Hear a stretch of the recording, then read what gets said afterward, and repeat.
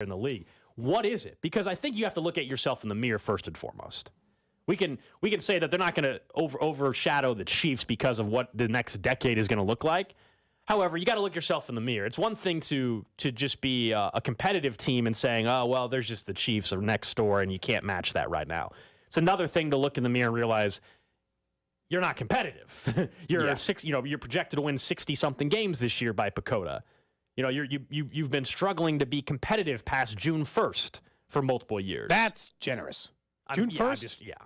That's last year was May 1st. Couldn't even get to Memorial Day. Last year was like May 1st. Yeah.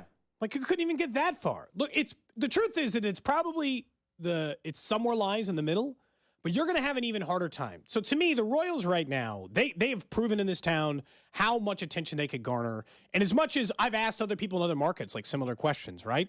Like, even if you have two good teams, how much does the other team outweigh the other? And the NFL's king, right? We know that. But there's been times in this city's history, not that long ago, where the Royals were the much bigger ticket in town. Like, they were as popular or close to as popular as the Chiefs. They're nowhere close. And I think largely I put this on them.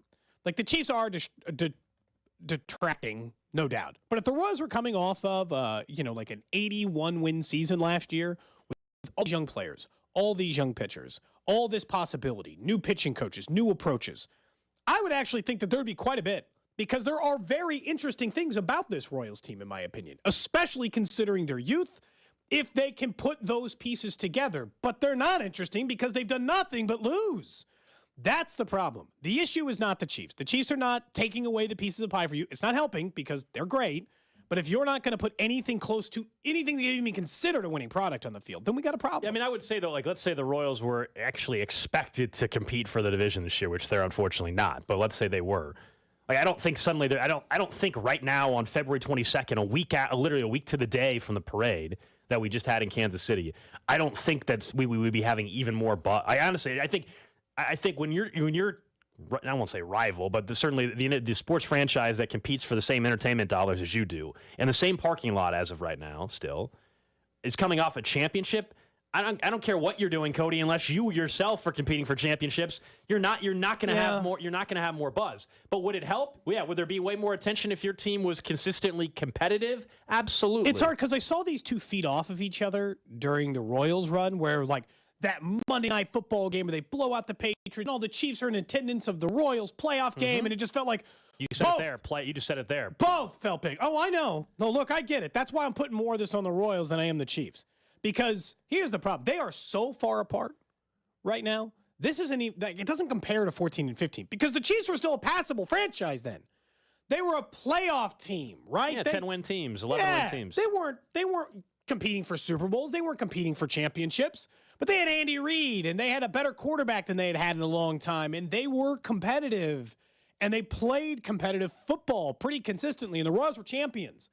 Right now, the Chiefs are the single greatest franchise, maybe in all of sports right now. They're the most consistently successful franchise in every major professional sport in the United States. I can't speak for the world, but I'll at least give it the United States. And Royals, they're playing in Germany next year. It's the world now. And the Royals the Royals couldn't compete after May 15th. Again, I would argue that there's plenty of interesting things about the teams, but I still think the thing that's costing them is being competitive. Start there. So Daniel Lynch, Royals pitcher, going to join us coming up in the noon hour today. It says Cody and Gold. And yesterday, we were not on the show, and Dusty, Nick, and Jed were filling in. And I got multiple texts and tweets about this, Nick. You guys had Jason Brown on the show. How would you say it went? I thought it went well. And I got multiple texts and tweets about the interview. And they said, could you believe what happened while you guys were gone? I said, that was no. the text you got? Yes. Could you believe it? And I said, what happened? They said they had Jason Brown on. And my immediate reaction was, because I'm well aware of who Jason Brown is. I'm well aware of his recent comments on his own podcast. And he's an attention, can I say it? Yeah, attention whore. That's what he is. Wow. Yeah. I don't know if you can say that. Well, I just did. But he is. Would you? Too late. Would you argue that would you argue that that's not who he is? No, that is because. And you guys chose to have him on the show yesterday. Well, so that's kind of the reason. Yeah, I mean that's the reason why he's been getting attention is because after the Chiefs Super Bowl win, The bit that he has been perpetuating is that Patrick Mahomes is a gimmick quarterback. Which is just absolutely insane. And I was surprised you had him on the show because we have had many a conversation on and off the air that usually you do not like us to have guests on that just say crazy crap and you're like, we don't need to give them attention and all that. Like, do you want to book LaShawn McCoy this week? Yeah, and usually you say no, but you guys did yesterday. I was stunned by this. So normally it's like, do we want to talk about this thing that somebody else said, right? Like normally that's the conversations where we're having. Like Colin Cowherd said blank. And you hate when we do Emmanuel it. Acho said blank. Do you guys want to play the clip? And I'm usually on the side of no. Correct. Let's not give him attention. But the second it was like, hey, I have his phone number. Do you want to have him on the show? Like if we could have Emmanuel Acho on the show just to clown him, I'm okay with that. I don't want to just talk about it. So Dusty, based on, I went back and listened to the interview. We'll play the ending of it in a second. Based on the beginning, Dusty clearly wanted Jason Brown on the show. Dusty was very argumentative from the very beginning. So I'd call it a hostile interview. Okay, so let me. So Dusty definitely already had an exchange with Jason Brown. I think weeks ago. It was when he was called a you know what rider. It was after the AFC Championship game, and he was saying the whole playoffs were basically a sham because the Bengals-Bills game should have never been canceled. Therefore, the Chiefs shouldn't have just been gifted home field advantage. You guys know the whole thing. And Dusty was arguing back with him, and he called him a bleep writer. Yeah, and so the very first question, Dusty asked him about that, and so that got off to a great start yesterday. And then at the end of the interview, we'll just this is how it went, man. Joe Burrow was 3-0 versus Mahomes, by the way. That's why the fun whole Burrow head thing was started up. I don't believe in all that either. But what I'm telling you is, until that happened, Burrow had dominated Mahomes head-to-head. Do we agree? Yeah, I mean, yeah, but in games that meant nothing. Just say yeah. Don't make up no story about it. No. Don't make up a story about it. Just say yes. You've been talking for about 3 minutes, so I'm going to say something now, Jason. So you keep talking about all of these Chiefs fans that came on your show. I listened to your podcast yesterday. It was about 3 people, and you always want to go back to the idea that, well, you don't know football because you didn't play. You didn't want to show. You didn't show up. It's not my fault. I can't force you to come on my show, bro. Jason, with all due respect, sir, you coached in community college for 5 years. You're not exactly Chuck Noll, okay? So don't sit here and try and lord over us about how much you know about 20 years. 20 years. And what do you do now? Stop. And what do you do now? 20 years. 20. Dude, did you bring me on your show to talk crap, or did you bring me on your show? You sound like a fanboy. I've let you talk for 15 minutes. I got 28 guys in the NFL, homeboy. I got 270 Division I. I had 8 win the Super Bowl. What's your criteria? Send me your resume. I just want to make sure. You talk on the radio. Yeah. You're a fanboy. Yeah, but did you You're ever? You're a fanboy on the radio. But you said you didn't call Patrick Mahomes a gimmicky quarterback. Let me play this for you real quick. Patrick Mahomes. I said he's in a gimmicky system that makes him a gimmicky quarterback. No. You told me to listen to you all the way out, so I'm going to let you listen to me all the way. Listen to what you said here. Patrick Mahomes is a gimmick quarterback. What do I say to that? Gimmick. Did you hear that? Goodbye. He's gone. I think we may have just set this radio station back 10 years. So that's how your guys' interview ended with Jason Brown yesterday. I found it. What's it like being a fanboy? I found it to be highly entertaining. We had 2 fanboys filling in on the show yesterday. Clearly, yeah, we did, and I am a fanboy. Enjoyed your unabashed. I definitely enjoyed your shot at him, which was. You're not exactly Chuck Noll. Well, dude, he kept saying that. He said it because before that, that's the one thing he kept saying was, you guys don't know football. You never played. You never coached. You don't know football, which, as we know in this industry, is the catch-all that any former athlete will say, well, you don't know because you didn't play. Like, I'm not a professional chef. I know if a cheeseburger tastes good. So eventually I just kind of reached my wit's end with that guy. That was clear. The Chuck Noll comment was you're checking out of that interview. Stop. That was it. That was it. That was the second you took a direct shot. That was it. You know what's funny? I've actually interviewed him before, Nick. This was What is it during? This was during the show that was on Netflix, Last Chance Shoot. This was probably in 2018, maybe, when I was working at a different station, and let's just say our interview wasn't quite as combative, but he also at that point in time wasn't just trying to be Mr. Hot Take and call out Patrick Mahomes for some weird reason for being a gimmick. So then he started tweeting and text. He texted Dusty after the interview. Oh, I'm sure those were great. He was texts. calling us. He was referring to us as a pejorative for a female reproductive organ. Okay. Multiple times. Did the same thing on Twitter. as well. The 610 Sports KC Twitter mentions were on fire yesterday. I'm sure. Which I think got the attention of our fearless leader, Steven Spector. Nice job with the interview, man. Thanks. I enjoyed it. I will say this, just moving forward, just so we're clear So he's on he's on the Lombardi list now, too? No, he's welcome back anytime, actually. I want to make it clear moving forward on anytime, because you were sort of wondering why I would want to have this guy on. Yes. Anytime, whether it's any of these idiots, Emmanuel Acho, LaShawn McCoy, any of the guys who just do the combative sort of I'm gonna be a contrarian type. Anytime any of them do that, and if we're like, if we have him on the show, I want it to be known we're not having them on the show to have a nice, polite conversation and to really hear their side of things. We're having them on the show to make fun of them and then running their ass off the air.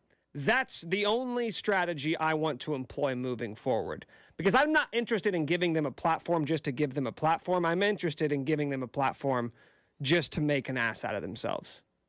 So that's my official stance on idiots like that. Oh, man.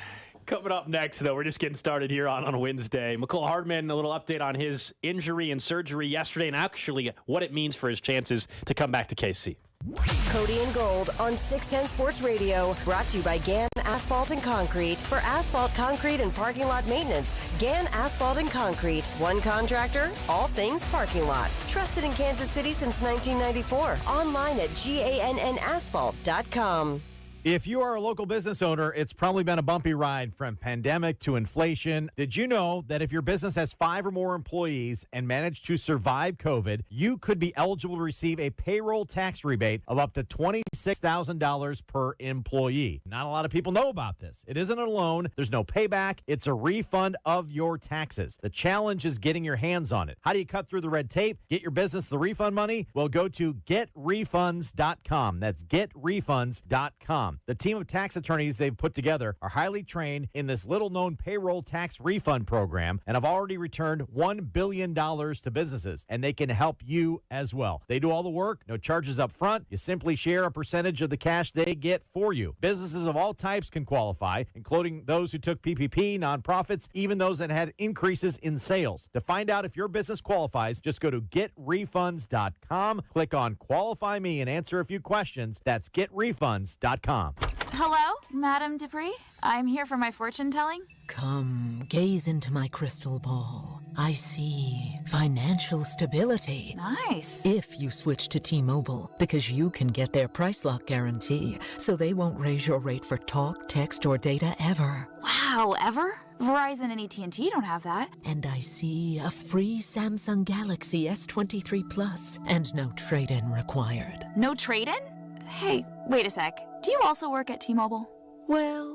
Get the new Samsung Galaxy S23 Plus at T-Mobile, free on our Max plan when you switch. No trade-in required. Plus, you get our price lock guarantee, so we won't raise your rate for talk, text, or data ever. With eligible port-in, $800 via 24 monthly bill credits and $200 virtual prepaid card rebate, plus tax for well-qualified buyers. Contact us before canceling service to continue remaining bill credits or credits. Stop and balance on required finance agreement is due. Register prepaid card code within 30 days. Allow 8 weeks. Price lock exclusions like taxes, fees, select promos, and third-party services apply. Details at T-Mobile.com. Hi guys, it's Mark. Are you struggling with erectile dysfunction? Did you know that a major medical breakthrough is now available and it isn't a pill? Today, Wednesday, February 22nd, we're running a one-day special you won't want to miss out on. Oak Ridge Medical Clinic uses the most powerful form of wave therapy. This is a technology clinically shown to repair blood vessels and improve blood flow. It's backed by 60 clinical studies, including from Cambridge. If you're ready to regain the spark in your bedroom, today is your day. Call us now and you'll qualify for the assessment and ultrasound totally free. You'll also get a gift that can produce rapid and powerful results in the bedroom in minutes. You're going to love that one, guys. Trust me. And today only, we're offering 6 tune-up treatments to our patients free. This is an unprecedented offer worth hundreds of dollars, but call today and qualify totally free. Call 913-295-8000. That's 913-295-8000. Guys, put a stop to your erectile dysfunction and get your life back. Call Oak Ridge Medical Clinic now to qualify. This offer ends today, Wednesday. 913-295-8000. For years, me and my family have counted on Smokehouse Barbecue. Barbecue. For parties, for tailgates, and family celebrations, Smokehouse Barbecue has delivered. Burnt ends, baby back ribs, wings, and hickory pit beans all hit the spot for us every time we visit Smokehouse Barbecue. And Smokehouse has 3 convenient area locations in Independence, Gladstone, and Zona Rosa. Smokehouse Barbecue is the restaurant for me and my family, and for you and yours as well. Call or go online today to order at SmokehouseBBQ.com. For over 30 years, family-owned and operated, it's Smokehouse Barbecue. Is your tub worn out, but you're not sure who to trust to replace it?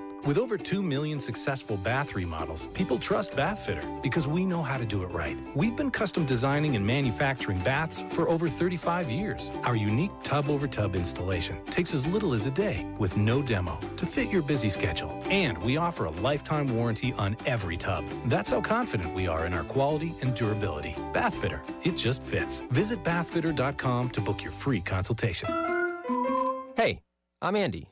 If you don't know me, it's probably because I'm not famous. But I did start a men's grooming company called Harry's. The idea for Harry's came out of a frustrating experience I had buying razor blades. Most brands were overpriced, overdesigned, and out of touch. At Harry's, our approach is simple.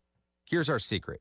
We make sharp, durable blades and sell them at honest prices for as low as $2 each. We care about quality so much that we do some crazy things, like buy a world-class German blade factory. Obsessing over every detail means we're confident in offering a 100% quality guarantee. Millions of guys have already made the switch to Harry's, so thank you if you're one of them. And if you're not, we hope you give us a try with this special offer. Get a Harry starter set with a 5-blade razor, weighted handle, shave gel, and a travel cover, all for just $3 plus free shipping.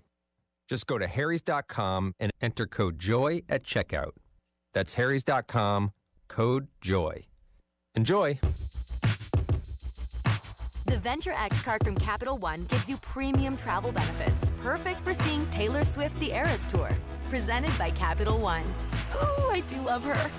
Earn 5 times miles on flights and 10 times miles on hotels through Capital One Travel. Enjoy your stay in Suite 13. Whoa, 13? That's Taylor's lucky number. The Venture X card from Capital One. What's in your wallet? Terms apply. See CapitalOne.com for details. Progressive presents Adjusting to the Suburbs. I never really thought about tools until I bought a house in the suburbs. It's like this weird homeowner test if I need a tool for a project and don't have it. And my neighbor Ted loves to give me that look when I ask to borrow a pole saw. A year ago, I didn't even know pole saws existed. And now I gotta borrow one from Ted? What is happening? Anyway, when you save with Progressive by bundling your home and auto, that's the easy part of adjusting to the suburbs. Progressive Casualty Insurance Company. Coverage provided and serviced by affiliates and third-party insurers. Evan Matt talks with Matt Hardy. There's nothing like a wrestling fan, for better or for worse. How do you handle that, though? We're talking about people talking about your family, what they don't know about your family or your brother or you. How does one handle that from a day-to-day basis? Something I joke about with the Young Bucks all the time. I said, if you would vanity search Matt Hardy on Twitter, I said, after you got through 100 replies, you'd want to quit the business and never be seen again. It's just, you just learn to deal with it. You know what I mean? It's the Kick Rocks Wrestling Podcast with Evan T. Mack. Subscribe now on the Odyssey app or wherever you get your podcasts. Anthony Plumbing, Heating, Cooling, and Electric. Technicians you can trust with your house keys. At Anthony, we get the job done right the first time. That's why you know us as the technicians you can trust with your house keys. Right now, receive a furnace for free when you purchase a new AC. Schedule online today at anthonyphce.com.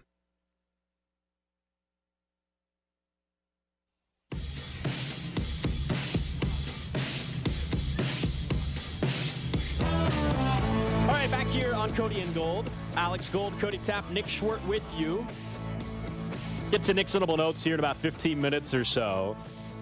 Real quick, though, before we get into an injury update on Mecole Hardman, who had surgery yesterday, and I think it clearly is going to have some impact on his free agency and maybe his likelihood coming back to Kansas City. You guys know we did a playoff touchdown draft with all the shows and everything. We on the drive, we did that during the playoffs, and I think Fesco won the playoff touchdown draft.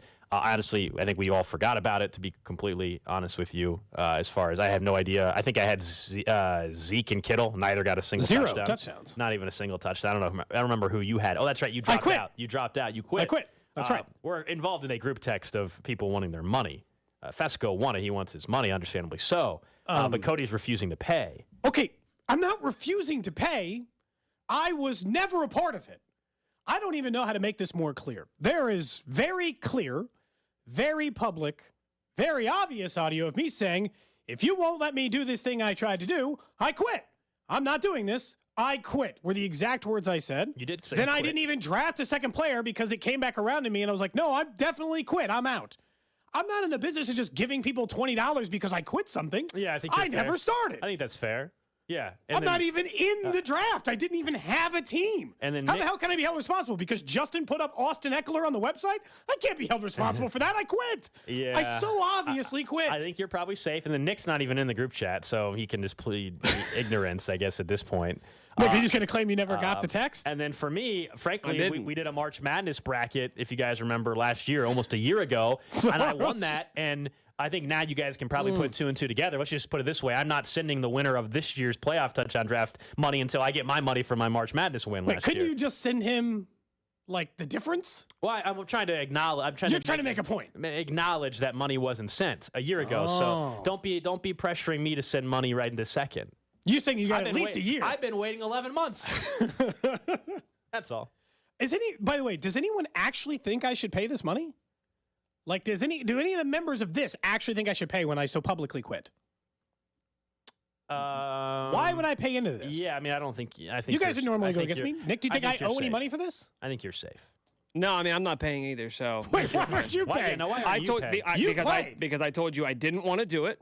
Well, you did it though. You should. And then the second Rob told me it was for money that day, the second after the draft, and he's like, "Yeah, send me $20." I go, "This is for money," and he said, "Yeah." I said, "Then I'm out." I go, "Take me out right now because I'm not doing it." I said, "At the second the draft ended," I said, "If this is for money, I'm not doing it." 913-586-7610. I can't prove that. The text line says you started, Cody, then you quit because you didn't like the rules. You quit. That means you started first, meaning you still owe. That's not. It's not that I didn't like the rules. It's that there was no rule stopping me from doing the thing I tried to do. Then they try to make up rules on the spot, preventing me from doing it. And if they're going to do that, if they're not going to set clear boundaries, set clear rules, and allow me to participate, then I was no longer, my verbal obligation to it was done. I didn't break any rules. There was no rule. We went over it. I showed you the text. We went through it over and over again. There was no rule that stated I was not allowed to have 3 picks. It just said each team will receive 2 picks. I then traded 1 pick for 2. I should have had 3 overall. They wouldn't let me continue because otherwise, why would I trade? Why would I trade from the 2nd overall pick where Nick stood to pick like 9 just for fun? Doesn't make any sense. I was doing it to gain an advantage. They didn't allow me to gain the advantage, so I quit. I mean, I couldn't have been any more clear about my lack of interest in participating in that touchdown draft. Oh, man. We'll see how this goes. In fact, you know what? Let's just peel the curtain back a little bit more. Cody and I sat in this side booth with the sole intention of ruining that draft. We said, let's ruin this draft because this is true story. Because we tried to get out of it 3 times. They tried to make the draft. Okay, it was the Drive's idea. They wanted to do it on their show. We couldn't find a time that worked. They said, hey, will you guys do it on your show? The 3 of us, and Alex, sorry for implicating you here. The 3 of us said no. You now. The 3 of us said, no, we are not doing it on our show. We don't think it's good content. We're not going to do it. We did. No, we did. Oh, jeez. Am I lying? Oh, Am I lying? Oh, boy. We didn't like it for our show. The 3 of us said this is bad content. It's not good on the air. Let's just do it off the air. We'll do it off the air. We'll make it a little side bet. We'll do it in the chat. And then nobody could. And so then the morning show was like, fine, we'll do it on our show Friday morning. And Cody and I were kind of like, God dang it, we don't want to do this. Like we have other stuff we got to be doing for our show. And we don't want to be like there's too many cooks in the kitchen. There's like 12 people on mics. So we said, let's just ruin this draft. Let's be jerks and let's ruin the draft and let's just try and like throw a stick of dynamite in the middle of this thing. So that's we looked for ways to exploit the rules. So that's why we immediately tried to cheat. We immediately tried to cheat. Cody quit 30 seconds in. We tried to make a trade. We thought Nick was going to have to quit. That's the funniest part. We thought Nick was going to have to quit. It fell apart. So then Cody had to quit, and then I was just looking for a way out. And the second he said it cost money, I go, I'm definitely not paying that. So then, yeah, there you go. Even though you had a much better draft position. Hey, you know what? So I think this show is the last 3 people that haven't paid. Hate me now, love me later. You know, that's the mantra that I live by. To be clear, Gold is willing to pay. Did you buy a T-shirt, a Jason Brown T-shirt? Yes, yep, that's exactly. Jason Brown's motto. Mm-hmm. Gold is willing to pay, but only $10. The difference between what was owed for this one and what he is owed from Bob Fesco for the NCAA tournament. That's correct. I paid you for that, right? We're good? You did. Everybody else paid. Hey, when I agree to the terms of it. I paid for that. And it works I paid for that. I pay. I paid for the touchdown draft last year. I was like, I'm tired of donating. Boy, Controversy, all right. Something tells me we'll not be doing a March Madness bracket draft this year. Something tells me that's not going to happen. We should organize it. Something tells me that's not going to be happening here in 2023. It could. You don't know. Mm-hmm. Maybe our I think for that one, we might be ruining it single-handedly as a show. Maybe so. Maybe they won't. Maybe they won't invite us. Well, if it wasn't ruined before now. I got to be honest. The fact that it's all three of us definitely makes it seem like it's an us problem, right? Like from the outside looking in, everyone's going to be like, it's those jerks. Yeah, for sure, and I don't care. There's just no way. It's not viewed that way. I think Nick should probably pay. I think Gold should pay the $10, and I don't think I owe anything. Oh, okay. Well, you know what? Go to hell. I thought we were together on this. We did learn. Golden was committed the whole time, so he definitely owes that $10. But I definitely think he only owes 10 because Bob still owes him from last year. That's have to be paid. Settled. It's settled now. That's it. Yesterday, we learned that Mecole Hardman was undergoing surgery, and he has since tweeted out that surgery went well. Obviously, great news. It was groin surgery. We know that the injury was kind of a mystery throughout. For the longest time. And so, obviously, a serious enough injury that, he needed surgery for it. He tried to clearly gut it out and play in that Jags game and then got it re-aggravated and did not play in the Super Bowl. But it has a serious impact on his free agency elsewhere and, therefore, the likelihood that he comes back to Kansas City.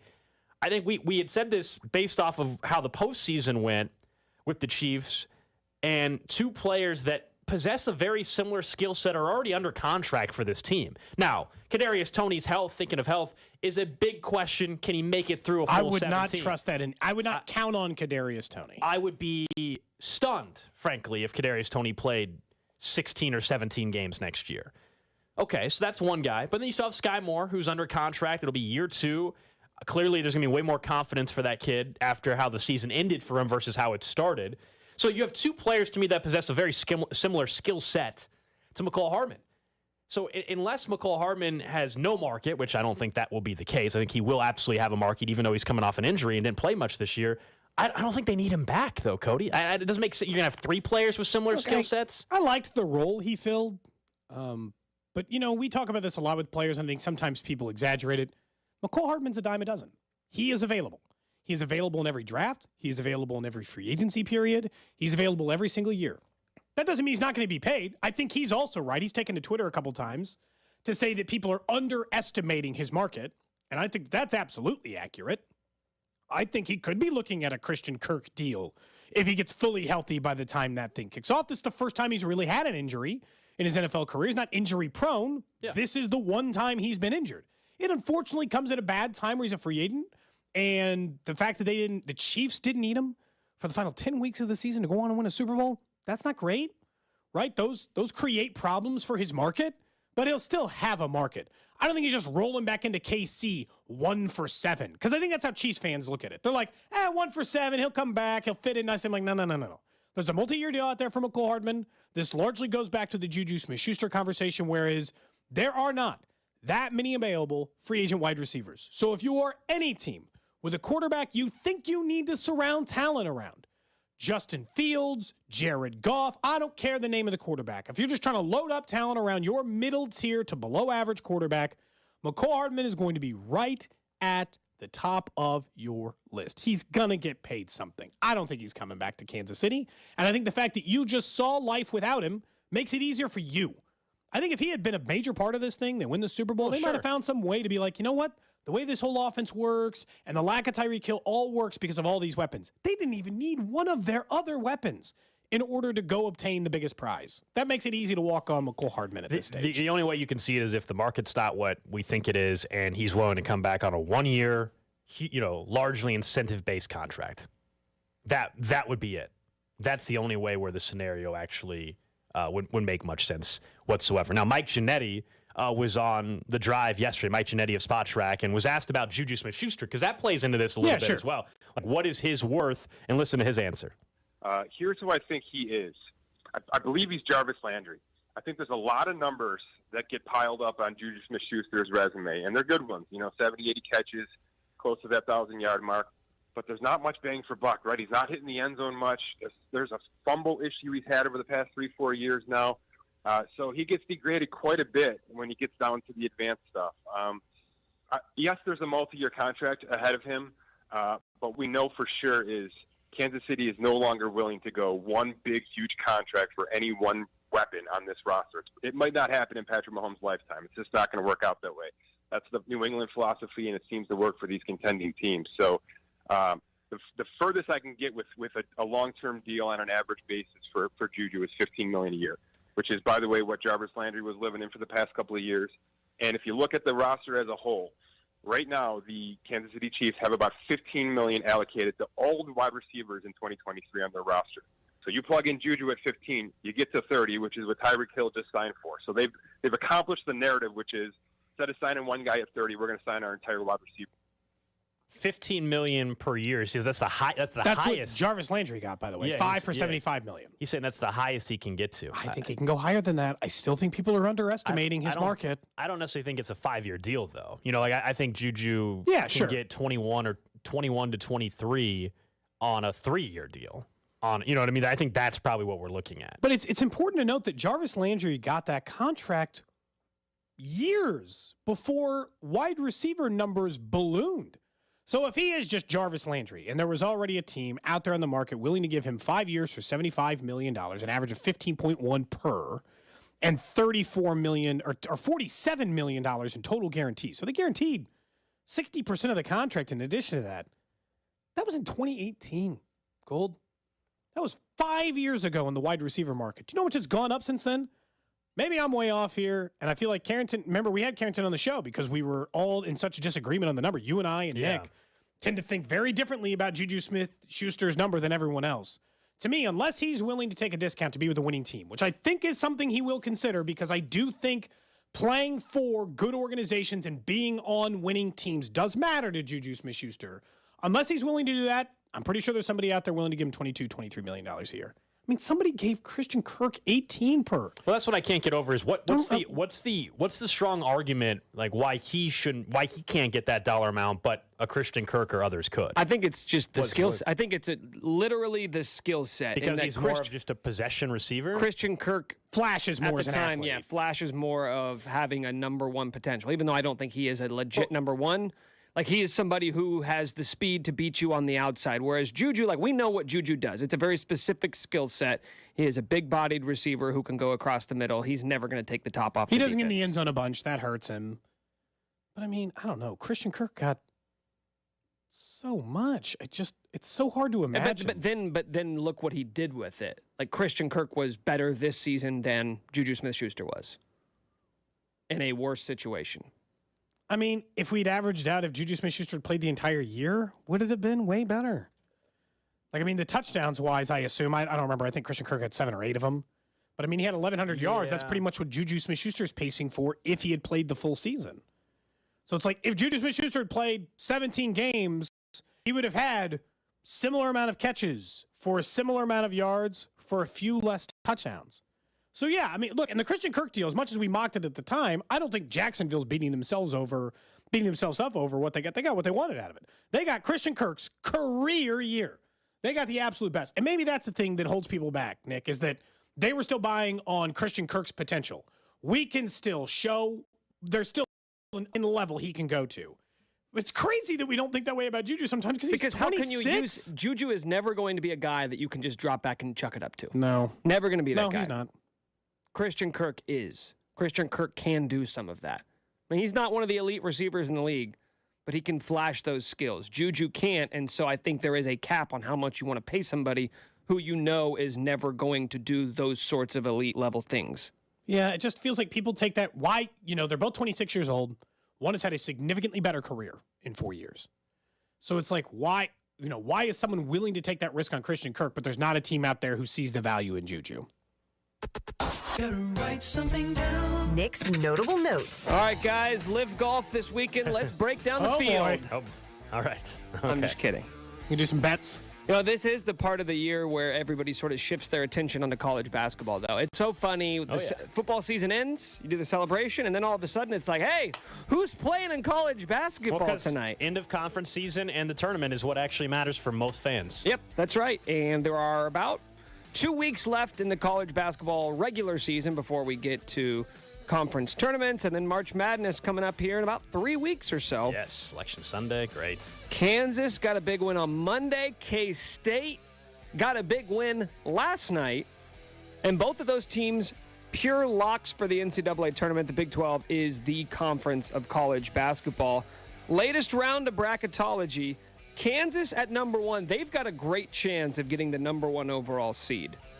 Right now, if they were to win their final 3 games, they have more Quadrant 1 wins, not only than anybody in college basketball, more than any team in the history of the net rankings. 14 of them, right? Yeah, and the net That's rankings, what happens when you play in the Big 12. Yeah, It has and like let's 78 Quadrant 1 very wins. clear. I in know it. a lot of people probably don't even know what Quadrant 1 wins are. It's an arbitrary system made up by the NCAA that absolutely sucks. The net ranking sucks. Quadrant 1 better wins. than the RPI stuff. and For so some they- reason, you have to get more points if you're the top 25 team. But if you're the 26th best team, it's not worth as much, as if there is any real difference between 25 and 26. Whatever. So Kansas is now in line to be a number 1 seed, whereas Kansas State, currently a 3 seed. Do we view both of these teams as legit national championship contenders right now? National championship contenders. It's still hard for me to, because of the defense of K-State, to put them in the national championship contender. But a team that can go to the Sweet 16 or Elite 8, yeah, I think that's possible. To me, I'm more concerned about their offense than I am their defense. Yeah, so like. They certainly, in some of the games earlier on in conference play, defensively couldn't stop anybody. We all remember like the one game where we were like, wow, this is a different K-State team. They put up over 100 points on Texas. Remember that? Mm-hmm. But they gave up like 98 or something. I can't remember. No, they gave up over 100 too. Yeah, it was like it was an NBA. 100 to both. It was like an NBA game. And so I still struggle with their defense. But, I mean, Drum Tang, you guys know, we've been saying it for the last month plus. He should be the National Coach of the Year, even though Shaka Smart at Marquette is now giving everybody a run for their money. Marquette might end up winning their conference after everything. So I think Drum Tang or Shaka Smart will be the Coach of the Year, National Coach of the Year. Although you can make an argument that Dennis Gates did more with less than just about anybody else in the market, considering where their program was. Nate Oates will not be winning Coach of the Year. Why is that? Yeah. Well, Alabama's really good. Yeah? They might be losing their best player. He had some You problematic think he's just in the wrong place, wrong time in terms of college basketball? It's one of those things. When somebody Yeah. gets murdered in cold blood, he should probably get. He already retracted his fired? statement a little bit and put out a new statement since his comments. Pre-random question of the day. If I asked you to bring me a gun, Nick, would you? Oh, jeez. No, I don't have one. Oh, jeez. I don't have one. Random question of the day, Cody. Do you believe in the right to... Okay, never mind. All right, guys, in other news, latest mock draft from ESPN is out for the NBA.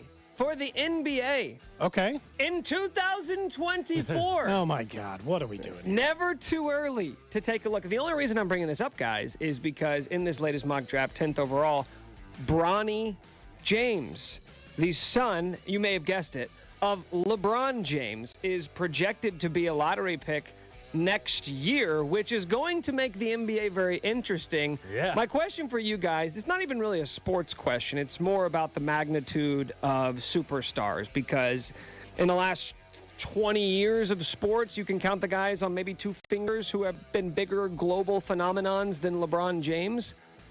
Is having him come to your team for 1 year at the tail end of his career to play with his son, who we don't even know if he's going to be good in the NBA, is that enough of a reason to basically like mortgage your franchise just for the opportunity to have those 2 guys playing It's worth together? a lot of dollars, I man. mean, It's worth so many dollars to you. If you're a team that's already been relevant, no. But if you're, let's say, Charlotte or How about this? Orlando. How about Oklahoma City? I think they're Oklahoma a perfect, City, they're sure. a perfect Any- example all because those- they draft well. They're a well-run organization, but they haven't exactly reached the pinnacle. Nick, I think Utah, OKC, Orlando, Charlotte, the Washington Wizards, all these teams that have been irrelevant for the most part. You know, I think in those markets in particular would do great things for them. I just don't. There's no marketing way from a angle. marketing point. But you can't really quantify it, you know? Like, how much is it worth? You say it's worth a lot of money, but... It is. Like, if you're Charlotte, how many LeBron James Hornets jerseys do It's not even you just the jersey. I'm get just to thinking all sell? the new marketing dollars that would come in. How many more nationally televised games you get? Marketing, it's everything. Yeah, like, but- especially if you're certain those fans. Like, if I were the Wizards, I'd be all over drafting Bronny honest James. question, though. You guys are right about all of those things, but what if that team sucks. Yeah. How long does here's the that? thing. But, The but Wizards let me ask the suck, question. though. Let me ask the question. They got though. nothing to lose. Let me ask the question though. How much does that? How long does that luster last? As long as LeBron is still playing for them. Yeah. But I don't think it'll be 3 years. It's probably going to be like a one and done situation. And here's the good news. He's universally considered maybe a top 30 player in the NBA for the following year. Maybe he gets to top 20, maybe falls to top 45. I mean, you're taking a risk in the draft anyway. There are much worse risks to take than a guy who possesses the same gene pool as LeBron James. I think it's an easier answer if we're talking about absolute bottom dweller franchises like Washington or Orlando. It's more difficult when it's like, what about Oklahoma City or Utah, who like they have kind of scraped the surface of being relevant. They have made good draft picks. Like that's where it gets, I think, a little trickier when trying to figure out what you want to do. Yeah, I think it's just the whole notion of why it's going to be franchises that have been completely irrelevant. And you say, like, what happens if they suck? They already suck, so why not find a way to cash in for 1 year or 2 years on the marketing dollars? People don't talk about the Washington Wizards. Right, but if I'm a team picking 12th, then it's like I've had a couple good years. I don't think that team would draft him at 12. Like, that's kind of my question. I think there would be agreements. Like, there'd be already some discussions behind the scenes about trades and things like that in the NBA. You don't think the NBA would rig it up a little bit to make sure the destination makes sense for the league? Because it'd be way easier if he just goes where he's supposed to go. He goes 29th. Then it's way easier. He just goes to Golden State and they bring in LeBron and nobody cares. And it doesn't matter to him if he's no good because they'll still be great. How funny is it just like imagining LeBron slumming it in Sacramento for a year just so he can play with his son? Yeah, I didn't even mention Sacramento. He's just a Sacramento king. Didn't even mention That's them. the most loser franchise in the this entire sucks, NBA. but I get to play with my son. The Kings haven't been relevant since Mike Bibby and Paige Stojakovic. Hey, didn't we spend a lot of time? I understand. Don't you remember? I didn't even know that. That tells you how relevant they are, Nick. Do you remember the time that we spent like this entire show? He was talking about that Vlade Divac Kings team. We spent way too much time on this Doug show. Christie, Mike Bibby, Chris Weber, Bobby Jackson, Hito Turkoglu, Peja Stojakovic, Scott Pollard. That's their 8-man rotation right there. Can't remember why this thing came up the last time. Because they lost to the Lakers in the 0-1 Western Conference Finals. They won like 52 games that year. Those are Nick's notable notes. Coming up next, though, A.J. Brown, part of the Super Bowl losers in Philadelphia, was on a podcast yesterday. He said something, though, about how his offseason went and how close was he coming to Kansas City. That's next. You're listening to Cody and Gold, brought to you by Gann Asphalt and Concrete. For asphalt, concrete, and parking lot maintenance, Gann Asphalt and Concrete. One contractor, all things parking lot. Trusted in Kansas City since 1994. Online at GANNasphalt.com. Subscribe and download all new episodes of Nick's Waving in the Wheat podcast, released every Thursday on the 435 Podcast Network and the Odyssey app. I know it sounds silly, but since I started working with Gann Asphalt and Concrete, I've noticed parking lots more. But mostly, like, why wouldn't you take care of this to make sure you're taking care of your business? I've mentioned the place my kid goes to play soccer at a couple of times. It looks a little beat up, or some of these other local businesses where I'm like, you could do maintenance projects or services or concrete, whether it be those big projects where you're like, tear the whole thing up, let's start over, or if you just need repair work to make sure it lasts as long as you're planning on owning your business. It doesn't matter. They've done work all over the city and will do work all over the city. Overland Park, Olathe, Independence, Lee Summit. Doesn't matter. They'll take care of your project right, and they stand behind their product. That's why they're one of the most trusted companies in Kansas City when it comes to asphalt and concrete repair. You should look into this if you're a business owner and make sure you're taking care of it the same way. Those big parking lot projects can be taken care of. That's why they make those problems go away. And if you're looking for a career in this as well, they're hiring, and one of my good friends works there. It's a great place to work. They're hiring all positions, project manager, dump truck drivers, operators, and crew members. Starting pay at $30 an hour based on experience with PTO and insurance, among some of the benefits you can get. Go to GANNasphalt.com or give them a call, 816-354-1214. Experience the future of connectivity with Spectrum One. You get Spectrum Internet, delivering the fastest speeds in the nation for $49.99 a month. Advanced Wi-Fi for enhanced privacy and security, free for 12 months. And a Spectrum mobile line with unlimited talk, text, and data, plus nationwide 5G, free for 12 months. That's Spectrum One.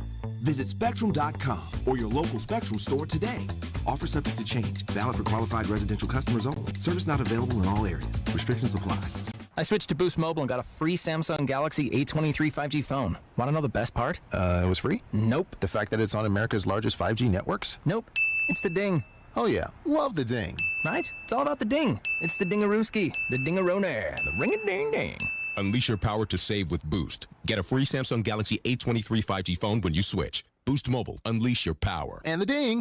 Limited time offer. New customers only. Available on select networks. 5G not available everywhere. One device per line. Tax excluded. Additional restrictions apply. See your local Boost Mobile store for details. Meet Joe A, Hi. Joe B, Hello. and Joe C. What's up? 3 everyday Joes perfecting their banking with Chase. Joe A is locking his lost debit card with the Chase mobile app. Joe B is cruising toward his new ride with AutoSave. And Joe C's Chase banker is helping him budget to go back to school. Tools that help protect, support for what's next. One bank that puts you in control.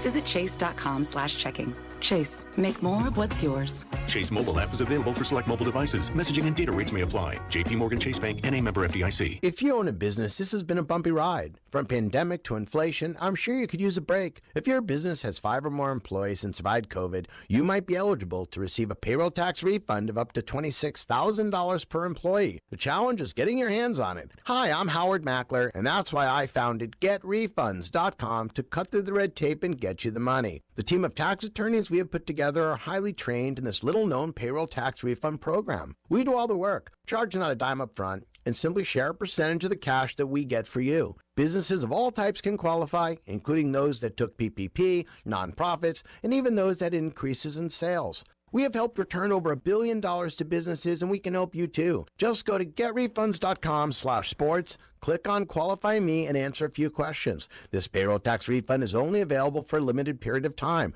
Don't lose out on up to $26,000 per employee. Go to getrefunds.com/sports. That's getrefunds.com/sports. Ray Magliozzi here for eBay Motors. So you ordered a new air filter for your car. You try to install it, but it doesn't fit. So you take a little bit off the sides. Well, still doesn't fit? Well, you could try to sit on it. Or just go to eBay Motors and get it right the first time. When you see the green check, you know that part's gonna fit. Air filters, brakes, headlights, over 122 million parts. Get the right parts at the right prices. eBay Motors, let's ride. People who come to Cricket stay with Cricket, just like our customer Christine. I'm a director and a performer. I got a free phone from Cricket, and I've used it to live stream 73 of my shows on social media. How do you like it? It's fabulous! Switch to Cricket and get a free Samsung Galaxy A14 5G. Smile, you're on Cricket. Real customer paid for testimonial. Limited time. Must bring your number to Cricket on a $60 a month. First month service charge and tax due at sale. Phone streams, video, and SD. Cricket 5G is not available everywhere. Fees, terms, and other restrictions apply. See cricketwireless.com for details. 3 people you should be 100% certain about: your barber, your plumber, and your tax pro. Switch to Jackson Hewitt and you can be 100% certain about your taxes. We'll get you your maximum refund guaranteed, and we'll back your return for life. Don't be kind of certain or almost certain. Be 100% certain. Switch to Jackson Hewitt today and get 50% off tax prep. Limited time offer for new clients filing at participating locations. Max value $200. Visit jacksonhewitt.com/50 for terms. People who come to Cricket stay with Cricket, just like our customer, Michelle. As an entrepreneur, every day is different. My phone bill from Cricket, on the other hand, always stays the same. Without surprises, hidden fees, or annual contracts, I can work worry-free. That's Michelle, everybody, doing business like a boss. Smile, you're on Cricket. Real customer paid for testimonial. See cricketwireless.com for details.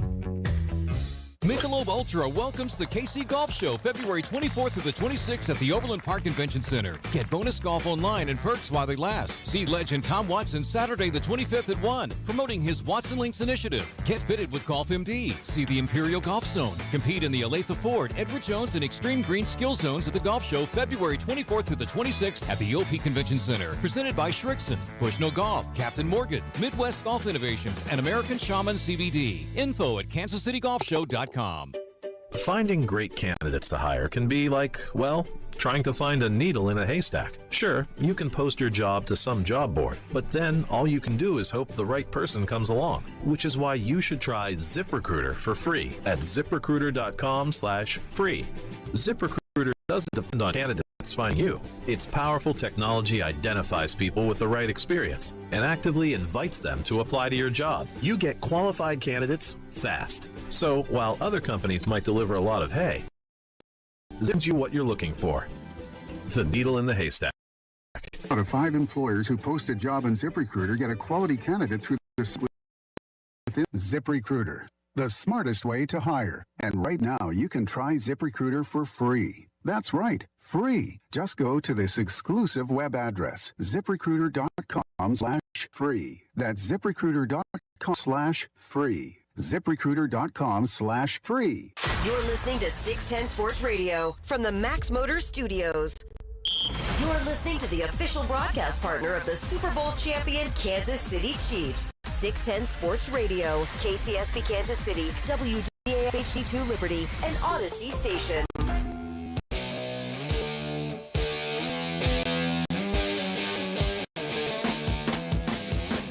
11 o'clock hour, it's Cody and Gold.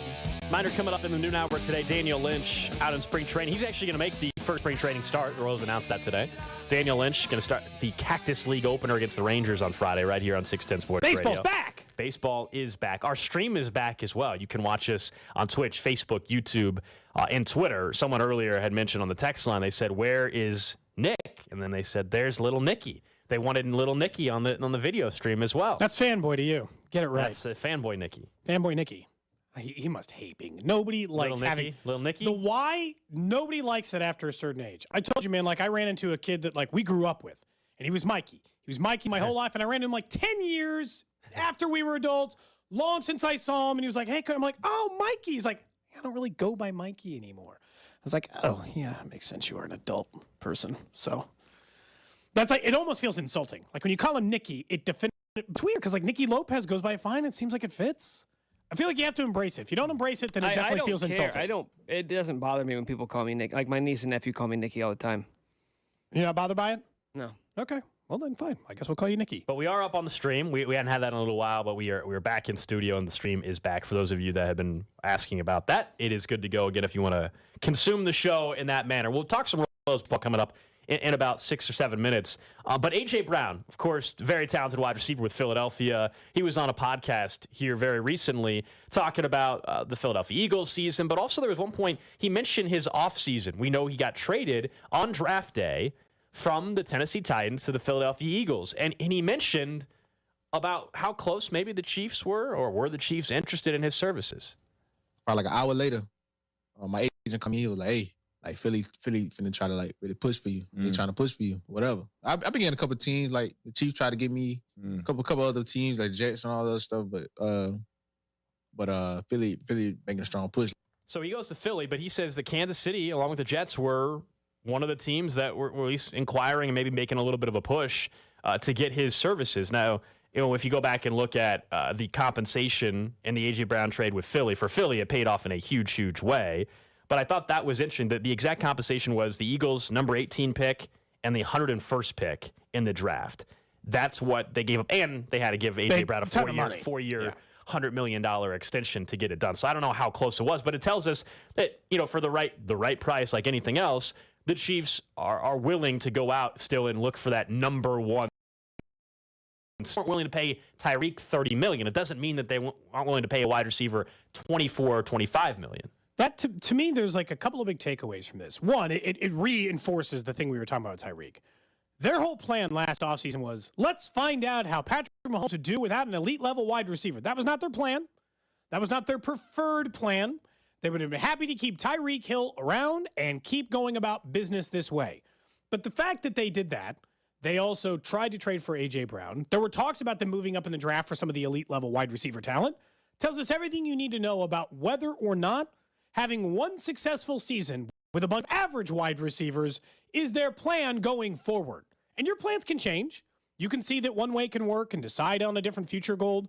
But I think it seems fairly obvious that the Chiefs' pursuit of a number one wide receiver is going to remain pretty damn strong. The difference here is that A.J. Brown's, what, a year or two younger than Tyreek Hill? So it's like if you give him that 4-year, $100 million deal. 3-4 years younger, right? Is it? God, is it that so much? A.J. Brown is 25. And Tyreek is 28? 29. 29. Okay, so 4 years?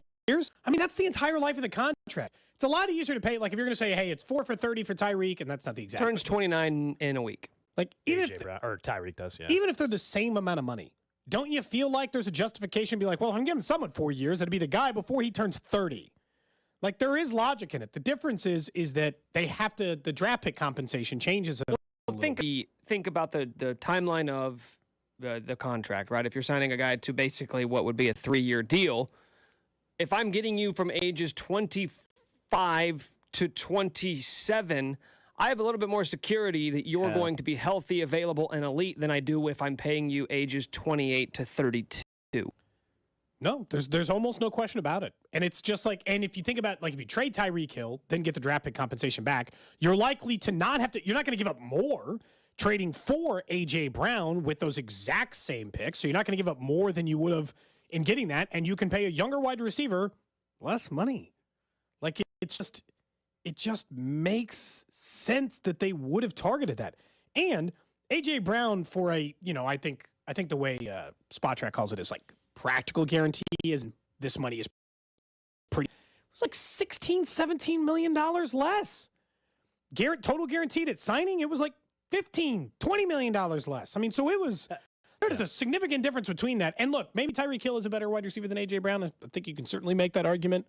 I think he is, yeah. But, what is the difference? Like, Tyreek Hill's the 4th best wide receiver and A.J. Brown's like the 11th? Yeah, but to me, what I thought of when I heard A.J. Brown mention that last offseason he knows the Chiefs were one of the teams inquiring is, okay, so then who's one of those candidates this year? And the natural name comes up a lot is DeAndre Hopkins. Yeah. I've told you, and I still feel this way, I'm really not interested if he's going to require a new contract. And the reports had been that is something that was going to be required. Now, he doesn't have a no-trade clause anymore because he got popped for PED, so that's off the table. If the Cardinals can trade him wherever the heck they want, wherever's the best rule. He turned 31, though, in June, guys. So I'm not interested in giving him a new couple-year deal. If he wants to play out the final year, then okay. But you're going to trade for them and pay him $27 million a year for a guy that got popped for PEDs this past season and is going to be 31? I'm really that not doesn't seem like them. Question. That seems honest question. Well, do you think there's somebody's really going to pay him that? Like, somebody's going to give him that kind of contract extension? I thought 2 years ago he was still a top 10 wide receiver in football, if not a top 5. But you have the PEDs, but not exactly. You have the injuries, the age. Like, that's just a lot to invest in a guy who's on the wrong side of 30. This is, to me, why, if you're the Chiefs, the move instead should just very simply be take those same picks you would trade for A.J. Brown and get up into the top 15 for wide receiver. But the problem is there's not a Drake. It's not that. There is no Garrett Wilson. There is no Drake London. There is no Chris Olave in this draft. Like, there's not going to be a wide receiver that goes in the top 10. So if you want to bank on Jackson Smith and Jigba, who was injured last year, that's a risky proposition. Jordan Addison, who might be like more of like a slot. Like, there's no legit number one. It's a weird offseason. I wonder this, though, guys. Last year, we didn't know at this time that Tyreek Hill was going to get dealt. Yeah. We didn't know that A.J. Brown was going to get dealt. Is there a surprise candidate that we're not currently looking at that could all of a sudden become available? Well, I don't know if it'll be a surprise, but the name to watch on the trade to me is T. Higgins because Cincinnati may not be willing to go ahead and pay him, knowing they're going to have to pay. He's not coming here, though. Yeah, could you imagine if you're Cincinnati? So we talked about him. To be traded here. He's just saying in general. So we talked about him yesterday. I think it was just kind of I don't think it's realistic, but we were just doing a hypothetical. I think last year Carrington did this with Creed Humphrey. Yeah. If the Bengals called and offered T. Higgins for Orlando Brown Jr., you do it? You do it if you're the Chiefs? Chiefs fans would say yes immediately. I know what the Chiefs the grass fans is always You're greener. a Chiefs fan, though. What would you say? No. I think wide receiver is more valuable than offensive tackle. And I think the league has made it clear that they also believe that way. It's my biggest thing still whenever we talk about Orlando Brown Jr., and we're all in agreement that he's going to get tagged, and that gives them some time to figure out their options. You got to have another plan at left tackle. It is not just a one-way conversation of like, I don't want to pay as the top left tackle either. I'm not advocating for that. He's not the best left tackle in football, and I think it'd be a mistake to pay him top left tackle money. I really do. And he played great in the Super Bowl, and he deserves to be talking all he wants, and someone will pay him that if they want to move on from him. But you have to also consider the other side of it, which is, okay, you may not think he's that. You may be willing to trade him. Tell me who is playing tackle for this football team next year. I feel like we were having that conversation, and then all of a sudden it was Orlando Brown Jr. And then tell me, pretty open. And then again, this is the whole Ned Yost thing, like left tackles don't grow on trees kind of thing, right? Well, they managed to find one. I mean, the last time we had this conversation, they did manage to five tackle when we were talking about whether or not to. A disgruntled Baltimore Raven who wanted to play, who was a right tackle, who wanted to be a left tackle. Find me that guy right now if you would. We already knew Orlando Brown Jr.'s name by this point in time. I think the only answer to that potential question of having to move on from Orlando Brown Jr. would be having to trade up in the draft to get one of the elite tackle prospects. Right, I'm just saying because you have to understand what you're doing at right tackle too. The Chiefs cannot have a brand new left tackle and a brand new right tackle. I next think season. I would rather pay. No way. I would rather pay Andrew Wiley $8 million a year than pay Orlando Brown Jr. $24 million a year. By the way, another surprise wide receiver. What about Cooper Kupp? What?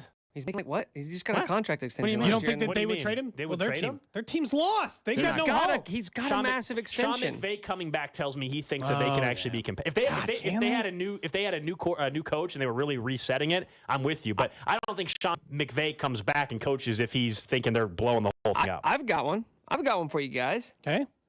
Mike Evans. Oh, well, yeah, I would think everybody. Godwin, too. I would think everybody would want to get out there. Godwin's the more realistic one. Well, Mike Evans is set to make $24 million. Or Devontae Adams again. Okay, well, this is a guy who has been rumored to be traded. Mike Evans is the one. So is the guy. Godwin. So is Godwin, though. But Godwin would have to be tagged first, correct? I think so, but that happened. I mean, that's I mean, we were talking about it with Orlando Brown Jr. as well.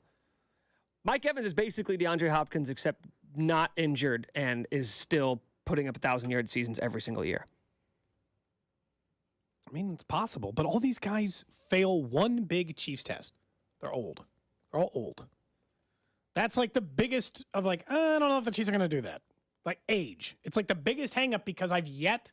And again, there was a while when I'd said, Brett Veach has never spent a single valuable asset at corner, and then he spent a first-round pick that he traded up for. So I'm not saying you can't change your stripes or alter your approach.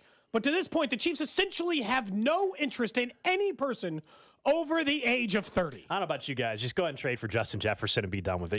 Just get Justin Jefferson. Amen. We just did it. Oh, Just go get Justin Jefferson and whatever say, it screw takes. Exactly. Whatever it takes. Yeah, absolutely. Would you give up the next 5 first-round picks for Justin Jefferson right now? No.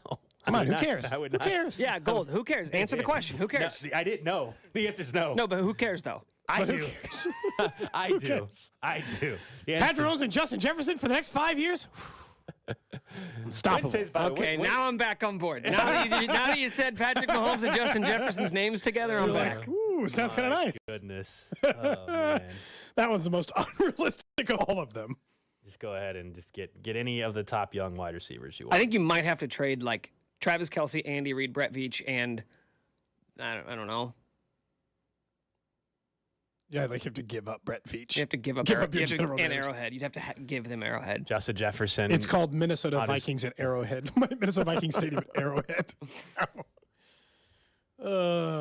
Yeah, you know what, though? Those few years would be fun. But I do think, in general, not knowing exactly who it is, we seem to be in this era of the NFL where there's going to be a surprise guy who hits the market that we're not thinking of because last year was 3. Because they haven't voiced their opinion that they want to go somewhere else. If the second that Mike Evans, and I'm not saying the Chiefs would be in on him, but the second that Mike Evans says, I want a new deal, and the Bucs say, we don't have Tom Brady anymore, we're kind of hitting the reset, we're not giving you a massive contract extension, boom, he becomes on the trade market. And he could get dealt before we even know that he's on the market. Last year, what was it, an hour and a half between when we found out Tyreek Hill was going to get traded and he actually did get traded? It happened, and even though we found out it really was coming together over the weekend once Devontae Adams got his deal with the Raiders. But yeah, it was around 10 o'clock hour of our show. All of a sudden, there was a report that the Chiefs have granted Tyreek Hill's agent permission, right? And then by 11:15, there was some Jets rumors out there. And the next thing you know, it was Miami. And we're like, what? What the hell just happened?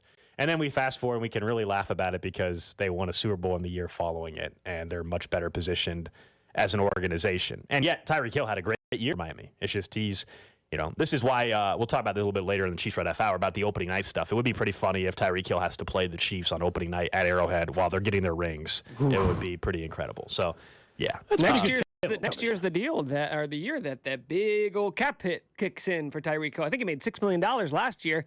That was sure fun when Tyreek was making $6 million. How's it going to be when he's making 31? Yeah, we'll talk more. We'll talk about Royals baseball. I mentioned Drew Waters. I want to talk about his injury. Unfortunately, he's going to miss 6 weeks with an oblique injury. We'll get to that a little bit later on the show. Also in the noon hour today, Daniel Jones, Royals pitcher, expected. Daniel Lynch. I say Daniel Jones. We're talking football. Daniel Lynch expected to join us. Daniel Lynch would love to get the kind of money that Daniel Jones is asking for. My goodness, that stuff. Daniel Jones. $200 million. Is that what I saw? Daniel Jones wants, the quarterback for the Giants. He wants $45 million a year. Don't we all? Don't we all, Daniel Jones? Good luck with that. Good luck with that. But Daniel Lynch, the Royals pitcher, will join us coming up in the noon hour today. Let's get to the trash of the day. Trash of the day. All right, boys. This one takes us to the United Kingdom. Great Britain. Yes. I'll just read you the headline. How about that? Okay. Brazilian woman laced vagina with poison to kill husband. Well, I mean, who amongst us? It's a real story. This is not an Onion article. Is that not risky to yourself? Well, it says a Brazilian woman has confessed to trying to kill her husband by putting poison in her vagina and urging him to have oral sex with her. Well, there's always risk involved. I won't get into all the details, but it says his suspicions were aroused when he noticed something was a little bit different. And there was an odor. And then what kind of poison did she use? She started to feel an odorless poison? She started to feel unwell. He took her to the hospital. They did some medical tests, and they revealed she had doused her private parts with enough of the unspecified toxin to kill both her husband and herself. The woman reportedly confessed to her crime. She hatched the bizarre plot after asking her husband for a divorce. And the woman has since received medical treatment. Excuse me. Sources claim her husband plans to sue her for attempted murder. So, excuse me. She started with divorce. That didn't go her well and said, well, I guess I'll just kill him by putting poison in my vagina. There's so many other methods. How do you even jump to that first, by the way? Are you hoping to get away with it? Like you're going to go to the doctor and be like, I don't know how my vagina got poisoned? What's the out here? Yeah. Not thinking that one through. You know what, Cody? Don't lecture me on women's reproductive organs, okay? You're mansplaining. You're mansplaining right now, and I don't like it. I don't think that's what happened at all. My favorite quote from the entire article from a doctor, it says, quote, poisoning someone through your vagina is not that good of an idea. I don't think you needed a doctor to tell you that. Not that good. He doesn't say outright, don't ever do it. It says it probably would absorb the poison. It will hurt you as much as it hurts the person you're trying to kill. It says the fact that the man rushed his wife to the hospital despite her death. Husband of the strategy. Year. Chivalry is not dead. Yeah. He was really, he was really trying to, he was worried about her. I mean. Weird odor. She wasn't acting right. Didn't seem like she was feeling well. Feels like you maybe should have just pushed harder for that divorce at the beginning rather than take this extreme measure. Could like moved in with a friend or something. I don't know. That really did take a pretty big leap there. It was like from I want a divorce, but if he doesn't, then I'll have to take more drastic measures. Was there not an in-between step? Did it progress to this point, or was that just like option 2? I'm not here to really like talk about the best ways to murder someone, but wouldn't it have been easier to just like, I don't know, poison his dinner? Yeah, but I'm not going to make the comment. I'm just saying, right? Like, yeah. Instead of being like, ooh, I'm going to make him perform fellatio on me after I put. She probably figured that was a little bit easier to get him to do than maybe eat the dinner. I don't know, Nick. Dinner? Maybe she's a bad cook. Maybe the food sucks. Maybe the food isn't any good, Nick. Well, I can tell you what. I don't think he'll be going down on her anytime soon. She might be in prison, Nick. He's going to be worried about that for the rest of his future relationships. Yeah, he's going to be scarred for life. Don't you think that would scar you? Like you're He gets in a new relationship, and she's like, why won't you ever, do that thing? He's like, look, let me tell you a little story. One time I did that, and I almost died. Be like, oh, it's not that scary. Like, no, you don't understand. You don't understand. I was having oh, God. God, what date number do you bring that? 10, 11? I don't know. What date number do you normally engage in those activities? What date number do you bring this conversation up at? All right, so I'm a little scarred from my past. I had an ex-wife, and things weren't going well. So she sort of, kind of put poison in her vagina. That's the trash of the So day. we just keep the hand stuff. It'd be great. Oh, my goodness. People want Cody's sound bite isolated of Cody. Which one? Which one in this whole The conversation? one that you said, I'll just poison my vagina. That's the one they want Right. a soundbite. I'm going to send all these new liners. Send them over to Spec right away. Yeah, get a promo made. Get a promo made. There you go. That's a trash of the day. Up next, it is the Chiefs Red Half Hour. There were some predictions that were laid out by one national publication. One actually could impact KC. We'll tell you what it is next. There's Kelsey to the end zone. Cody and Gold brought to you by Gann Asphalt and Concrete. For asphalt, concrete, and parking lot maintenance, Gann Asphalt and Concrete. One contractor, all things parking lot. Trusted in Kansas City since 1994. Online at GANNasphalt.com. Don't miss the Chiefs Red Half Hour every day at 11:30 on your official broadcast partner of the Chiefs, 610 Sports Radio. Enjoy all your favorite sports like never before at BetMGM. Sign up today using promo code CTAP, that's CTAPP, and receive up to $1,000 back in bonus bets if you don't win your first bet. When you register with BetMGM, you'll receive instant access to a variety of parlay selection features, live betting options, player props, and daily boosted odds specials. And with BetMGM at your fingertips, every play and every game matter more than ever. So find out why BetMGM is the king of sportsbooks. Sign up today with promo code CTAP, CTAPP, and get up to $1,000 back in bonus bets if you don't win your first bet. Visit BetMGM.com for terms and conditions. 21 years of age or older to wager. Kansas only. New customers offer. All promotions are subject to qualification and eligibility requirements. First online real money wager only. Rewards issued to non-withdrawable bonus bets. Bonus bets expire 7 days from issuance. Please gamble responsibly. Gambling problem? Call 1-800-522-4700. In partnership with Kansas Crossing Casino and Hotel. What really stands out about Shane Company is the vibe here. It's fun and welcoming. Hey there, I'm a Shane Company jewelry consultant, and my team and I will work together to make sure you have the best experience possible. We want you to feel at ease. It's a family business, and we'll treat you like family. We'll do whatever it takes to help you find what you're looking for, and respect your budget. There are a lot of great things we offer at Shane Company that other jewelers don't, like the largest selection of styles in every price range and endless options to personalize your jewelry. Did you know you can create a necklace or ring starting with one of our beautiful gemstones and then watch our master jewelers at work? That's right. There's a jeweler workshop here in our store. That means you can see firsthand the craftsmanship and attention to detail they put into everything they do. If you've never been here, visit us today and see what we have to offer. It's more than fine jewelry. It's a really fun time. Now you have a friend in the jewelry business. Shane Company and Shaneco.com. Hi guys, it's Mark. Are you struggling with erectile dysfunction? Did you know that a major medical breakthrough is now available and it isn't a pill? Today, Wednesday, February 22nd, we're running a one-day special you won't want to miss out on. Oak Ridge Medical Clinic uses the most powerful form of wave therapy. This is a technology clinically shown to repair blood vessels and improve blood flow. It's backed by 60 clinical studies, including from Cambridge. If you're ready to regain the spark in your bedroom, today is your day. Call us now and you'll qualify for the assessment and ultrasound totally free. You'll also get a gift that can produce rapid and powerful results in the bedroom in minutes. You're going to love that one, guys. Trust me. And today only, we're offering 6 tune-up treatments to our patients free. This is an unprecedented offer worth hundreds of dollars, but call today and qualify totally free. Call 913-295-8000. That's 913-295-8000. Guys, put a stop to your erectile dysfunction and get your life back. Call Oak Ridge Medical Clinic now to qualify. This offer ends today, Wednesday, 913-295-8000. Michelob Ultra welcomes the KC Golf Show February 24th through the 26th at the Overland Park Convention Center. See Tom Watson Saturday at the show and learn about Watson Links. Get your tickets now at kansascitygolfshow.com. I thought learning a language would be too much work. Then I discovered Babbel. They make learning fun. J'aime Babbel.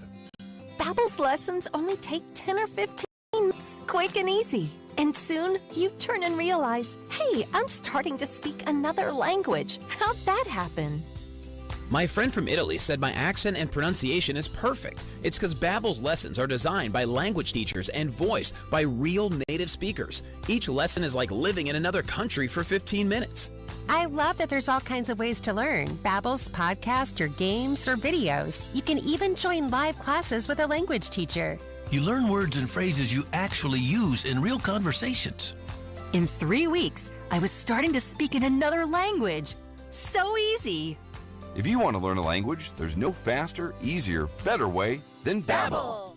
Go to Babbel.com to try for free. That's BABBEL.com. Babbel.com. Come explore aisle after aisle at locally owned Lucas Wine and Spirits Superstores for thousands of different wines, craft whiskeys, beers, and other fine spirits available in-store or online at lucaskc.com. Lucas Wine and Spirits Superstores. Welcome to Kentucky Fried Chicken. Hi, do y'all have chicken wraps? For years, Ben's craving for KFC wraps went unfulfilled. But now, KFC wraps are here.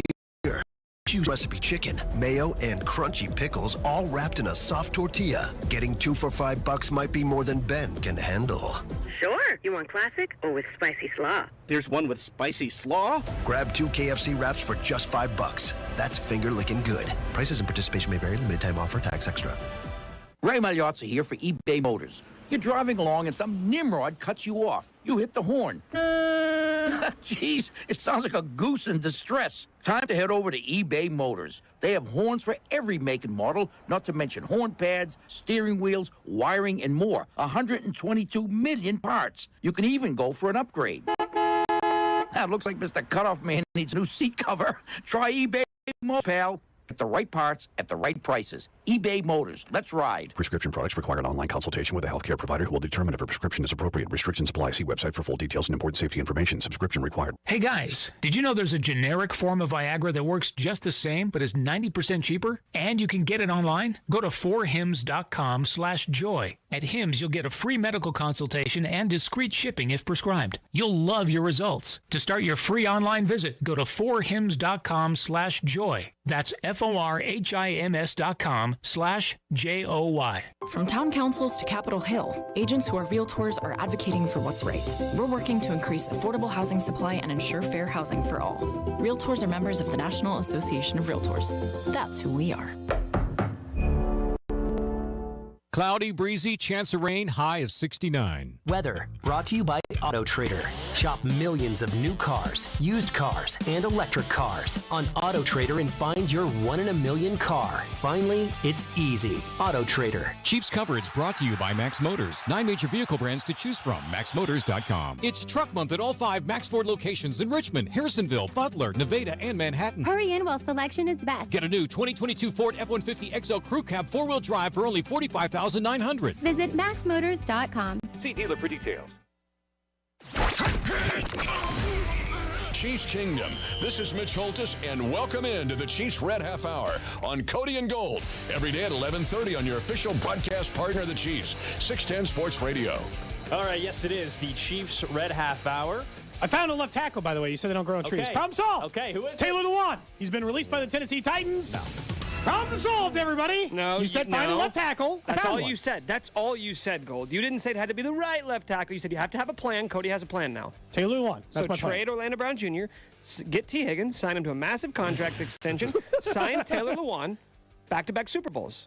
Yeah, I don't even have to look up his Pro Football Reference page to tell you that you better have a second one right away because the poor guy cannot stay healthy. So, yeah. So you're just going to shut down every idea we come up with. I told you, the left tackle, I mean, if you want to know like the grand trade scenario that would be perfect is you trade with the Texans and then you trade away Orlando Brown Jr. But could you, what about the first round pick? I know you're not serious Orlando Brown Jr. I know you're not serious about Taylor Lewan, but just for the sake of the conversation, I will say 2 games last year, 13 the year before, 5 games the year before that. Okay. So look at ACL problem. Interesting place you stopped. How many games did he play in before that? Cody, like all he's of them? 32 years old. Thank you. No, he actually had a season-ending ACL surgery in 2020 as well. He's 32. He's washed up, unfortunately. Whoa! Okay, we don't need to go Taylor there. Lewan is. I know everybody loves his podcast. His podcast is phenomenal. Bustle with the Boys is great. Never heard it. He has 1 year remaining on his contract. He was going to make $14.8 million, and they said, "Yeah, we're good. We're good." Tennessee's like, "I'm all right." You asked for a solution. One man's trash is another man's treasure. Mm-hmm. And maybe it's just some bad injury luck. Yep. So he's got a little ACL problem. Big deal. I bet it'll be fine. Those very rarely linger. Yeah. Very rarely. Yeah, he just had took a couple bad hits, a couple cheap shots, if you wanted to know the truth. Oh, yeah? Yeah. Yeah, we don't need to go there. Okay, first round pick. Or plus Orlando Brown Jr. Does that get you Laramie Tunsil? No, I think it takes more than that. Come on. How much do you want?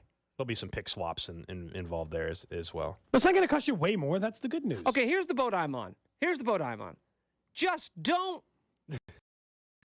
That's it. Well, there's a good chance that's not going to happen. There's a good chance he gets tagged and he plays. I feel on like it's the very tag. split. Do you really believe you don't? So you think it's more likely than not that he doesn't get a long-term deal from the Chiefs this offseason?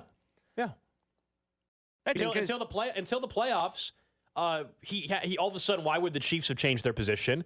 And if you're him, the problem is now, Nick, that because he had a good postseason, he probably still thinks he's worth the exact same dollar amount than what he was asking for a year ago. So that's the tricky spot. That seems to be maybe the dichotomy between how the Chiefs are probably looking at it versus how fans are. Because when you win the Super Bowl, it's like good vibes. It's like, hey, bring everybody back. Look, it resulted in a Super Bowl, but I think you're probably right. And that Brett Veach is saying, well, that doesn't mean we're not going to pay him $25 million a year and give him $80 million guaranteed just because we won the Super Bowl. He hasn't done enough different to be like, oh, you know what? Now we'll give you everything you asked for. There's just no justification in it. But either way, I found one, so problem solved. Don't worry about it. Taylor. Perfect. Tweet it out. Can you send out a tweet at Cody B Tap on Twitter? Can you send out a tweet saying that the Chiefs should sign him, please? Can you send that tweet out? Yeah, sure. Please. Sure. I'll add in everything. Do it. Yeah. And Orlando Brown Jr., so he knows that I want him replaced. Perfect. Even better, man. There are some crazy offseason predictions that are out there. None of them include the one that you just had. But CBS Sports went through what they call the 10 crazy NFL offseason predictions. There's a couple that could impact the Chiefs in a direct way. I'll just mention some fun ones in general. It mentions like Garoppolo signing with the Bucs. That's what they're predicting actually happens. So Garoppolo would follow in the footsteps of Tom Brady a little bit and go right to Tampa. Derek Carr signed with the Jets. I don't think that's that crazy, by the way. They just told him they thought a Hall of Famer if he came to New York and won a title. So that is maybe so. It also mentions Beckham signing back with the Giants. It goes through, it says, hey, Lamar demands a trade. I don't think either of those are that crazy, by the way. Rodgers returns to the Packers. But then if you go further down, it says, number 2, the NFL makes roughing the pass even worse. That is a horror show. That, by the way, doesn't that seem realistic? That the NFL is going to almost overreact to the mess of roughing the passer to where it's consistently reviewable? That the NFL is very likely to make the penalty reviewable, which sounds, in theory, like a good thing. I think it might be terrible, all of us watching. You know why this is coming up, right? This is the same thing that we had to talk about after the AFC title game and after the AFC divisional round, because a bunch of losers in their basement screenshot individual plays where a person's hand is near a quarterback's face. And we're like, well, look what we have here. In that exact same game, you can find several other times where a defender's hand is also in the face of Patrick Mahomes, and I don't want them reviewable.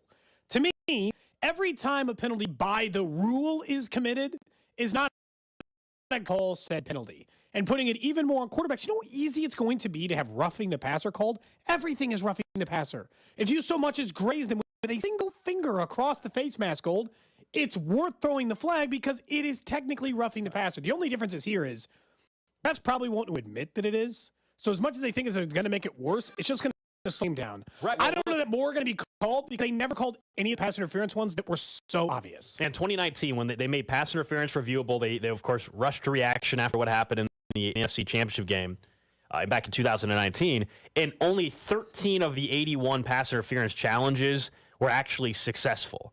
So it went back to the unwillingness for the review booth, right? Those in the booth to actually overturn a call on the field to make the officials on the field look bad.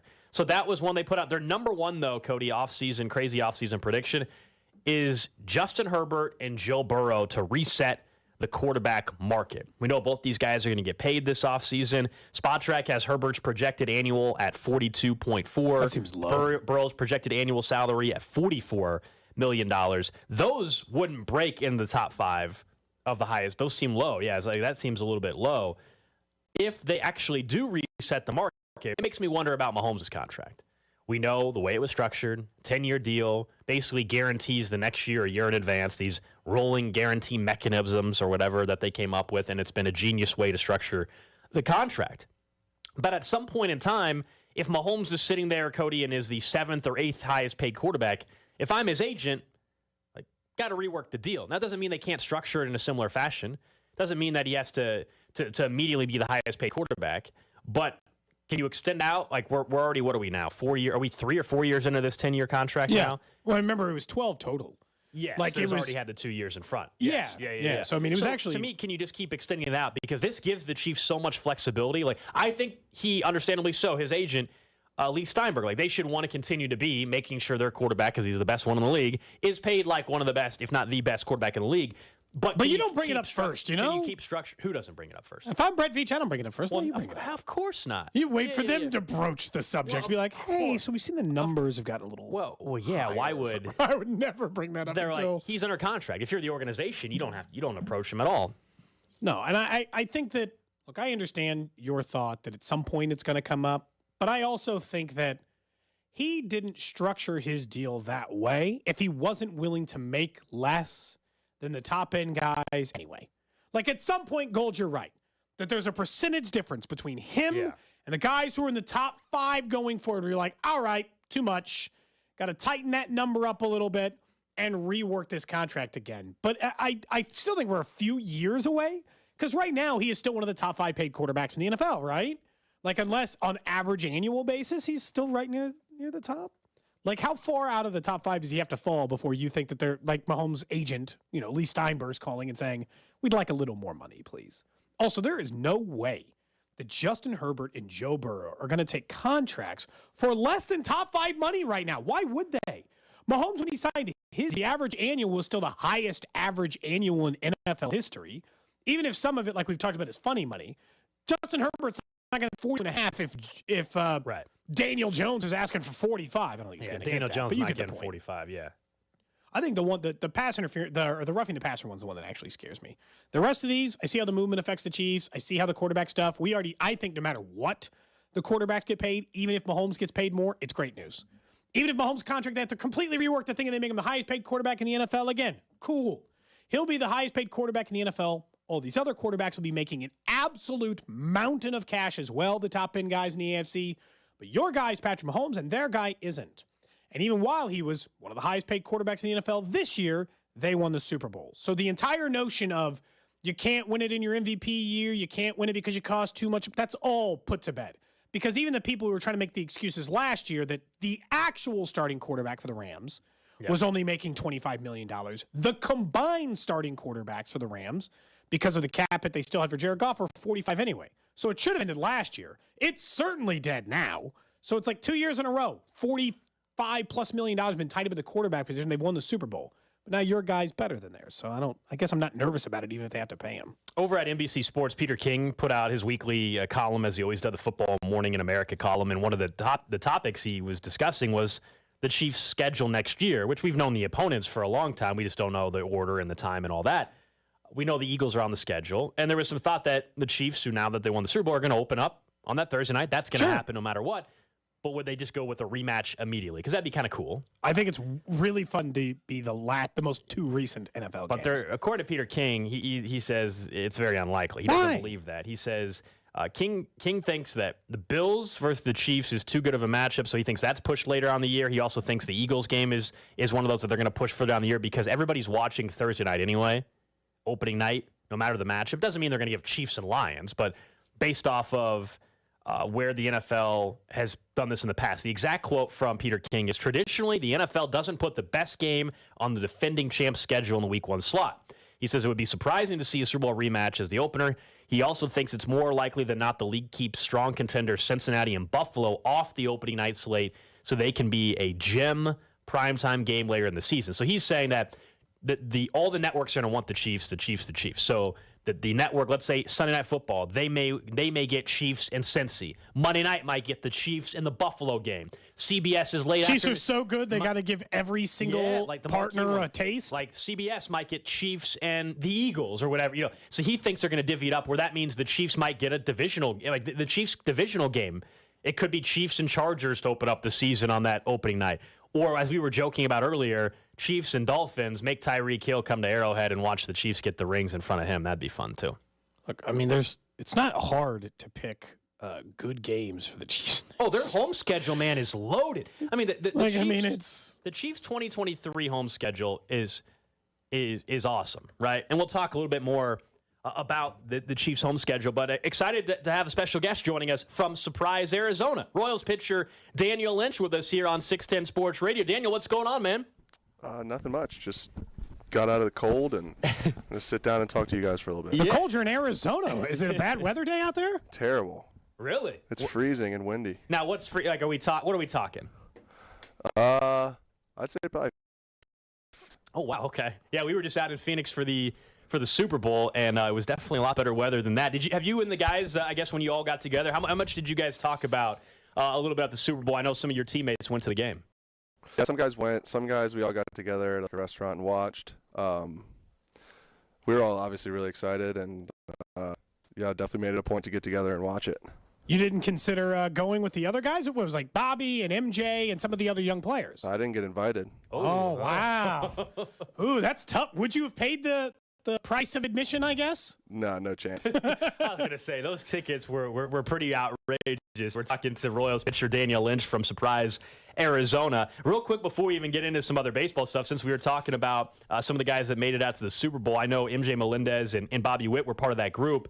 The Royals put out a video yesterday asking you guys your favorite songs. Now, I don't know if you were in the video or not, but I do know MJ Melendez started singing "Party in the USA." So, I don't know if you saw the video, but how would you grade his singing? Who's the worst singer on the team? I'd be him with that performance. I haven't heard very many people on the team sing, to be perfectly honest with you, but he's 0 for 1 from what I've seen. How would you rate your own singing voice? It's not great. Maybe a 3 out of 10. Okay. What's the song though? Now I'm curious. What kind of music are you listening to? I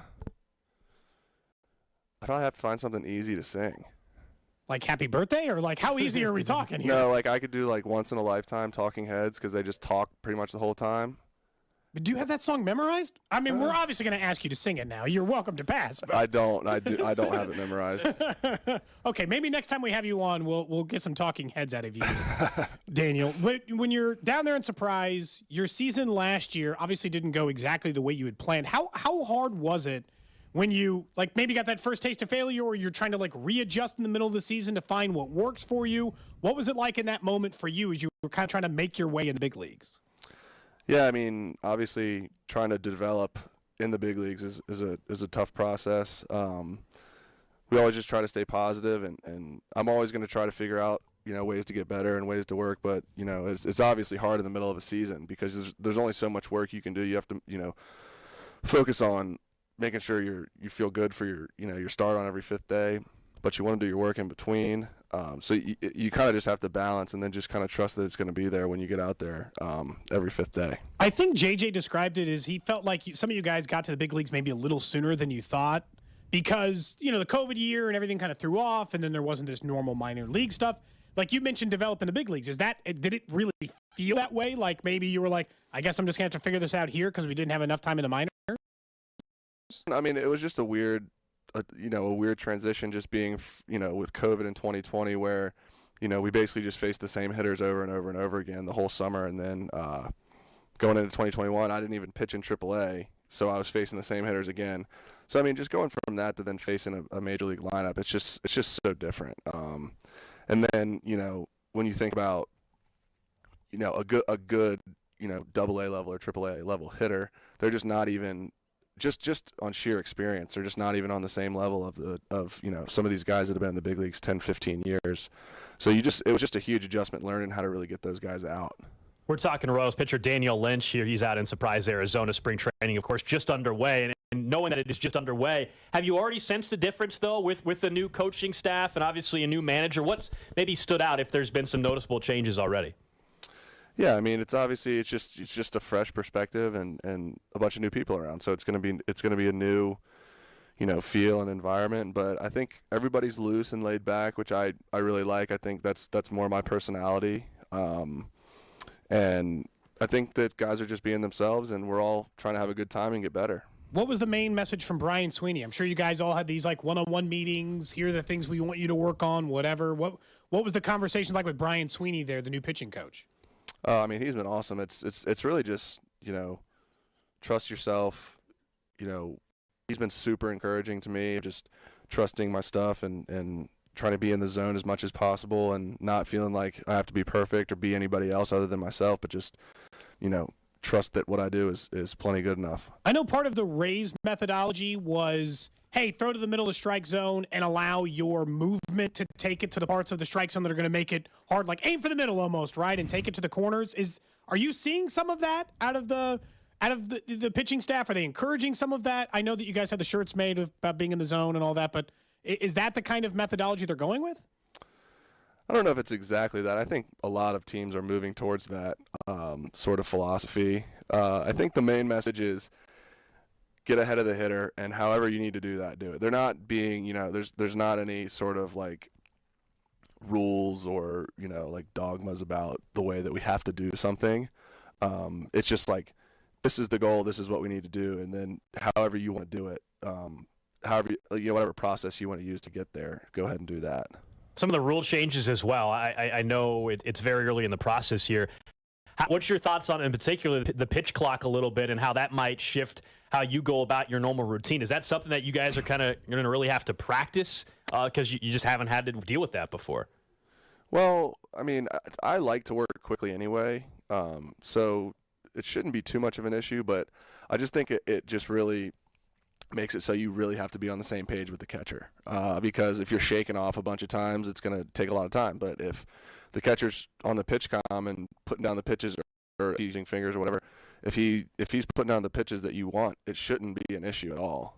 But if you're shaking 4 or 5 times to try to get to the pitch that you want, then it's going to be, it's going to take some time. What about from a shift perspective? The only people we ever talk to about is hitters, right? We ask Vinny, and we'd be like, all right, you're a lefty, and now this is going to be open up. From a pitching perspective, like you would think that you dislike it, hypothetically, right? Because it should allow more hits. How do you feel about the lack of shift, I guess, we'll have this year? Yeah, I mean, it's one of those things where I think a lot of pitchers were upset about it, but there's nothing we can really do about it at this point. I think it just sort of magnifies the stuff that we're already trying to do. I mean, it's gonna you're gonna want to strike guys out because then it doesn't give them a chance to put balls in play. It's just gonna magnify the approach that we were already taking, but put even more of an emphasis on getting guys out of there quick and making sure that you're not giving up a bunch of hits, hopefully. Have you seen any extreme outfield shifts? I've seen some of the diagrams. People are like, well, maybe they'll just try this instead to get people in the outfield where, I don't know, it's borderline a rover for a guy in the infield and then 2 outfielders shift in a weird way. Have you guys practiced any of that yet? No, I haven't seen that. That's interesting, though. I'm sure people will try it. People will try anything. Friday, you're getting the first start, the Cactus League opener on Friday. How anxious are you to kind of get that first one under your belt here in spring training yet again? Well, I'm probably more excited than I've ever been this season and coming into games. Just I feel like I've had a ton of fun just getting better out here so far, and I feel like everything that I wanted to do in the off season, I actually, since I've gotten here, have probably done better than I could have hoped. And that's just a huge testament to what these coaches have been able to do so far. And so I'm just really excited to get out there and put it to work against, someone in a different uniform. So what's a successful season look like for you? I mean, what do you have to do, though, to go out and put together your best season in the majors? I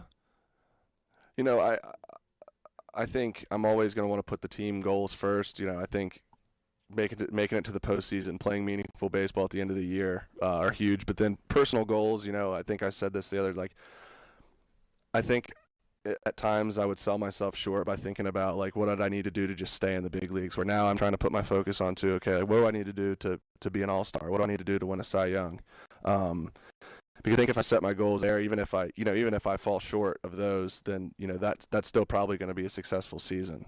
Rather than just trying to fight to keep your head above water, you fight to be the best you can possibly be, and then if that doesn't happen, then at least I gave myself the best chance. Speaking of Royals pitcher Daniel Lynch here on Cody and Gold, let's just work ahead now. We know by the end of the year, The Athletic will write a new article of stories from teammates about Zach Greinke. What has been your best interaction with Zach so far?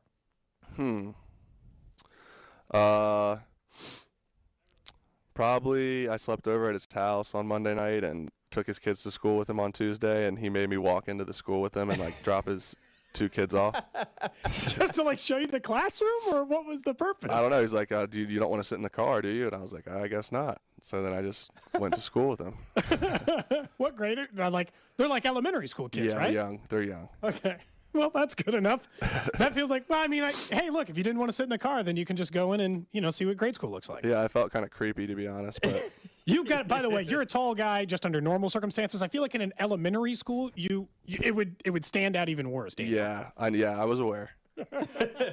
Daniel, really appreciate the time, man. You weren't kidding about being cold. I can hear you like sniffling.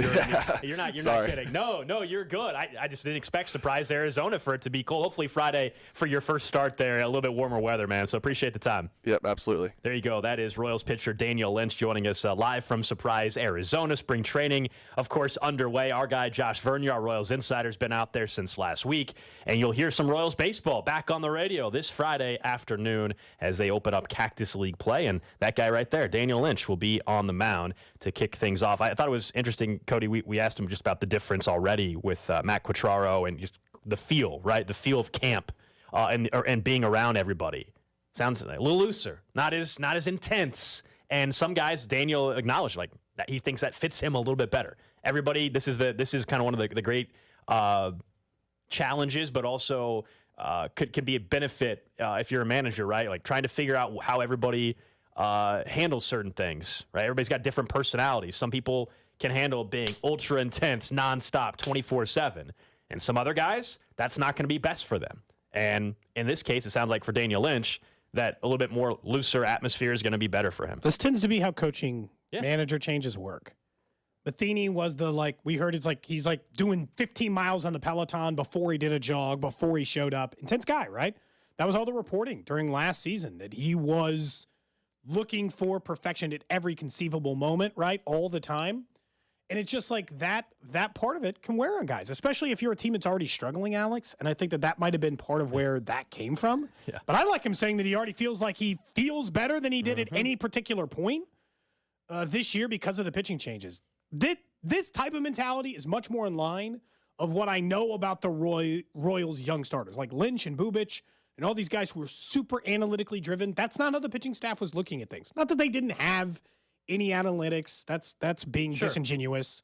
But their processes are going to be different, and it feels like it's good for this team. I love how Daniel Lynch said he's like, I felt kind of creepy actually going into the. Dude, he's like a tall guy. He just it would stand out in an elementary school. Yeah, and he has no kids, so you're just like. There's an adult man in this elementary school who's just hanging out with Zach. So thanks to Daniel for hopping on the show. Brought a friend. We might actually end up talking to one of his teammates coming up in the 1 o'clock hour today. We might be having one of them. As soon as we have that confirmed, we'll let you know who that is. But up next, we get to the noon hour. We'll get to what's trending and back into the biggest move that is going to happen for the Chiefs here in the next week or two. Cody and Gold on 610 Sports Radio, brought to you by Gann Asphalt and Concrete. For asphalt, concrete, and parking lot maintenance, Gann Asphalt and Concrete. One contractor, all things parking lot. Trusted in Kansas City since 1994. Online at GANNasphalt.com. On the heels of the release of their latest album, Get Rollin', Nickelback has announced a tour with Brantley Gilbert. Go to 610sports.com to enter for the chance to win a trip to your choice of a U.S. tour stop. This is a national contest and prize that includes round-trip airfare and a 2-night hotel stay. Tickets and info at livenation.com. It is so good to be back in Kansas City after a week in Phoenix and watching our hometown team bring back that Lombardi trophy, watching this city come out for that parade. And one of the things that honestly was really nice about the entire travel, early mornings, late nights, I didn't have contacts in my eyes anymore. You guys know it all because of Dury Vision. I went in, got my SBK Advanced LASIK back in May of 2021. Yeah, that was when the Chiefs had one Super Bowl title. Now they have two. But I went in there, had my free consultation. Ever since, I don't use contacts. I don't use glasses. And when I travel, sometimes for a week, I don't need to worry about packing that contact solution or packing the contacts, worrying about my glasses breaking, and then how on earth am I going to see the rest of the week and how am I going to miss watching the game? None of that's a worry anymore thanks to Dury Vision. And right now you can save up to $1,000 on any LASIK procedure, but you got to hurry up. It ends on February 28th. Give Dury Vision a call, 913-491-3330, or go online to duryvision.com. Whether your dog is in their puppy, adult, or senior years, the best way to feed their happy, healthy life is with fresh, healthy food. The Farmer's Dog makes it easy to keep your best friend healthy inside and out with fresh recipes made from real meat and veggies. They're pre-portioned just for your pup and delivered right to your door. Help your dog live a healthy life and get 50% off your first box of real fresh food at thefarmersdog.com/healthieryears23. That's thefarmersdog.com/healthieryears23. Michelob Ultra welcomes the KC Golf Show February 24th through the 26th at the Overland Park Convention Center. Get bonus golf online and perks while they last. See legend Tom Watson Saturday the 25th at 1, promoting his Watson Links initiative. Test new clubs with Golf MD. Let Fit Muscle and Joint Clinic and Stretch Zone get you in shape at the Golf Show February 24th through the 26th at the OP Convention Center. Presented by Cleveland Golf, Olathe Ford Lincoln, Advent Health Championship, Neutral, Crown Royal, and Bushnell Golf. VIP tickets at kansascitygolfshow.com. I switched to Boost Mobile and got a free Samsung Galaxy A23 5G phone. Want to know the best part? It was free? Nope. The fact that it's on America's largest 5G networks? Nope. It's the ding. Oh yeah, love the ding. Right? It's all about the ding. It's the dingarooski, the dingaroner, the ring-a-ding-ding. Unleash your power to save with Boost. Get a free Samsung Galaxy A23 5G phone when you switch. Boost Mobile. Unleash your power. And the ding. Limited time offer. New customers only. Available on select networks. 5G not available everywhere. One device per line. Tax excluded. Additional restrictions apply. See your local Boost Mobile store for details. When you can't stop, there's Vicks VapoRub. Vicks VapoRub sends powerful medicated Vicks vapors right to the source of your... so you can experience cough relief and breathe easier. Generations of families have trusted Vicks VapoRub to help relieve the worst cold symptoms. So next time you have a cough, reach for the Vicks VapoRub.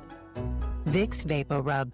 Cough relieving is believing. Wendy's 2 for $6 lets you mix and match some of our best items, like Dave Single with a 10-piece crispy nugs, medium strawberry lemonade with a spicy chicken sandwich, spicy chicken with a Dave Single with a strawberry lemonade, strawberry lemonade, if you're into that. Chicken Sam, crispy nugs, strawberry lemonade, Dave's, nugs, Sam. Whew. Pick what you want at a price you want. Choose wisely. Choose Wendy's 2 for $6. For a limited time, price and participation may vary at U.S. Wendy's. On the card only. Single item at regular price. I thought learning a language would be too much work. Then I discovered Babbel. They make learning fun. J'aime Babel. Babbel's lessons only take 10 or 15 minutes. Quick and easy. And soon, you turn and realize, hey, I'm starting to speak another language. How'd that happen? My friend from Italy said my accent and pronunciation is perfect. It's because Babbel's lessons are designed by language teachers and voiced by real native speakers. Each lesson is like living in another country for 15 minutes. I love that there's all kinds of ways to learn. Babbel's podcast or games or videos. You can even join live classes with a language teacher. You learn words and phrases you actually use in real conversations. In 3 weeks, I was starting to speak in another language. So easy. If you want to learn a language, there's no faster, easier, better way than Babbel. Go to Babbel.com to try for free. That's Babbel.com. Babbel.com. This show is sponsored by BetterHelp. When you're at your best, you can do great things. Working with a therapist can help you get closer to the best version of yourself. Because when you feel empowered, you're more ready for life's challenges. BetterHelp is a great therapy option. It's flexible, affordable, entirely online, and it matches you with a licensed therapist. Let therapy help empower you. Visit BetterHelp.com/tryit to get 10% off your first month. That's BetterHelp.com/tryit. This week, Staples has deals so good, you're going to want to sit down. Are you sitting? I'll wait. Great. Right now during Staples Sit-a-thon, select chairs are up to 50% off, like the Union & Scale Essentials Task Chair, now just $89.99 at Staples. You save $90. Plus, a 24-pack of True Clear bottled water is only $2.99, or only $1.99 with the Staples Connect app. So take a seat or two. Right now at Staples, the working, learning, and saving store. Ends 2/25. In-store only. Water limit 1 while supplies last. Wendy's 2 for $6 lets you mix and match some of our best items, like Dave Single with a 10-piece crispy nugs, medium strawberry lemonade with a spicy chicken sandwich, spicy chicken with a Dave Single with a strawberry lemonade, if you're into that. Chicken Sam, crispy nugs, strawberry lemonade, Dave's, nugs, Sam. Whew. Pick what you want at a price you want. Choose wisely. Choose Wendy's 2 for $6. For a limited time, price and participation may vary at U.S. Wendy's. On the card only. Single item at regular price. Get in the zone. AutoZone. Welcome to AutoZone. What are you working on today? Thinking about gas mileage. You know, changing your oil with a full synthetic oil like Castrol Edge can help your engine get more miles. Right now, you can get 5 quarts with an STP extended life oil filter for only $38.99. Get started on your next job today with the parts you need when you need them at AutoZone or AutoZone.com. Get in the zone. AutoZone. Restrictions apply. You're listening to 610 Sports Radio from the Max Motors Studios.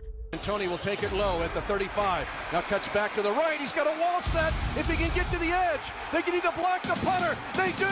Tony's at the 40, up the sideline. At the 30, he's at the 20.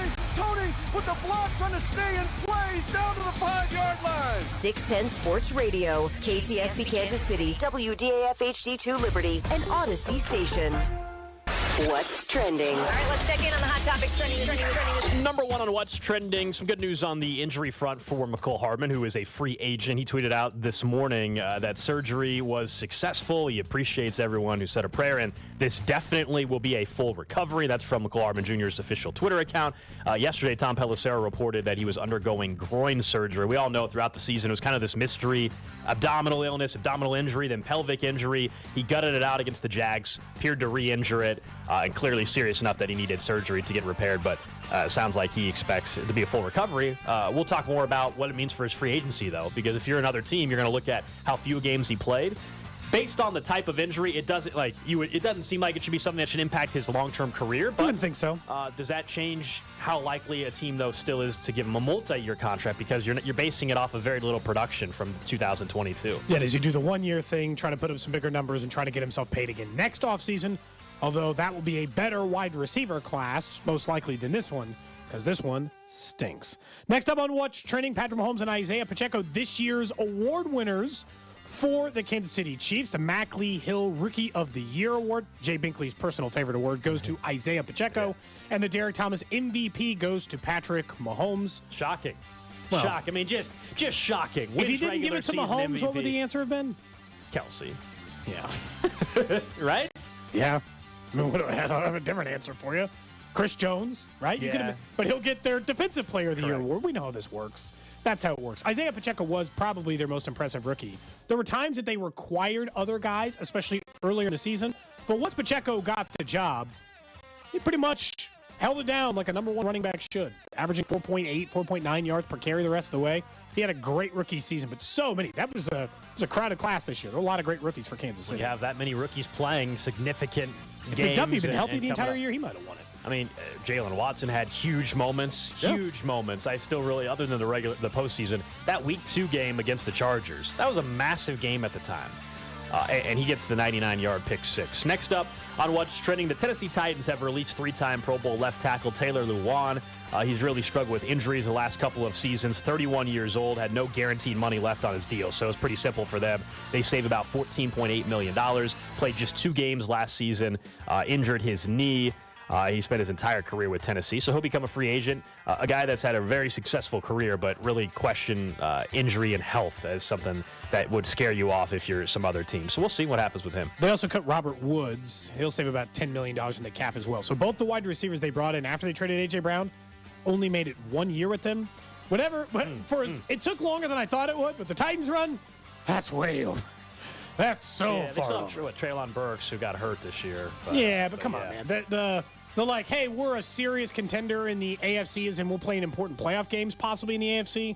That ship has sailed. Well, and they're no longer the leader in the division. That is clearly Jacksonville. It was a terrible trade to Philadelphia, obviously. Yeah. And they're trending in the wrong direction. They have a new OC coming in, but it looks like that their window is officially closed. Yeah. Vrabel's a really good coach, though, so I don't think they'll be a laughingstock. Lastly, on What's Trending, Jim Leonard and the Philadelphia Eagles have decided apparently not to become partners in this. There was reports that maybe he was leaning towards becoming their new defensive coordinator after Jonathan Gannon took the head coaching job in Arizona, but reportedly they're just going to part ways without getting a deal done. They'll still meet with Broncos former head coach Vance Joseph over their vacancy and a couple of other college assistants as well. I didn't realize how much respect Jim Leonard, apparently a very hot coordinator candidate in the NFL. I didn't realize he had that much respect. So maybe a loss for the Eagles based on the way everyone was talking about him.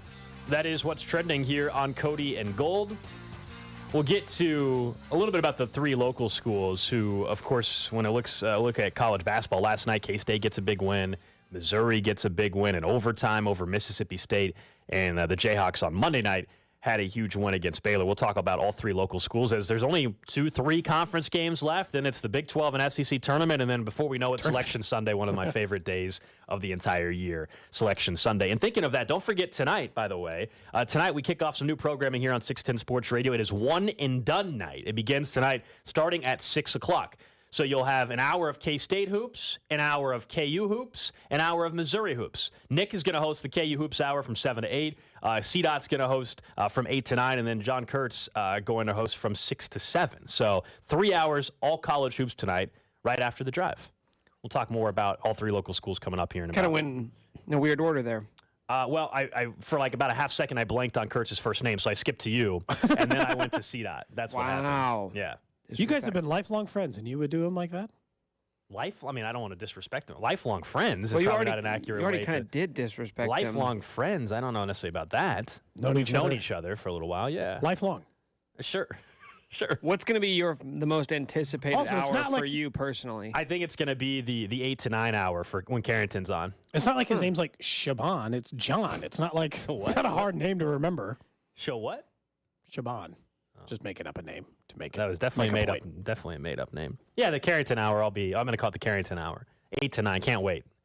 Overtime win for the Tigers last night. You know, It was a good week for the local. After like last week, they all had like in the last 2 weeks they've all had a stretch Nick, where you're like, what's going to be your most interested hour that you're looking forward to, Nick? Probably 6 to 7. K-State big win last night. Yeah, I think so.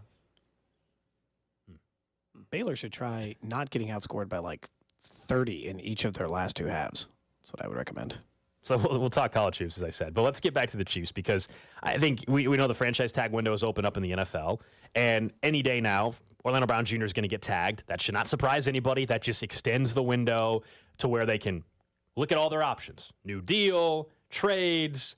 Maybe he just plays on the tag like he did this past season, shows up to camp a few days late. Like that is all those are in play.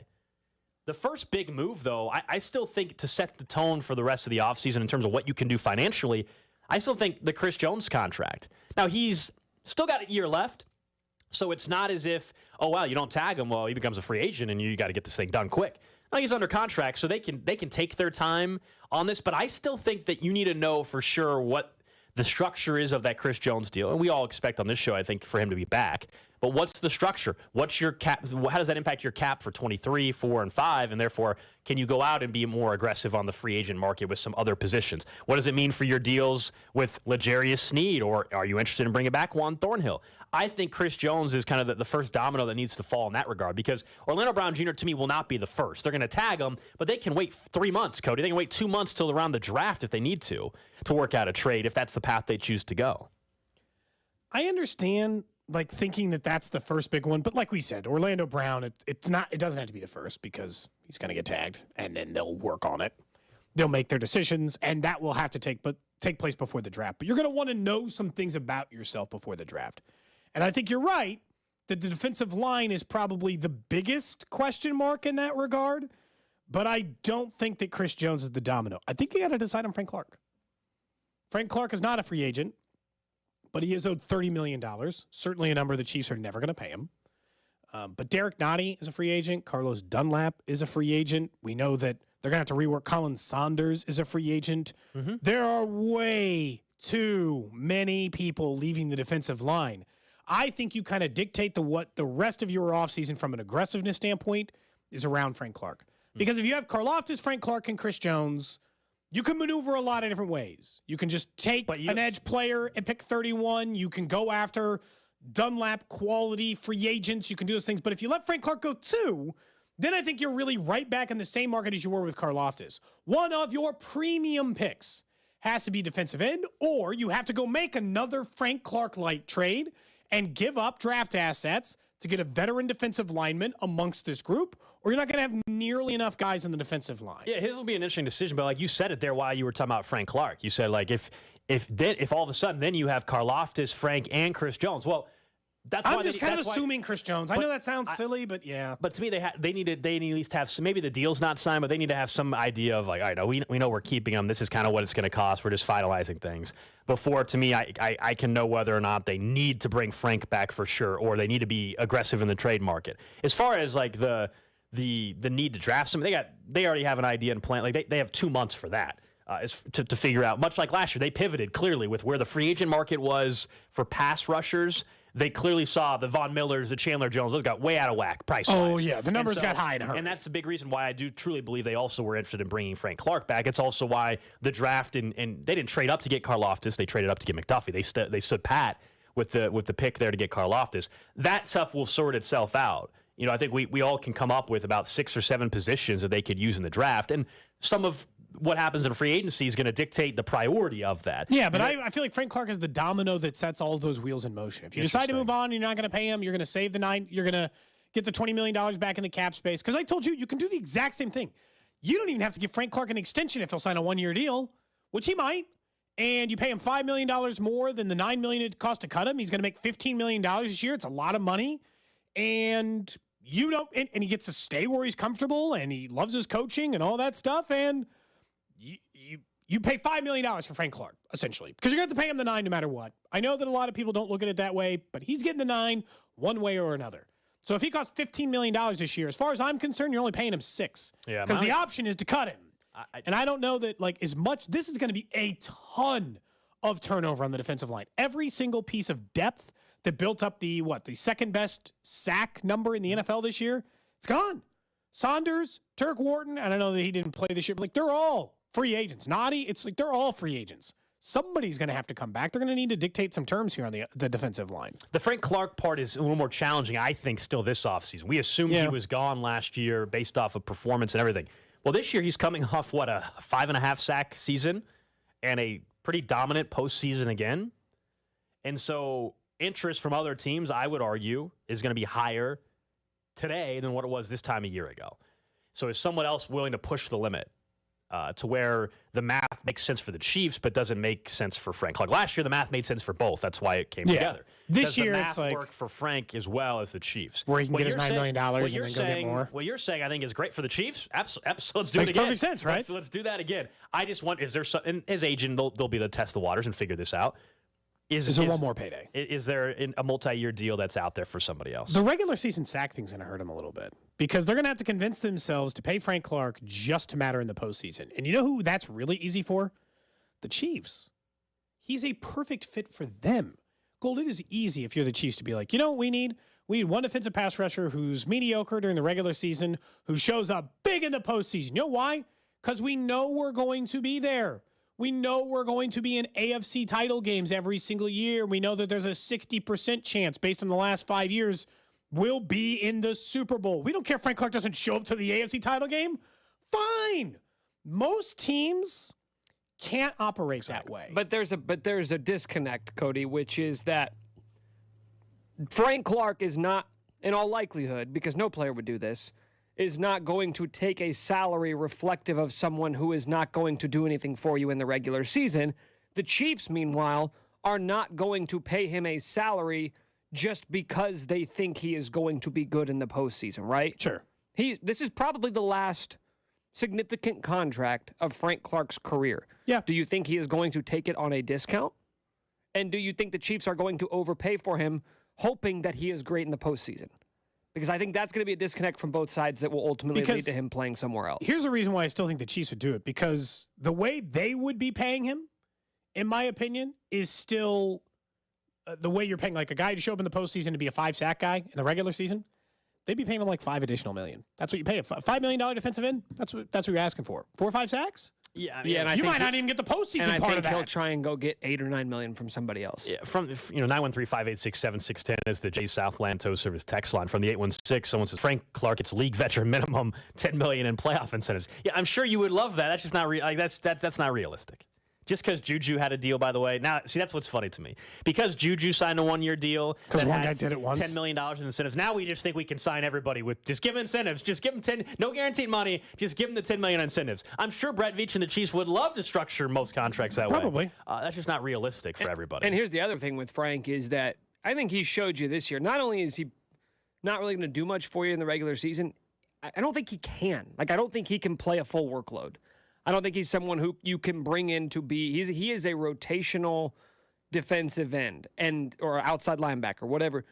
You've got to be in sync with, from an organizational standpoint and from a player standpoint, of exactly what your role is going to be. And I'm just not sure, for a guy who is now looking at his last significant contract in the NFL, he's going to be willing to come back and take a lesser role and a lesser salary to play with the Chiefs. It would be great if he did, but his relationship with Andy makes me wonder a little bit. I don't think everybody will take the discount, Nick. I'm with you. But like with him, I at least think it's plausible. I think I would go a step further.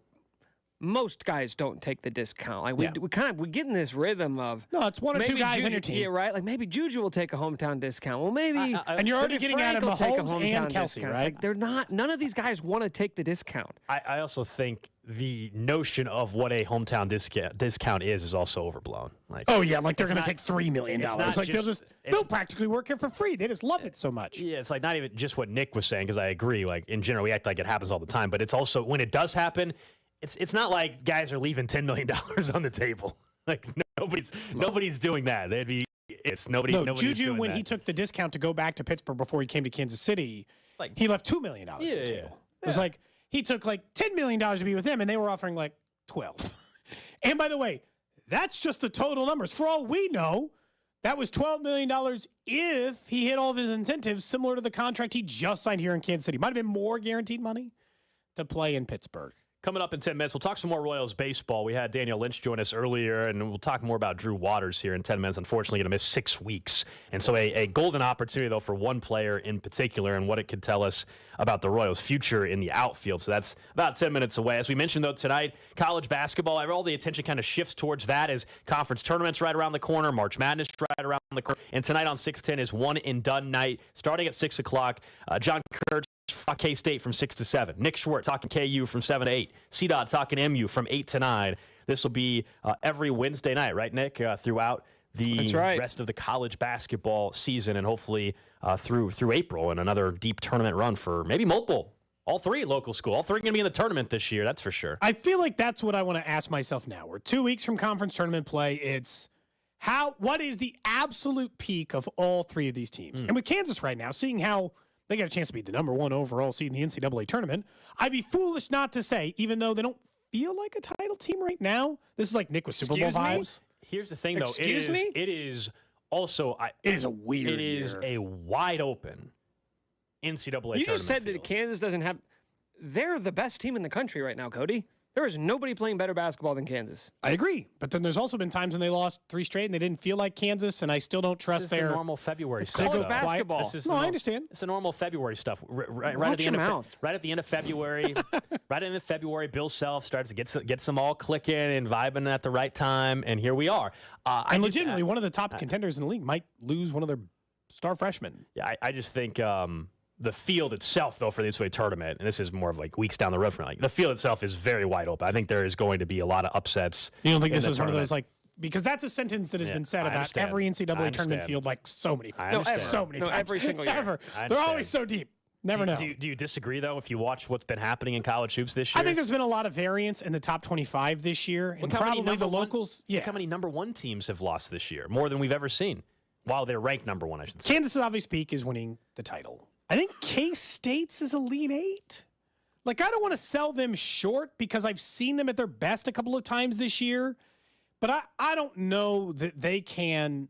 I don't know if they can score consistently enough weekends in a row to go any further than that. And they are still under a first-year head coach, and you got to go through this thing again. And as much as Jerome Tang has been a part of NCAA tournament runs, and he has with Baylor, then as the head guy, I kind of want to I don't question him and Gates. It's I kind of want to see them have to go through a tournament run. Yeah, I don't question Jerome Tang, and to me, I'm not worried about how is he going to coach in the tournament. That to me, I think he's You're good there? Fantastic. I think he's a great hire, and we'll see what happens at the end of the season with his future and K-State trying to, of course, they're going to have to rework that contract to keep him there. That's an off-season question for them. Where you're looking at peaks and best case scenario stuff, yeah, I would say best case scenario probably is Elite Eight. I think you would feel very confident that they could make it to the Sweet 16 when they're in the Big 12. They just beat Baylor. the number 9 team in the country. I know Baylor's now lost 2 in a row, but these teams are beating up on each other all year. The Big 12 is by far the best conference. Is the best conference in college basketball. So I would say the best case scenario is Elite 8, most likely Sweet 16. For Missouri, I think you would be thrilled if they got to a Sweet 16. If you got to the second weekend, it would. Oh, man. If you got past the first weekend, you would feel like heroes. Yeah, I feel like because they're projected to be an 8 or 9 seed. Yeah, I think like a second round exit would not be surprising at all for Missouri. Well, first round exit wouldn't be surprising. It's not even a knock. The 8-9 matchups are coin flips. To your point, if that's what you're saying. I mean, their peak feels like Sweet 16, but they've been, of the 3 locals, they've been largely the most inconsistent, as you pointed out. If Missouri's peak is the Sweet 16, then Kansas State's peak is the Final Four. I think Kansas State can play 4 great games and get to the Final Four. It would take their best basketball.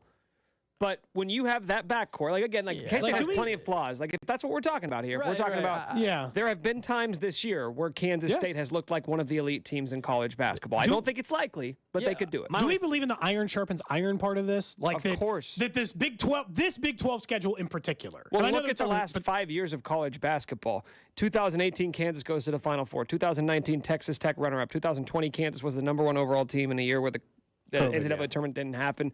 Baylor wins it in 21. KU wins it last year.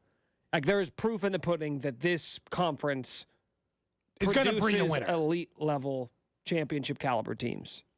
Like, I know someone's going to fall up short of their expectation, and maybe that's K-State. Yeah, the reason why I said Missouri Sweet 16's peak. What am I going to say? How could I say a team that was once ranked Missouri was 12th or something at one point this year? Yeah. How could I say that their peak is just I'm supposed to say a first round exit? Hell no. So to me, I don't. If just because I say Missouri's peak is a Sweet 16 doesn't mean I have to make K-State's peak as a Final Four. Well, I think you guys were a little low. I'm higher on K-State than it seems like you guys are. Fair enough.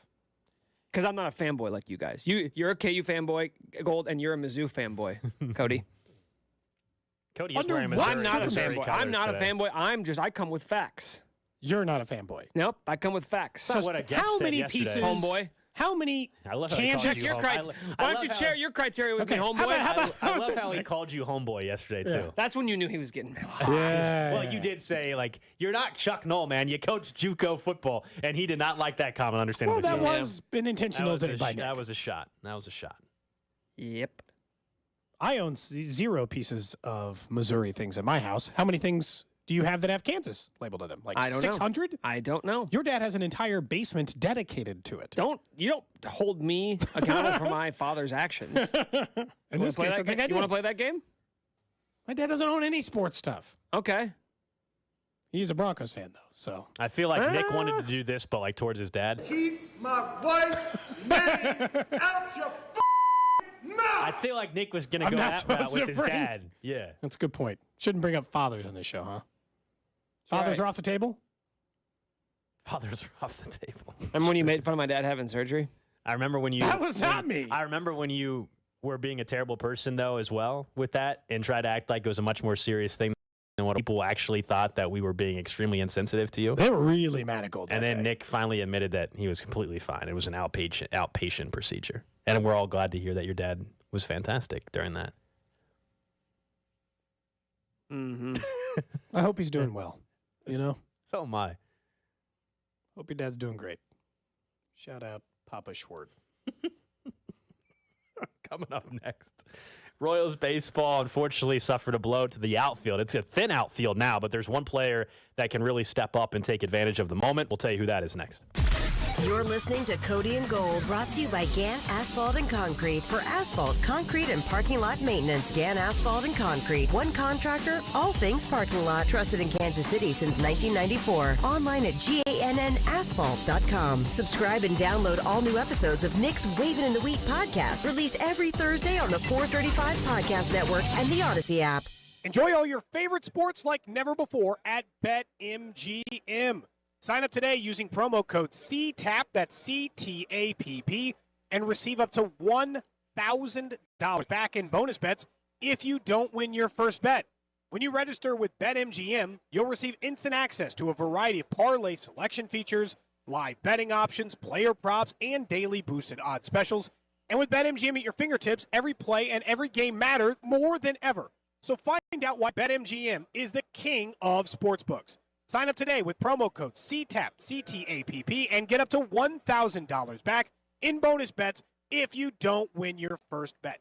Visit BetMGM.com for terms and conditions. 21 years of age or older to wager. Kansas only. New customers offer. All promotions are subject to qualification and eligibility requirements. First online real money wager only. Rewards issued to non-withdrawable bonus bets. Bonus bets expire 7 days from issuance. Please gamble responsibly. Gambling problem? Call 1-800-522-4700. In partnership with Kansas Crossing Casino and Hotel. If you own a business, this has been a bumpy ride. From pandemic to inflation, I'm sure you could use a break. If your business has 5 or more employees and survived COVID, you might be eligible to receive a payroll tax refund of up to $26,000 per employee. The challenge is getting your hands on it. Hi, I'm Howard Mackler, and that's why I founded GetRefunds.com to cut through the red tape and get you the money. The team of tax attorneys we have put together are highly trained in this little-known payroll tax refund program. We do all the work, charge not a dime up front, and simply share a percentage of the cash that we get for you. Businesses of all types can qualify, including those that took PPP, nonprofits, and even those that had increases in sales. We have helped return over $1 billion to businesses, and we can help you too. Just go to getrefunds.com/sports, click on Qualify Me, and answer a few questions. This payroll tax refund is only available for a limited period of time. Don't lose out on up to $26,000 per employee. Go to getrefunds.com/sports. That's getrefunds.com/sports. Hi guys, it's Mark. Are you struggling with erectile dysfunction? Did you know that a major medical breakthrough is now available and it isn't a pill? Today, Wednesday, February 22nd, we're running a one-day special you won't want to miss out on. Oak Ridge Medical Clinic uses the most powerful form of wave therapy. This is a technology clinically shown to repair blood vessels and improve blood flow. It's backed by 60 clinical studies, including from Cambridge. If you're ready to regain the spark in your bedroom, today is your day. Call us now, and you'll qualify for the assessment and ultrasound totally free. You'll also get a gift that can produce rapid and powerful results in the bedroom in minutes. You're going to love that one, guys. Trust me. And today only, we're offering 6 tune-up treatments to our patients free. This is an unprecedented offer worth hundreds of dollars, but call today and qualify totally free. Call 913-295-8000. That's 913-295-8000. Guys, put a stop to your erectile dysfunction and get your life back. Call Oak Ridge Medical Clinic now to qualify. This offer ends today, Wednesday. 913-295-8000. Hi, I'm Rex with KC Real Estate Buyers, and I buy houses for cash. Sell your home fast and easy without a realtor and save thousands in commissions and closing costs. Call me today at 816-330-6000. You can sell me your home in as little as 3 days or on your time frame, and I guarantee to make you a fair and honest offer. My home buying process is simple. In fact, I can make you a cash offer right over the phone. Do you have a home that needs a lot of work? Did you inherit a house you don't want? No problem. I can buy your home no matter the condition, the situation, or location. You don't need to fix anything. And remember, there are no commissions or closing costs. If you want to sell your home fast and easy, I'll buy it. Call me today for a free offer. 816-330-6000. That's 816-330-6000. With KC Real Estate Buyers, and I look forward to working with you. 816-330-6000. Or visit our website at rexbuyskc.com. rexbuyskc. Lobo Ultra. Welcome 24th through the 26th at the Overland Park Convention Center. See Tom Watson at the show and learn about Watson Links. Get your tickets now at kansascitygolfshow.com. There are so many reasons to get hooked on Church's 8-piece shrimp meal. It's dippable, crunchable, downright irresistible, and it starts at $5.99. The only catch? It's only here for a limited time. Church's Texas Chicken. Welcome to the great state of flavor. Meet Joe A, Hi. Joe B, Hello, and Joe C. What's up? 3 every year banking with Chase. Joe A is locking his lost debit card with the Chase mobile app.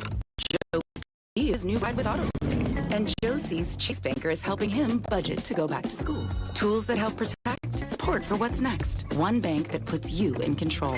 Visit chase.com/checking. Chase, make more of what's yours. Chase mobile apps available for select mobile devices. Messaging and data rates may apply. JP Morgan Chase Bank, N.A. member FDIC. 3 people you should be 100% certain about. Your barber, your plumber, and your tax pro. Switch to Jackson Hewitt and you can be 100% certain about your taxes. We'll get you your maximum refund guaranteed and we'll back turn for life. Don't be certain or almost certain. Be 100% certain. Switch to Jackson Hewitt today and get 50% off tax prep. Limited time offer for new clients filing at participating locations. Max value $200. Visit jacksonhewitt.com/50 for terms. Searching for fun ways to spend your tax return? Boats for cats. Oh, flotation devices for cats. Don't waste it all on something silly. Spend smarter with Straight Talk. Get our Silver Unlimited plan for $45 a month with unlimited high-speed data and with nationwide 5G. Plus, get a Samsung A13 5G for only $99.99, down from $149. If you're looking to get the most out of your refund, your search ends here. Straight Talk Wireless. No contract, no compromise. 5G capable device required. Actual availability, coverage, and speed may vary. See latest terms and conditions at straighttalk.com. It's time to think about your tax refund. And Jackson Hewitt wants you to think biggest. As in, we guarantee you'll get your biggest refund or your money back plus $100. Who offers that? Come to think of it, nobody. It's one of the biggest guarantees out there and why you can't just file with anybody. For your guaranteed biggest refund, go to Jackson Hewitt today. Your wallet will thank you. When every dollar matters, it matters who does your taxes. Chiefs coverage on 6 and Park and Go. BookParkandGo.com. Park and Go makes airport parking fast and stress-free. Stay clear from the winter elements with covered parking and free instant shuttles. Reserve your spot today at BookParkandGo.com. The best deals in parking. BookParkandGo.com. Park and Go, family owned and operated.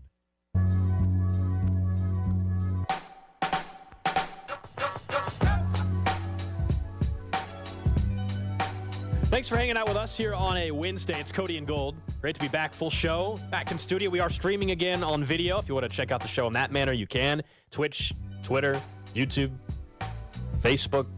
Pretty simple for you to do that.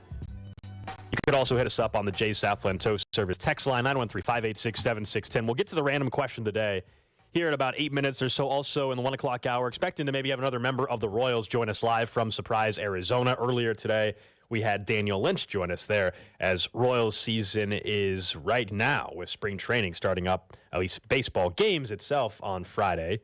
The right here on 610 Sports Radio. Unfortunately, Drew Waters not going to be part of that. Going to be out for 6 weeks. The dreaded oblique injury. When we're talking about baseball injuries, man, that is at the top of the list. Like, especially with the history in Kansas City in the past with Mondesi talking about obliques.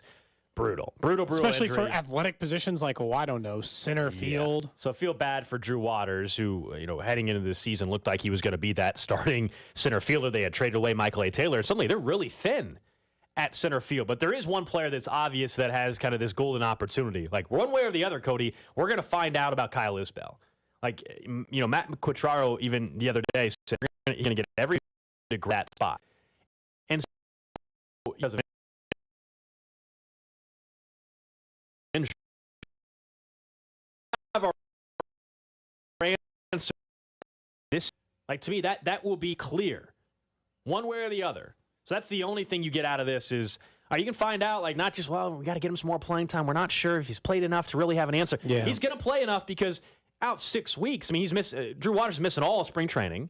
He's going to be on IL, I'm sure, to start the season. He's got to go to the rehab assignment. So Kyle Isbell, here's your chance, man. Here's your golden opportunity to go prove that you can be an everyday center fielder in the big leagues. He's a really tough study for the Royals because there's reasons to think that he should have a place on the major league team kind of permanently, and then there's things that like give you kind of hangups. And you're right. Part of what happened with him last year is he's on the roster. But you and I would sit on this show, and we'd be sitting here in May, and we'd be like, are you going to play Kyle Isbell? Let's kind of like see what he's got. I want to know whether or not this guy factors into the conversation. And they were still stuck between these two worlds of they were still playing a lot of the older players. They weren't playing enough of the younger players. In talking to people around the organization about Kyle Isbell, they think he is their best center fielder from the perspective of nobody probably runs routes better than him. No one probably gets to the ball at a better angle, at a better, all of those things. But he's not Drew Waters fast, okay? He's not as fast as Mecole Hardman. He's not that kind of athlete.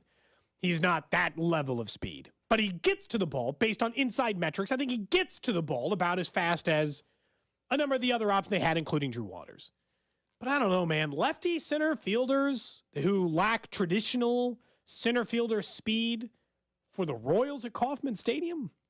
Yeah, I mean, we'll find out real quick if they think he can play it because you're making the exchange because Kyle Isbell, to me, has a better hitter ceiling than Mecole Hardman did in Kansas City.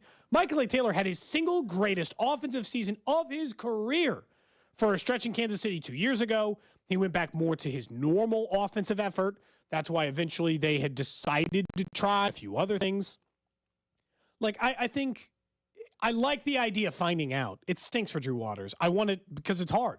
Because right now, it's pretty much I want to find out about everybody. I want to find out about every young player. Like, you almost want Prado and Vinny up at the same time, not because I don't want Vinny Pasquantino playing first, but because I want to know if they're both big leaguers, right? From a hitting perspective, I feel like Vinny's there. But, can he play everyday first base? Okay, but then I know Prado can play everyday first base. Can he hit?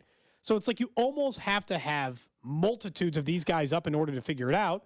So I guess the downside is we won't get a good look at Drew Waters for a while, but we'll get a hell of a look of Kyle Isbell, who I think can stick in the big leagues. We will have our answer on Isbell this season. I mean, we'll hopefully it's for the positive, but we'll have our answer on him. As far as other guys that are in the mix during spring, because, again, they're really thin, and now they really can't afford anybody else. I mean, you're talking about Nate Eden. Obviously, his name is going to come up for competition there. Edward Olivares. Those are, I mean, really, if you start looking at who's available, because of the unfortunate injury for Drew Waters, you start to get really, really thin. And hopefully they can stay healthy in that outfield the rest of spring training, because they really can't. I mean, they really can't afford. Makes you wonder if they're gonna, if depending on how things progress in the next couple weeks and how they're feeling about it, would there be some sort of move that they feel like they have to make as well if they're not seeing what they need to see from Isbell or others during spring training. I know, but like, to me, this is not the year to bring in just even like a vet that you think is just going to stick around for a little bit. It's not the year, man. And I know that they're really careful and they're smart. And, we just talked to Daniel Lynch about like what happens when you get rushed to the big leagues and all those things. But I know it sounds like you're pushing guys too soon. They're just whoever the next man up in the minors. Or to find out if somebody can surprise you and can play center field better than you think they can. I don't really want to go down the road of what if we have another veteran standing in the way, because this year's team should not be about that. This year's team is all about finding out which young players surprise you. And sometimes you don't think they're ready, but they are. Like, I look at Whit Merrifield, a player they thought was never going to be ready.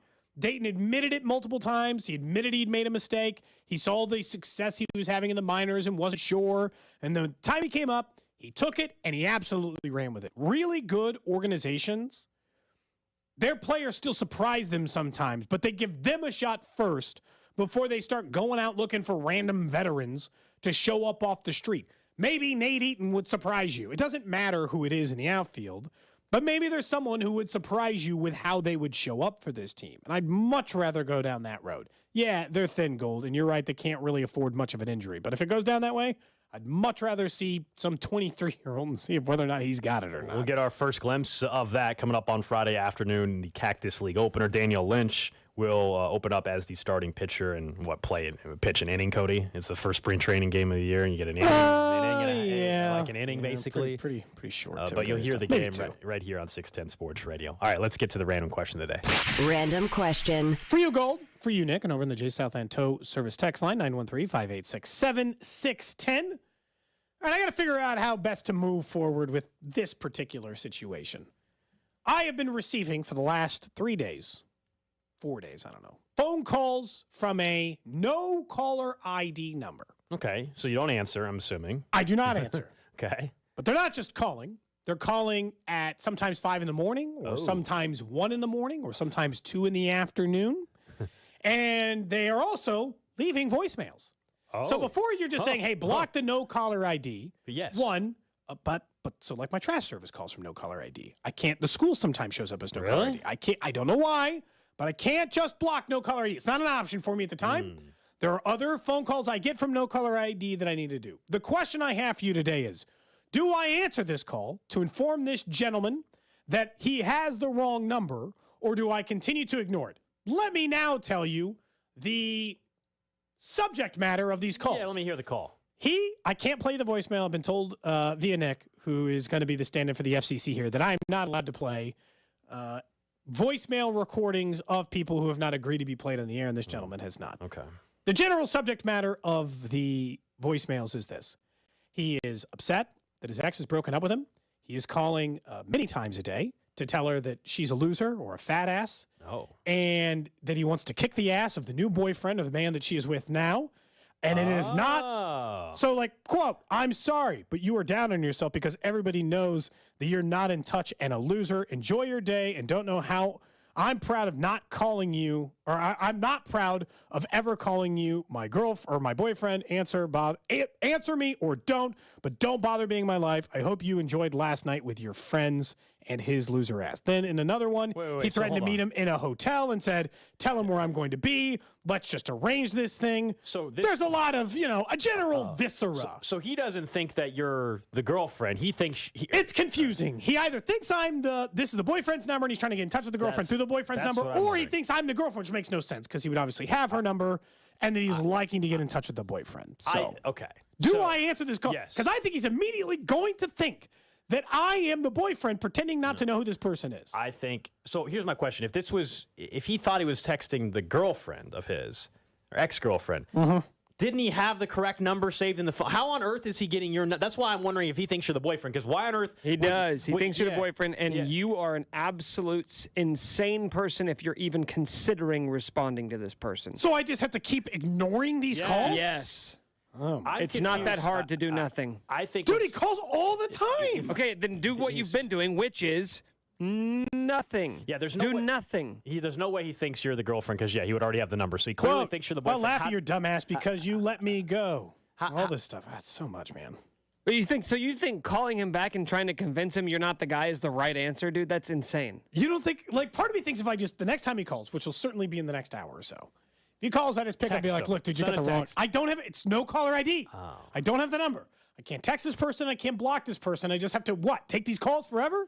We are up to, and I counted, 26 phone calls. Oh, in the last 3 days? Yes. Oh, he's going through it. You've just got to keep ignoring. He's never going to find you. Just ignore. Are you sure? You know how many, he has my number. You know how many phone calls and text messages I ignore every single day? People can look up your number or whatever. They can't look up your address. He called They can, though. Reverse phone. He called at 7:44 No, they this can't. morning. That's not a real thing. Absolutely, it's a real Yes, thing. they can. Okay, then look up my address right now. I'm not paying the 99 cents to do it, but you can. There are websites where you can it's $1. I'll pay you $5 if you can find my address right now by looking it up. Well, you also just moved, and you still are registered to vote in Lawrence because we learned you voted in Lawrence. Okay, then find my old address. Either one. Yeah. If you can find either one of my old addresses by looking up my phone number, I'll give you $5 right now. This guy called 7:44 a.m., 12:25, 12:24, 12:23, 11:19. He called 6 times on Monday. Text line is correct. This is a simple solution. Voicemail message and saying this is Cody Tapp, yada, yada. Do that, and then it should end it. Because then it'll be like, wait a second. This is Cody Tapp. Nope. I don't want to say my name on this Exactly. voicemail. I don't want this person to know anything about me. Well, once that you and sees you're married with kids, he'll know you're not the boyfriend. He's not real angry in it, but he's very hateful. Like he doesn't sound like he's not like yelling at them. But okay, then why don't you just answer and then become friends with this guy? Have him over and ask him, tell him to talk to him about his stuff. From the 816, someone says same thing happened to them once. Dude literally threatened to hunt them down and kill them. Had to call the cops. Turned out he had one digit wrong in the phone number.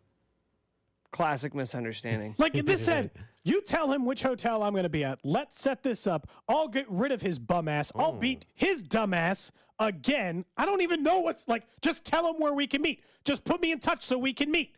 This is what, so I don't know what the hell's happening here. Wait, if he's saying put me in touch. I kind of feel like he thinks I'm the girl, which makes no sense. How could he have not had the number? Correct. I don't know. How old does he By sound? the way, Like, doesn't sound like it's acting. How old does he know, sound? Like 20s probably. In his 20s? Like our age. Yeah, right. 30s, 20s. Like, doesn't sound like an old man, though. Sounds like a younger person. I think you think I pick up the call and be like, dude, you got the wrong person. You got to figure this out. I think you tell him, hey, man. This isn't whoever you think it is. Let's talk this out on the radio, man. Let's talk this out and give him our station number to call in. Let's talk it out on the air. Let's get it up. Tell this guy to say, call this number. Call this number. You'll be at on the 1 radio. o'clock. Yep. Do it. I'll have my finger on the dump. We had Jason Brown on yesterday. He can't be any worse than him. Are you sure? Well, Yeah. he hasn't called me since 7:44 a.m. Although in that last one, he's like, you've got to pick up this call sometime. Like, that's what Are it we said. sure someone's not pranking you? Dude, there's just no caller ID The number. commitment to that prank honestly, would be insane. Dude, he calls it like all times at night. This sounds like a very genuine. It's not bad acting. I'll say this. Look, Daniel Day-Lewis has been calling me for like 4 damn days. Good for this person is some sort of endless prank. Do it on the air. We'll tell him he's on the air. Tell him to call. Give him the hotline, or not the hotline. Give him the station number. Yeah, so we don't want the hotline number. Because also, here's the other thing. I'm really good at ignoring phone calls, too. Yeah, people are saying fastpeoplesearch.com. It's free, works a lot of time. It's kind of scary. I'll do it to myself then. It's a real thing. I mean, like, it's not a made up thing. You can absolutely, by someone's phone number, find their address. It is. I feel like if I pick up this call, I'm gonna have a problem. And he just keeps hitting dial, just call over and over and over again. It's all comes in bunches. It's not like he calls every 10 minutes. He'll call like 5 times in a row, then it'll be a few hours, then he'll call 5 more times in a row. I've yet to pick it up. I didn't know if anybody else would pick it up because I was considering it. I was considering picking it up and just being like, look, dude, Nick, you got the wrong person. We have the stream on, so I don't turn my laptop. I absolutely have you pulled up, buddy. It's my old. I did too. It's my old address. Exactly. Oh no! But yeah, this is, of course, if you have someone's number, you can do that. That's why some people have their stuff unlisted. It's a very, very old address. Yeah, this is. Oh, but it's not your most recent old address? No. Well, it has past address. No, it's from like 5 years ago. I had a couple addresses for you, just so you know. Yeah, one of them is my childhood address. Yeah. And then one of them is the address I was like when I was like a sophomore in college. And another one's like 5 years ago. I want this guy to call in so bad, though. Yeah, go back to the shanty I was living at when I if was he's age calling 20. in, I have to pick up the phone call. You know that, right? Oh, if he calls right now during the show, absolutely. You're saying I have to pick it up? Yes. Like, look, did you get the wrong number? And you can tell him that you No, you do work for. not engage Yes. this lunatic. Yes, answer the phone. You got to listen to one of the voicemails in the break. I can't play him. I swear I'd play him for all of you, but Nick told me I'd be in trouble. He said I'd get a big FCC fine. Yeah, Cody texted me at like 8 o'clock last night. He's like, what's the rule on playing voicemails over the air? I figure maybe like, Yeah, quick Google search learned that, major FCC violation. Yeah, they're not a fan of that. You got $12,000 you can pay for fines? I do not. I know you do, but you know, do you want to? I kind of thought maybe it would fall Someone under said, some sort of Cody, fair use if they're leaving me a voicemail. It turns out that's not. Someone's answer and try to act this. Thank you for calling the Federal Bureau of Investigation. Can I help you? Just go ahead and impersonate. What if I you just know, law be like, you enforcement. know That's a what? great You're right, strategy, man. Too. I'd be like, it is that guy. I am, she doesn't want to see any more loser. Let's meet at this hotel at this time. And just in a while. That seems like the worst idea, right? Of all of the ideas we've had here? Yeah, just send him to Nick's place. Send him to Nick's place. Actually live at this address. Apartment, whatever. Apartment blank. And I drive this kind of car. You guys don't know what my actual apartment is, and he knows your complex. I know. You don't know his number. It's a big apartment. You don't know which unit. Yeah, but you don't want someone waiting for you, man. That's not a good philosophy either. Try me. You don't even know what this guy looks like. Yeah, he's not my problem. He's your But problem. he knows what you look like. That's it, potentially. I feel like I'm supposed to answer this call and be like, you got the wrong person. I'm just worried That he wouldn't would believe end me. it. That would end it. I cannot believe you're even considering that. Would I end it cannot right believe away. it. That would end it.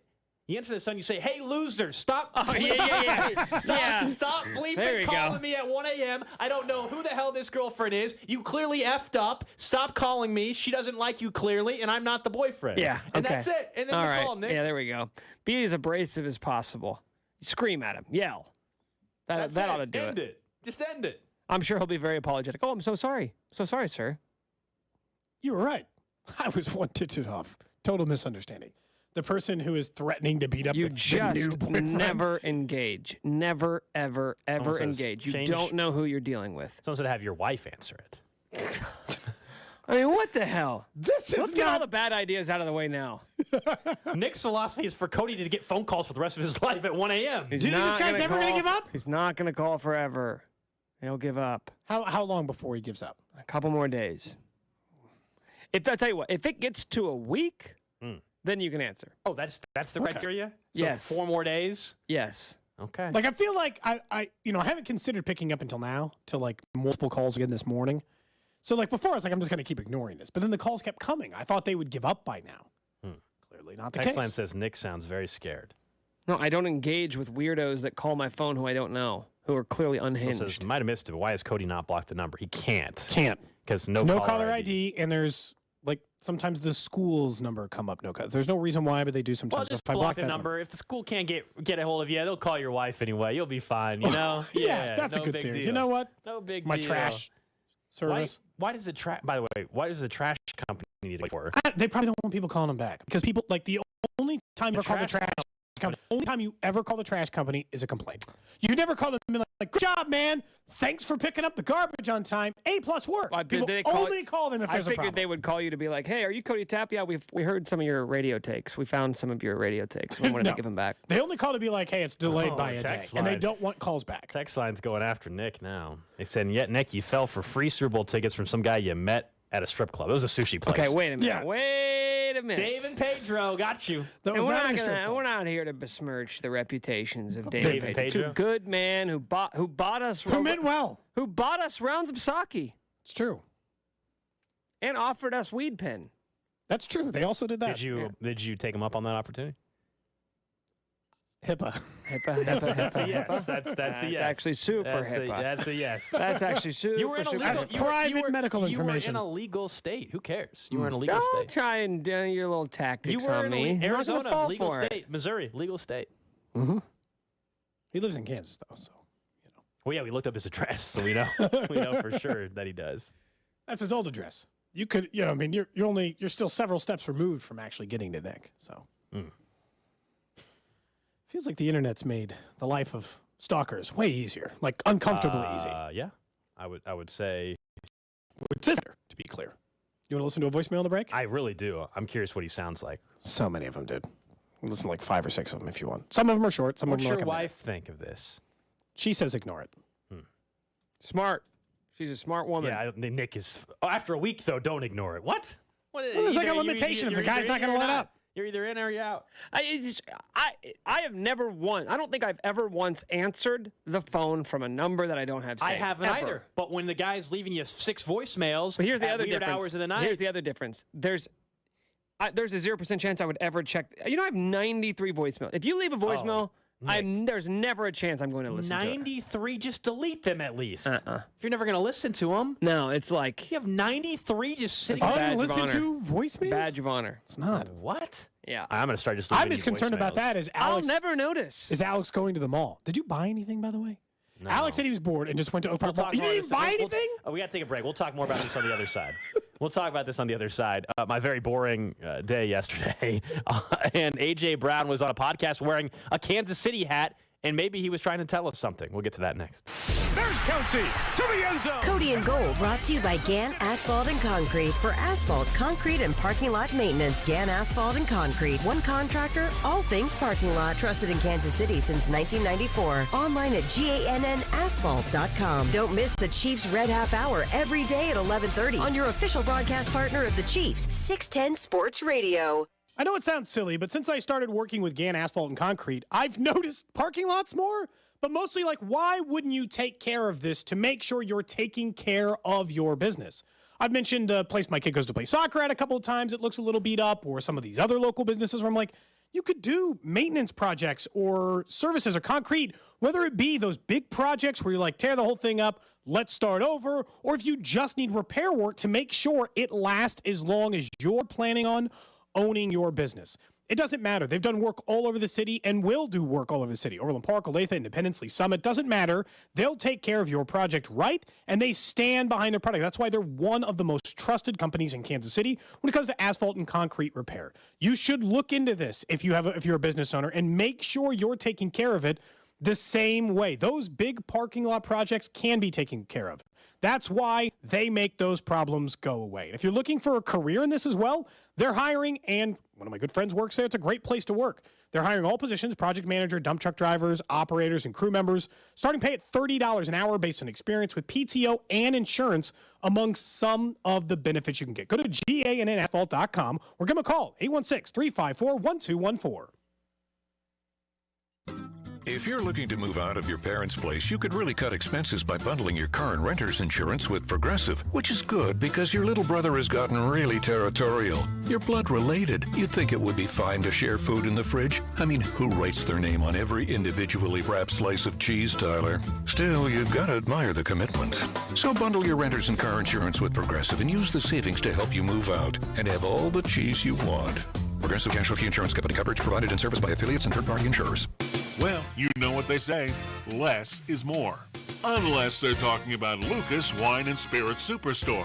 At Lucas, more is less. With the largest selection for 500 miles, Lucas sells as much beer, wine, and spirits in a week as some stores sell in a year. That's how Lucas can sell it all for less. much less. Come choose from literally thousands of craft beers, hard-to-find wines, craft whiskeys, and exotic spirits. Explore it all with expert help in person or explore online at lucaskc.com, where that incredible selection is all available to order for curbside pickup. And if you live in Missouri, they can even deliver it right to your door. Lucas Wine and Spirits Superstore. In the Northland, just west of Liberty and 152 in Flintlock.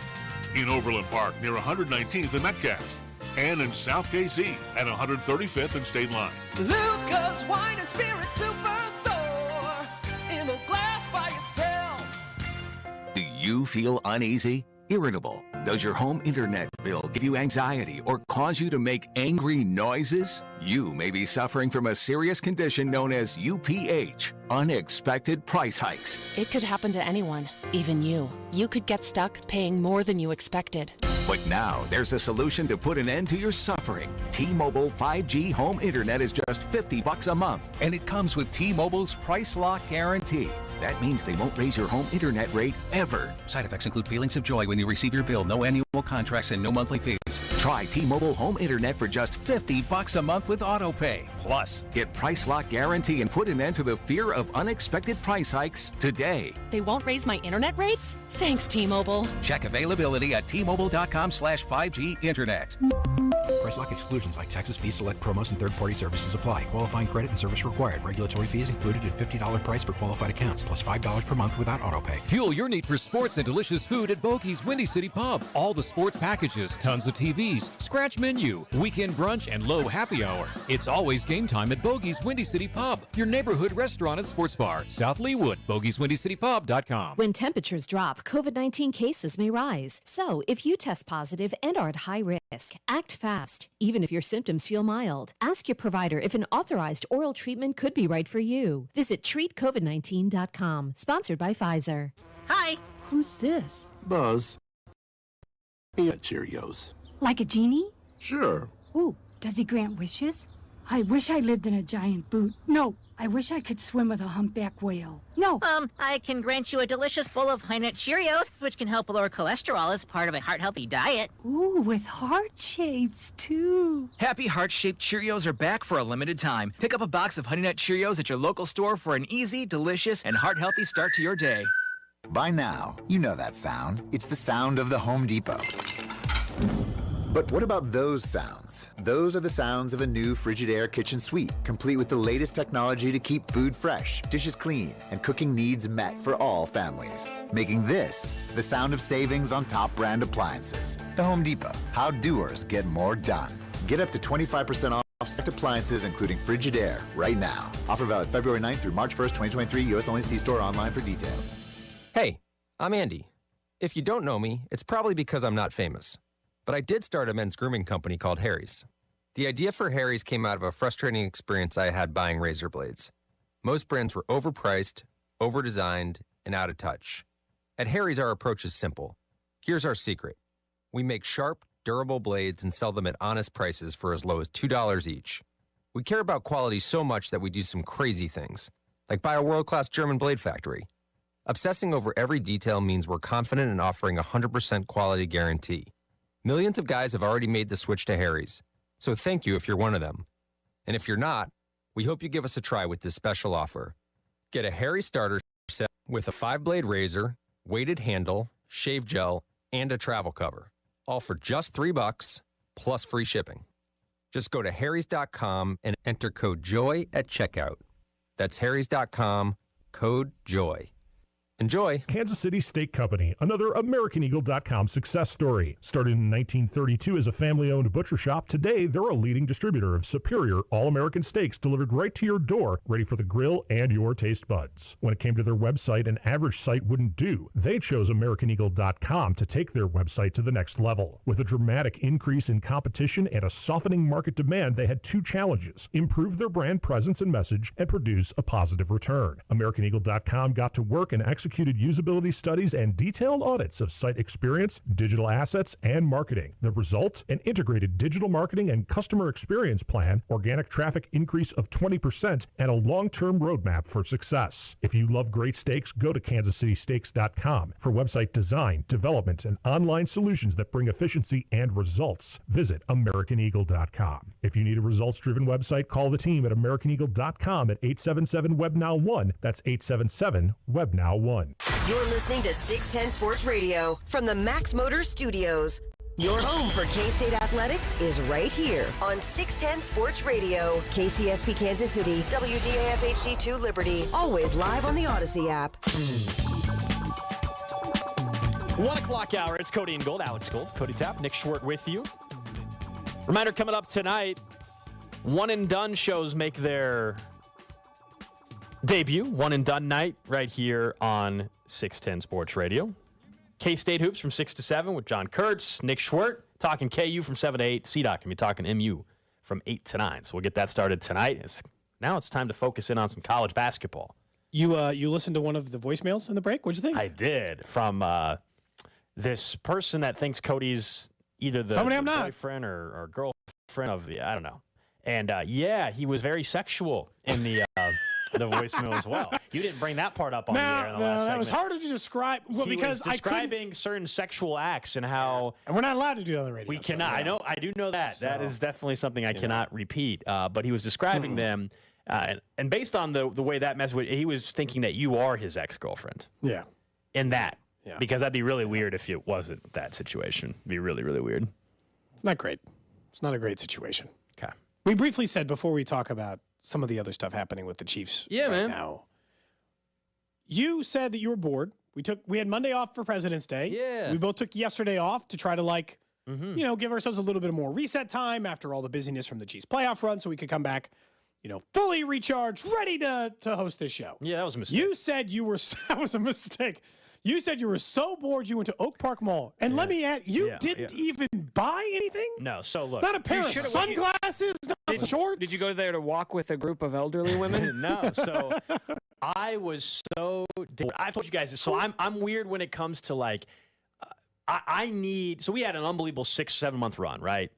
High of the Super Bowl. You can't, the pinnacle is the damn Super Bowl. I mean, there's nothing, and so then I just had all of a sudden I have a lot more free time. My Thursday nights, I don't have my betting show anymore. My Saturday morning show that I do for BetQL, I only have one of them now. I don't have to get up at 5:30 in the morning. Sundays are free, so I have way more free time, and it's the adjustment to that.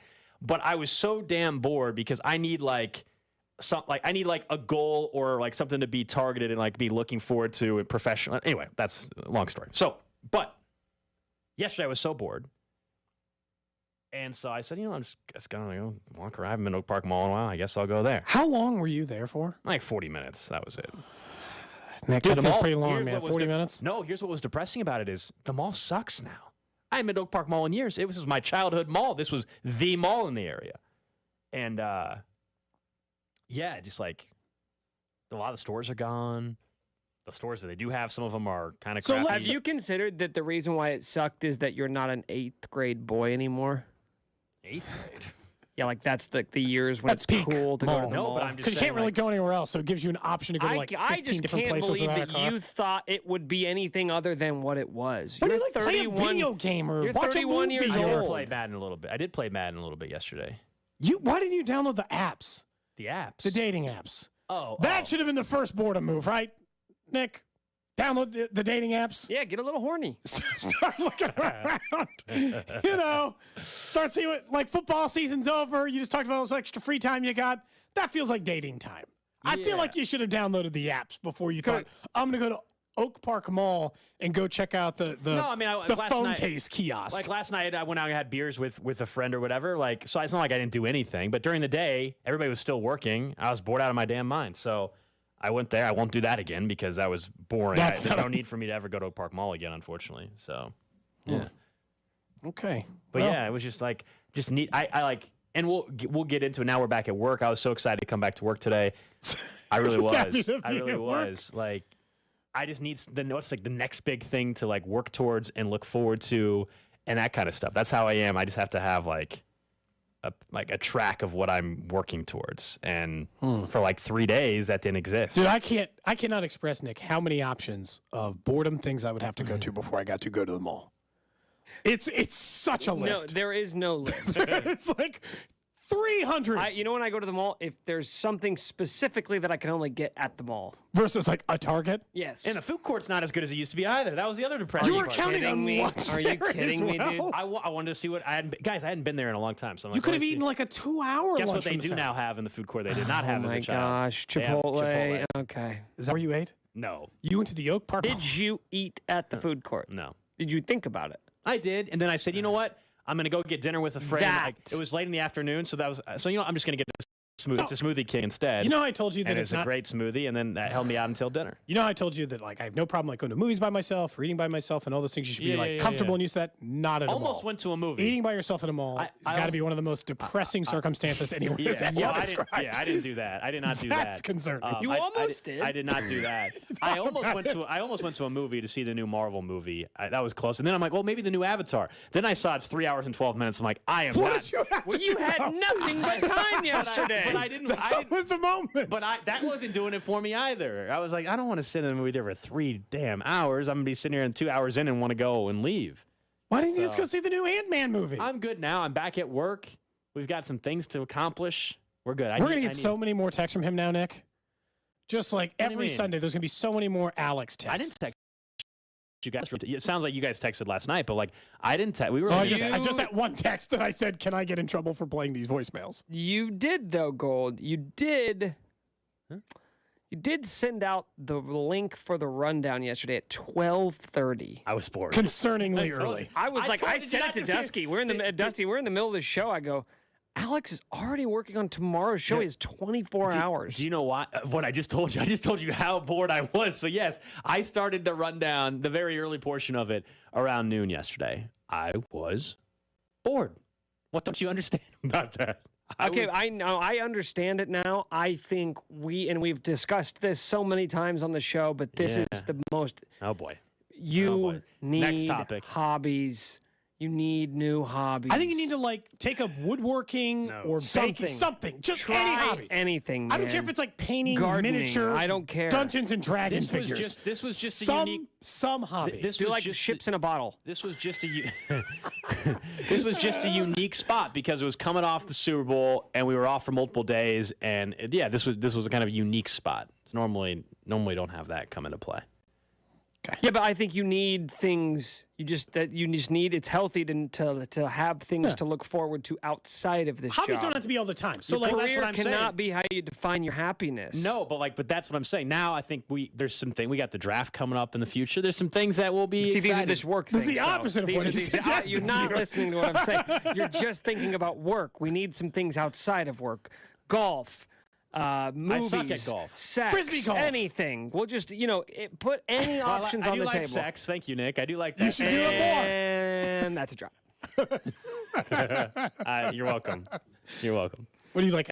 Static? Because Nick says you need a hobby like sex. That's what Nick said. He doesn't really care what your hobby is. Like he said, ships in a bottle, frisbee golf, regular golf, baking. It doesn't. You can decide to take up cooking. It doesn't matter whatever hobby you want. You could buy a loom, put it in your apartment, and start making blankets. Just get it. Just get a hobby. Loom? What's the loom? Have you seen those like big things for like the mechanical strings? Oh yeah, I'm gonna buy one of those. The point is not the hobby. It's you love beer. Start making beer. I don't really care what the hobby is, but I think Nick's right. I think you need one hobby. Sports betting. It's a hobby of mine. Why It's didn't just a you do hobby. Like Michael Jordan said, it's Okay, a hobby. from I now enjoy on, it. your answer cannot involve sports. You need a release. That goes back to the first thing you said. Oh, goodness. Okay. You know what? Good first day back, guys. Feels good to have the show back. It is, you know? Still got kind of a Friday vibe right now here on a Wednesday. Mm-hmm. Off-season talk. Mm-hmm. A.J. Brown saying the Chiefs trying to trade for him. Whatever we want. Our options are wide open. I love the hat A.J. Brown was wearing, though. Eagles wide receiver. He was on a podcast, and he was wearing a Kansas City Royals hat. Some Eagles fans were not happy about that, and he said, look, I don't even care what team or city it represents. He just likes the hat, which I can understand that. Problem is you just lost to the Kansas City football team, you know? So to wear the Kansas City hat a week after the Super Bowl, probably not a good look for the Philadelphia Eagles wide receiver. But he did mention something about his offseason before he got traded to Philadelphia. Listen to what he mentioned and what team he mentioned. Probably like an hour later, my agent called me. He was like, hey, like Philly finna try to like really push for you. They're trying to push for you, whatever. I've been getting a couple teams, like the Chiefs tried to get me, a couple other teams like Jets and all that stuff, but Philly making a strong push. So the Chiefs were maybe making a push. Now, A.J. Brown got traded for the 18th overall pick, Cody, and the 101st pick, and he got a $100 million contract. I don't know if that was a price the Chiefs were really ever going to reach. But it tells you... I don't know. That's still less than Tyreek got paid, and he's way younger. But it still tells you that even heading into last season, this notion that they weren't willing to go pursue, a number one wide receiver is false. I wonder whether or not which decision they'll end up making, but they would have paid A.J. Brown. They'll go after big-name wide receivers. We'll see how the free agency goes as the league year opens up here pretty soon. But we know spring training is underway out in Surprise, Arizona. The Cactus League opener is on Friday afternoon right here on 610 Sports Radio. And I'm excited to head back out there and welcome in Nicky Lopez to 610 Sports Radio. Nicky, it's good to have you back on the show, man. I'm still very jealous of the Chipotle black card thing you got. We said the last time, and it hasn't changed. It definitely hasn't changed. Yeah, it's still around. I appreciate you guys for having me, but it's still around, and I'm still using it about 4 or 5 times a week. So see, yeah. Can you get a +1? We're really worried about Alex. We feel I'll see if if you can just like whiten out the expiration date on my old ones, and you guys can have that. Oh, they do expire. Okay. Oh, dude, I guarantee you somebody doesn't check it. Like if you got an expired one and would send it to, I guarantee nobody checks it. Yeah, I don't know, but I'm not gonna run that risk. So I'm just gonna keep renewing if I can, and they've been great to me. So shout out Chipotle. Yeah, I'm also. I think I noticed you went to Creighton, and so Creighton was supposed to have this huge season basketball-wise. Now they're starting to pick things back up, Nicky. A little lull in December. It looks like you got some new Creighton gear today, too. Oh, yeah, I did. Coach Mack sent me their pink quarter zip shirts were unbelievable. So I messaged him on Twitter, and he is like one of a kind. He's an unbelievable person. So he actually DM'd me and said, what's your size and address, and I'll send one right away. And he's a man of his word. So shout out Coach Mack. And Creighton Blue Jays, big fan. And obviously, they hit a bit of a lull, but that's, they'll turn it up in March, so when it matters. Nicky, looking at the team this year, I think there's a lot of interest in all of these young players all together at one time and figuring out, can they collectively kind of take a jump forward together? Is that the mindset inside the clubhouse, just considering how many fresh faces have been the last couple of years? I mean, they better. No, I'm just kidding. No, but it's a very young clubhouse. It's a fun clubhouse, clubhouse full of characters, guys who like to express themselves, which is really, really fun. And it's crazy to think that I'm one of the veterans in the clubhouse, and I'm only 27 years old. So it's a lot of fun. You guys know me.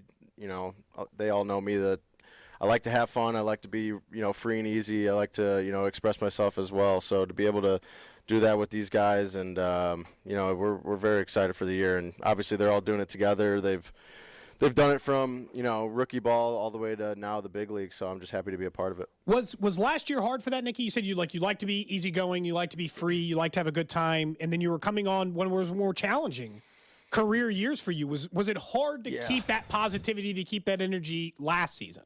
Well, yeah. I mean, obviously, no excuses. It's a grind. Obviously, everyone goes through the grind, but it was it was difficult both mentally and physically, and probably more mentally actually last year. So it's I'll put it at that. It's over with and it's done with. And the good thing about every single year is you start 0-0. Clean slate. 0 batting average. You start your record 0-0, and obviously looking back at 2021 season, I had a great year, and those kind of years don't happen by accident in the big leagues. You got to work for it, and you got to work hard, and so I know it's in there, obviously. And last year was a tough year, but back in 2020, I got slapped in the face too. So I've been there, and it's just things you gotta flush it and keep and just move on. We're talking to Nicky Lopez here on Cody and Gold, and it's always cliche to a certain extent, but we always hear in sports, right? Competition brings out the best in everybody. How do you feel about the competition that you even have going into spring training this year? Yeah, I mean, you gotta obviously everyone wants to call it a competition. It's good to look at it that way, but it's also, you don't want to add added pressure. Like I said, it's, I trust my abilities, and obviously 2021 doesn't happen by accident. I just got to get back to that. But obviously love Massey as a person and a player. I always tell this story that when I got called up, a lot of the young guys, sometimes you don't want to step on the, the toes of Salvi or Gordo, and so I went to Dozier for some help, guidance of, hey, what are some rules, or what do you do? And so Massey was actually, he always asked me some questions last year too. So I've lent a helping hand to him, and kind of be that of him. So love the kid, obviously, always rooting for him, but I think it's more of, media and more of, the outside want to look at it as a competition, but I'm gonna, keep my head straight and just keep doing what I'm doing, and do what got me here. So, what have you heard about your role this year as far as just on the diamond? I think last year you played almost third. I don't think it was quite that split, but third base, second base, shortstop, right? Is that kind of the plan going into it? Play a little bit of everywhere? Yeah, I personally have no clue. To be honest, to start off spring training, I'll be playing only shortstop. Okay. Team Italy wants me to play short, so Q said, I'm going to play short here in spring training. So you won't see me playing any second base until I probably get back from Taiwan.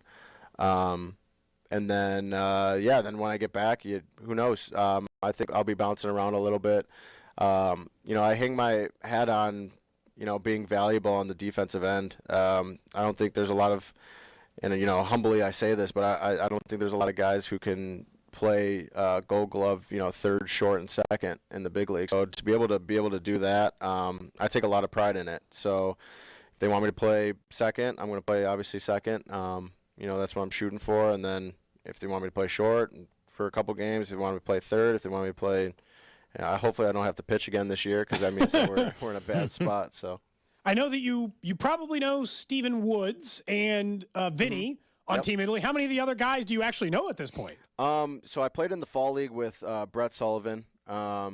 He's a catcher in the San Diego Padres organization. Obviously Matt Harvey is pitching too. So played with Matt Harvey here. But me and my fiance actually went out to Italy this off season, just to go around, and we flew into Milan, went to Lake Como, went to Venice, went to Florence, and then we met the team actually out in Rome. So we were able to meet a lot of the guys out there, a lot of their wives and girlfriends. So it was a great experience. Got to meet Mike Piazza and obviously his staff, and it was a cool experience. I know, Nikki, there's, 3 host countries for the World Baseball Classic. I think I caught you saying a minute or so ago. So Italy starting out playing in Taiwan. Have you ever been to Taiwan before? I have not been to Taiwan. I was going to say, I wonder, have you not. talked to anybody about what that's going to be like? I love their food. So I'm very excited to going over there and kind of, walk around and have their food, and, just to be able to see the culture there. I'm not a big fan of flying, so that's going to be interesting. So I'm sure Vinny will keep me up all the time. He talks so much, so I'm sure I won't have any issue of staying awake. But no, but it's gonna be a great trip. I'm excited to do it with Vinny. I'm excited to go over there. He's a good dude. Obviously, a good close friend of mine on this team. So. You say you're not a fan of flying. Don't you fly? Don't you fly all the time? You probably fly more than most people. Yeah, I'm just gonna leave it at this. If you knew some of the flight stories, the turbulence that we hit when we were flying, it's a little. Obviously it's probably not even that bad of turbulence, but I think it is. I'm freaking out. It feels like such a detriment. Like, have you offered to drive to places like St. Louis? Like, I'll just meet you there. It's fine. See, that's the thing too. Is like there's got to be a happy medium. So I don't really like driving either. Like if it's like over 5 hours, I'm just like ew. Like I would rather fly, but it's like I also hate turbulence. So it's I don't know. I don't know what I'm gonna do. I think you might need an Ambien or something. I don't. I'm probably right. You're probably right. If you're gonna get are all those over NSF there. certified? I think I can You know what? I don't know. There's probably a good question to ask. Does your wife get to go with you on the trip to Taiwan? Is she gonna get to do some of the stuff like Italy? So she could, but she's actually gonna stay back because she works. So she works, her butt off at Travel Nurse Recruiting. So she actually is doing really, really well, and I'm super proud of her. So she's gonna stay back, and if we maybe advance to Tokyo, she might come out. But I don't know if there's many wives or girlfriends coming. But she's going to stay back. Nikki, we asked Daniel Lynch earlier, he was on our show, about a video the Royals put out yesterday with asking about you guys' favorite songs. Only one of your teammates sang. That was MJ Melendez a little bit, Party in the USA. I'm assuming you caught some of that. What's your grade there? That was brutal. He knows it's brutal. It's tough. But was he just trying to make a moment? We accept him. We accept him for who he is. Did anyone else even consider singing for part of that video? Well, they asked me. So I said "Colder Weather" by Zac Brown Band, and then I was asked to sing a couple lyrics of the song, and all I said was "Colder Weather," and I just walked away. So that was my song. That was it. Between that and then we asked him, and I guess we'll ask you too. This is a perfect way to finish. Zach Greinke, every single year, The Athletic puts out a new article about the stuff that happens around Zach. Daniel Lynch told us earlier today that he dropped Zach's kids off at school with him on Monday, and he's just like, you don't want to wait in the car. So he had him come inside to help drop his kids off at school. What's your best Zach moment so far? Well, I think they were, put in the public that obviously the cat story of you can't trust a player who likes cats, because we were facing Tony Gonsolin, and so I asked Zach, I was like, you have any dogs? And he's like, no, I have a cat. And I'm like, you got to be kidding me. Asked him to golf one time. He said, yeah, absolutely. What's your handicap? And I said, I'm around like 10 or 11. And he said, no, you're not good enough. And he just walked away. Yeah, it's just endless. He's just a great dude. Nicky Lopez, appreciate you hopping on the show with us, man. And we'll get this thing going on Friday.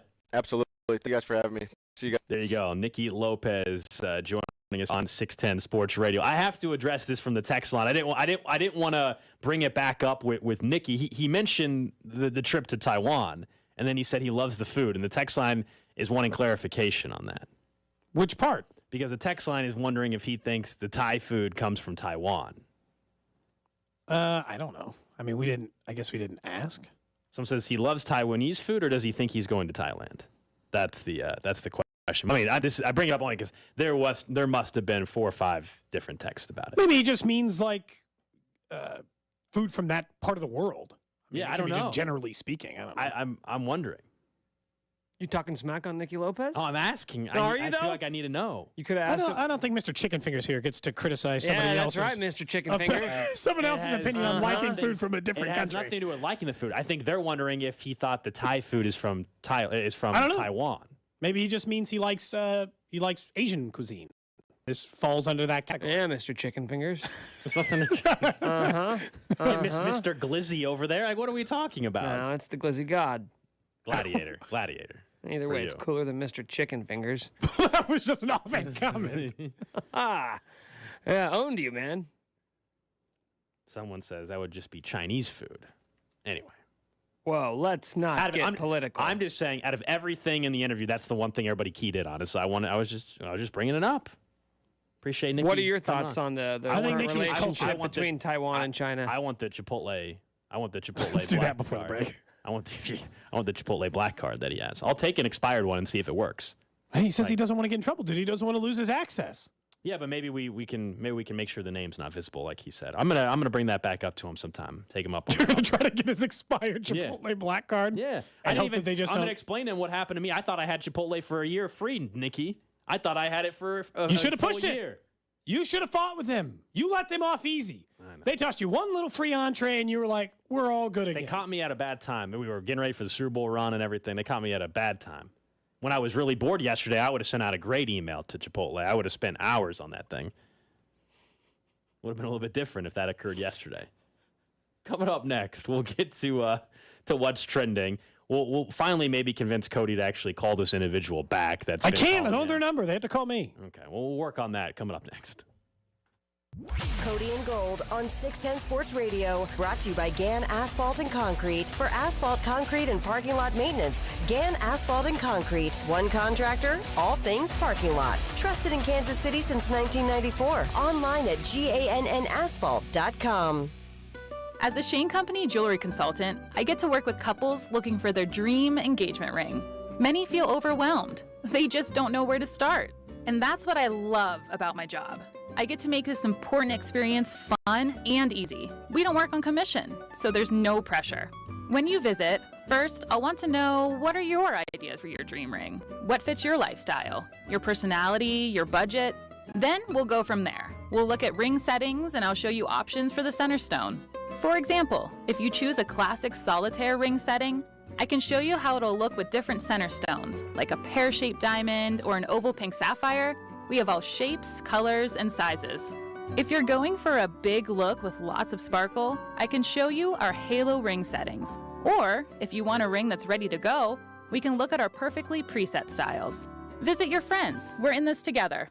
Now you have a friend in the jewelry business. Shane Company and ShaneCo.com. Hi guys, it's Mark. Are you struggling with erectile dysfunction? Did you know that a major medical breakthrough is now available and it isn't a pill? Today, Wednesday, February 22nd, we're running a one-day special you won't want to miss out on. Oak Ridge Medical Clinic uses the most powerful form of wave therapy. This is a technology clinically shown to repair blood vessels and improve blood flow. It's backed by 60 clinical studies, including from Cambridge. If you're ready to regain the spark in your bedroom, today is your day. Call us now and you'll qualify for the assessment and ultrasound totally free. You'll also get a gift that can produce rapid and powerful results in the bedroom in minutes. You're going to love that one, guys. Trust me. And today only, we're offering 6 tune-up treatments to our patients free. This is an unprecedented offer worth hundreds of dollars, but call today and qualify totally free. Call 913-295-8000. That's 913-295-8000. Guys, put a stop to your erectile dysfunction and get your life back. Call Oak Ridge Medical Clinic now to qualify. This offer ends today, Wednesday. 913-295-8000. Michelob Ultra welcomes the KC Golf Show February 24th through the 26th at the Overland Park Convention Center. See Tom Watson Saturday at the show and learn about Watson Links. Get your tickets now at kansascitygolfshow.com. Hi, I'm Rex. And I'm Crystal. We're KC Real Estate Buyers. And we buy houses for cash. If you own a house and want to avoid the hassles, sell fast, and at a fair price, call us today at 816-330-6000. We can pay cash and close quickly. We buy houses in any condition, any price range, and in any location. We're private real estate in houses a month, and we want to buy more. We buy inherited houses, divorce houses, behind in payment houses, smelly and outdated houses, tired of being a landlord houses, vacant houses, your grandma's shag carpet houses, foreclosure houses, hey, even perfectly fine, great-looking houses. If you want to avoid the hassles, get a fair price, and sell your home fast, call us today at 816-330-6000. That's 816-330-6000. Call us today or go to rexbuyskc.com. That's rexbuyskc.com. Don't forget the number, 816-330-6000. This show is sponsored by BetterHelp. When you're at your best, you can do great things. Working with a therapist can help you get closer to the best version of yourself. Because when you feel empowered, you're more ready for life's challenges. BetterHelp is a great therapy option. It's flexible, affordable, entirely online, and instant. Let therapy help empower you. Visit BetterHelp.com/tryit to get 10% off your first month.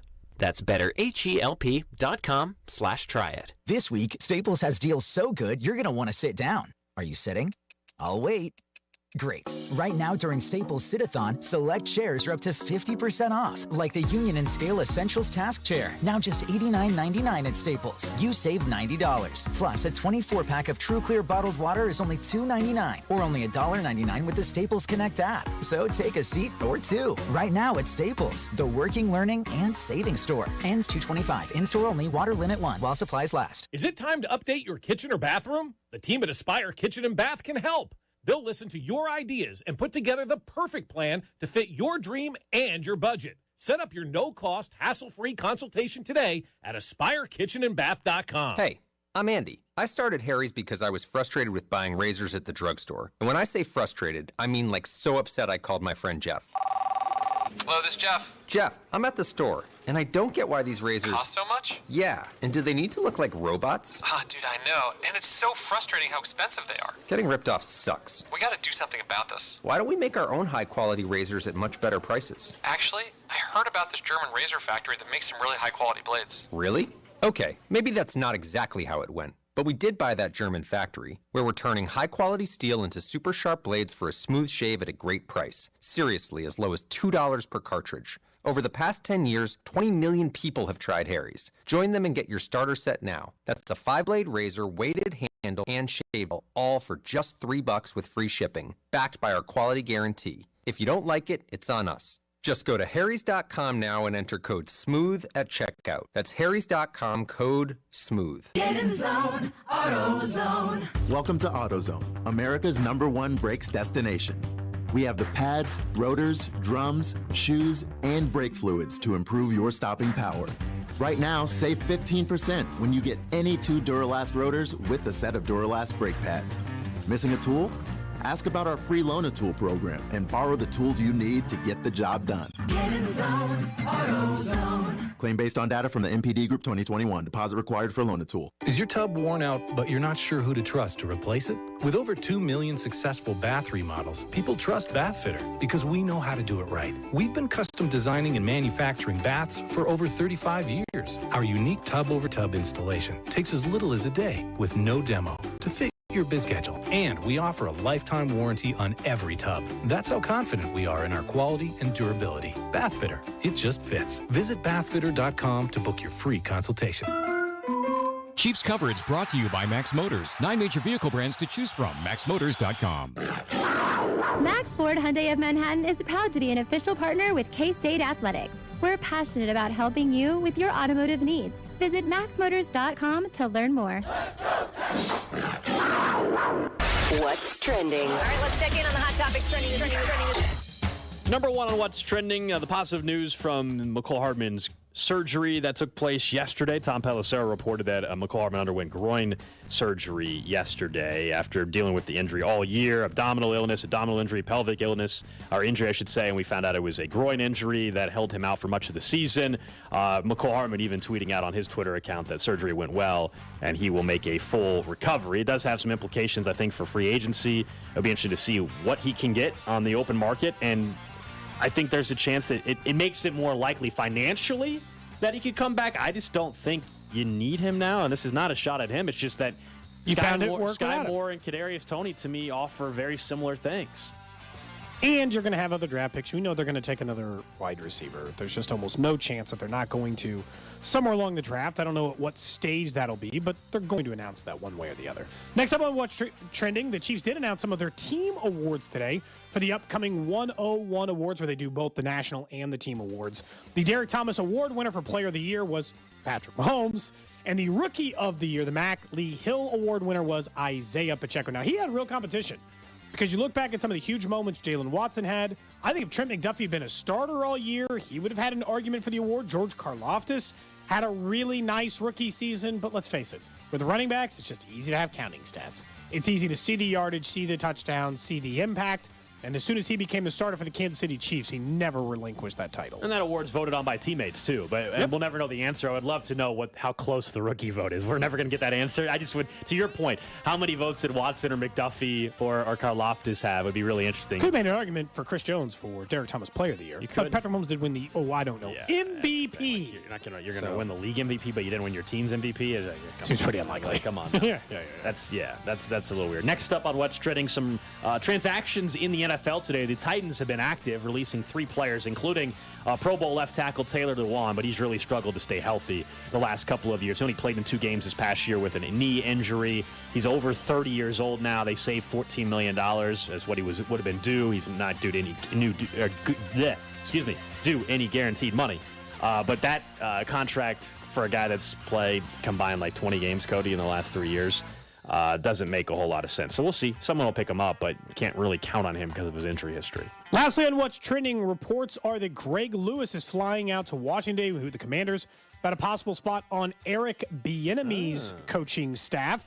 Commanders, according to Tom Pelissero, have expressed high-level interest in Greg Lewis for at the top of their new list for people under Eric Bieniemy. Obviously, he was a wide receivers coach, most recently the running backs coach for like Isaiah Pacheco for the Chiefs. Super well regarded in Kansas City. And he doesn't really like you poaching guys off his staff, but he's also technically not under contract. So it's like this happens. You're always going to get a couple of guys. Positional coach. Yeah. And that's normally for head coach stuff. Like, it wouldn't be surprising. Assistant coaches leave all the time. Greg Lewis would seem like a nice fit for Eric Bieniemy. They apparently have a very close relationship. That is What's Trending here on Cody and Gold. Of course, we'll hand things off to C-Dot on the drive coming up in about 25 5 minutes or so. Thinking of the drive, we'll get to something that Rob had put out on Twitter yesterday in regards to the Chiefs and Royals that we thought was pretty interesting. But before Nikki joined us, we were right in the middle of a conversation about A.J. Brown and just like the wide receiver market right before Nikki called in. And we were talking about the comments that A.J. Brown made on a podcast, which suggested that the Chiefs were interested a year ago in his services. Doesn't surprise you. And so it kind of gives you an idea, like this notion that the Chiefs will never be in the game for a wide receiver, number one wide receiver again, is inaccurate. Now, I've told you time and time again, I think the necessity to go and find one is not nearly what it would be. The pressure's on before. As long as Travis Kelce is Travis Kelce, then that's your number one wide receiver. Then you don't feel the need for that. Travis Kelce had 1,300 yards. The minute all of a sudden that 1,300 becomes 900, then yeah, you need it. Then you need to make sure you've got someone else that can take on that role. Maybe that's through the draft this year. I don't think it takes them out of the question. There's only really one wide receiver that fits that bill this year in terms of trading for one, and it's DeAndre Hopkins. And I'm not interested in doing that. 31 years old, 6-game PED suspension. He reportedly wants a new deal. I don't. If you want to play out the final year or two of your current deal, I'm all about it. But I don't want to pay DeAndre Hopkins at 31, $27, $28 million per year. To me, you're right back in the same spot. Why would you have not just kept Tyreek Hill at that point? So the question is, we know last year they were dead serious. Reportedly, they had a deal kind of locked up with Tyreek Hill, but then the Devontae Adams trade happened, and then his contract got signed, and it screwed everything up. And then they had to make an audible, and they did. They traded Tyreek Hill, and of course, it didn't hurt them because they still won the Super Bowl. But when the question is, did this season convince them to change their approach? Because last year, Travis Kelce was still Travis Kelce, and they were still out here pursuing the best names at wide receiver. And you might be like, well, why would they trade Tyreek Hill only to replace him with A.J. Brown? Well, they're not going to give up more in draft pick compensation than they got back for Tyreek Hill. And A.J. Brown costs less money guaranteed, and is 3.5 years younger. So from a Chiefs perspective, made all the sense in the world to keep targeting elite-level wide receivers, keep putting those guys there. The real question is, did Brett Veach change his mind? Because general managers, coaches, all those things, you can have your mind changed about your general approach based on results.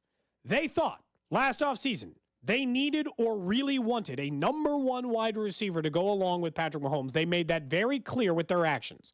Forget anything they might have said, which they also pretty much said that, but they made it clear with their actions. Whether the attempt for A.J. Brown, the attempted contract for Tyreek Hill, they wanted a star wide receiver. So the real question is, now that they went an entire year with that one, and I don't know, are hoisting a Lombardi trophy, do they feel that same urgency as you had said to do it? And I want to know whether or not they're going to do that, because this year, it's not the wide receiver draft to really just go up to 10 and go get your, A.J. Green, like any of those teams who've just shot up at the top of the draft, Chris Olave, right? Yeah. It's not really the draft for that. Is there last year there ended up being 3 wide receivers we did not expect to be traded. We did not expect A.J. Brown to go. We did not expect Tyreek Hill to go. We did not expect Devontae Adams to go. So is that going to be the new world order in the NFL? There was Samuel rumors. He ended up staying in San Fran, but remember that? He was holding up sign. He was like, someone's holding him a sign and said, "Stay, Debo," and he's shaking his head. No. Yeah, at the club or whatever. Yeah. So it's like, the question with that is always, is this how the league is going to operate now, or is this a one-year weirdness where all the wide receivers decided to get themselves out of town? Yeah, it'll be. I mean, I think you're going to see the free agent market be not seem as crazy because the top names are guys like Allen Lazard and Juju Smith-Schuster. Which means maybe other teams are going to be calling about star wide receivers on teams that they think they can get them away from. One name that I think you have to watch, not that the Chiefs are going to trade for this guy, but just in general, T. Higgins. That T. Higgins wants a new deal. He wants to be paid, and I don't think the Cincinnati's going to be able to do that with the Joe Burrow contract and knowing that they're going to have to take care of Jamar Chase here very, very soon. So I could see T. Higgins being a guy that they say, you know what, if he's not going to sign with us next year, do we want one more year with T. Higgins, or do we trade him now and get some picks and set themselves up better for the future? That will be the interesting one to follow. Not going to trade him to Kansas City, but if T. Higgins gets traded anywhere, it actually wouldn't surprise me, considering where they're at. We've talked about that. No, I don't think so. No, especially really not with sense. Eric. Especially now that Eric Bieniemy is with that Oregon. No, and Terry McLaurin. He mentioned Mike Evans earlier. I mean, we got to kick around because I think there's going to be a couple of big name wide receivers who get traded. I feel like the NFL has made that shift. I mean, Terry McLaurin just signed a new deal. He just signed the 3-year, $68 million contract. So I don't think that's part of the mix. Yeah. But Godwin and Mike Evans are ones to watch because Tampa's in what appears to be rebuild mode. And Chris Godwin was someone that last year just wasn't healthy enough, and so never really got to the level that he was at. But maybe it's time to blow the whole thing up down in Tampa. And to your point, I mean, so far the league has not been let's trade guys who we just gave money to. It's let's been trade guys who are getting ready to get a bunch of money. Because all three guys last year were getting ready to get a whole big pile of cash. So it's T. Higgins would more closely follow that line of thinking. He'd be more in line with that logic. I was surprised to find out that Juju Smith-Schuster finished top 50 in receiving yardage last year, despite the fact he missed time. And that's what's great. If he would have, health. It's 49, but health, still, health is part of the equation. But if he would have stayed healthy, like Juju might have had Cody 1,200 yards receiving this past year. Now, you got to stay healthy. That's part of the equation for all these guys. That's part of how we factor in your contracts. Can you stay healthy? Juju Smith-Schuster's Unfortunately, he had the concussion. Right? I know Mike Ginnetti was on with the drive yesterday and said $15 million on the high side per year. You and I a couple months ago had this, and you and I were on the same page with this. I think he's getting 20 to 22. 15 seems awfully low. And if it's 15, by the way, I'm very much interested in him coming back. Well, that's an acceptable wide receiver number. He's a 1,000-yard wide receiver, and I can have him for $15 million. Brandon Cooks might get $20 million at some point. I don't, wouldn't I take those chances? Just because the entire wide receiver core this year only costs $15 million doesn't mean that they can't spend 15 on one guy. That's just nothing. Like, they spent $15 million on the entire wide receiver core this year because the incentives didn't count for Juju, even though he made over 10. He's going to make more than that, And they're going to end up costing him more over time, but not this season. Juju's not signing another one-year deal with incentives that gives him over $10 million. There will be some incentives in any contract, but the way the Chiefs structured this with Juju worked out for both sides. It didn't hurt Cody, and Juju pretty much hit all those incentives except for the one in the AFC title game due to an injury. I'm legitimately going through the entire list and trying to find the Devontae Adams kill A.J. Brown, and I'm not coming up with it. All the guys I can find. Judy was one to watch. Yeah, all the guys I can find are either older veterans, which don't really fit the Chiefs model, or Jerry Jeudy. And if you're in that market, then what's the point? Adam Thielen, I've seen rumors that maybe he could be on the move. They'll, a little bit older, cost some money, maybe kind of makes sense. But it's is that moving the needle? Kansas City should be much better off taking a risky young wide receiver, considering how deep some of these drafts are at those positions. Even if this isn't as good as it has been from that regard, it just doesn't make sense. I don't know that we're going to have, it seems impossible to have the names that got moved last offseason. Tyreek Hill and Devontae Adams are both considered top 5 wide receivers in the NFL, top 10 at worst wide receivers in the NFL. Hell, A.J. Brown's probably in that conversation at top 10 now too, top 15 at worst. So 3 top 15 wide receivers got moved last year. There's no way that's going to repeat itself again this season, unless it's Devontae Adams again. To be somebody else. And why would they? After they just spent all that money on him, and they're going to have a brand new, hypothetically, rookie quarterback starting for them. I know we had a couple Royals players join us today. Thanks again to Daniel Lynch and Nicky Lopez. But I also think it's fair to say that the buzz isn't there. Not yet. And Rob put a question on Twitter yesterday and basically was asking, is it a lack of buzz on the Royals, or is it, hey, the Chiefs have just won 2 Super Bowls in 4 years. They got the best quarterback in football.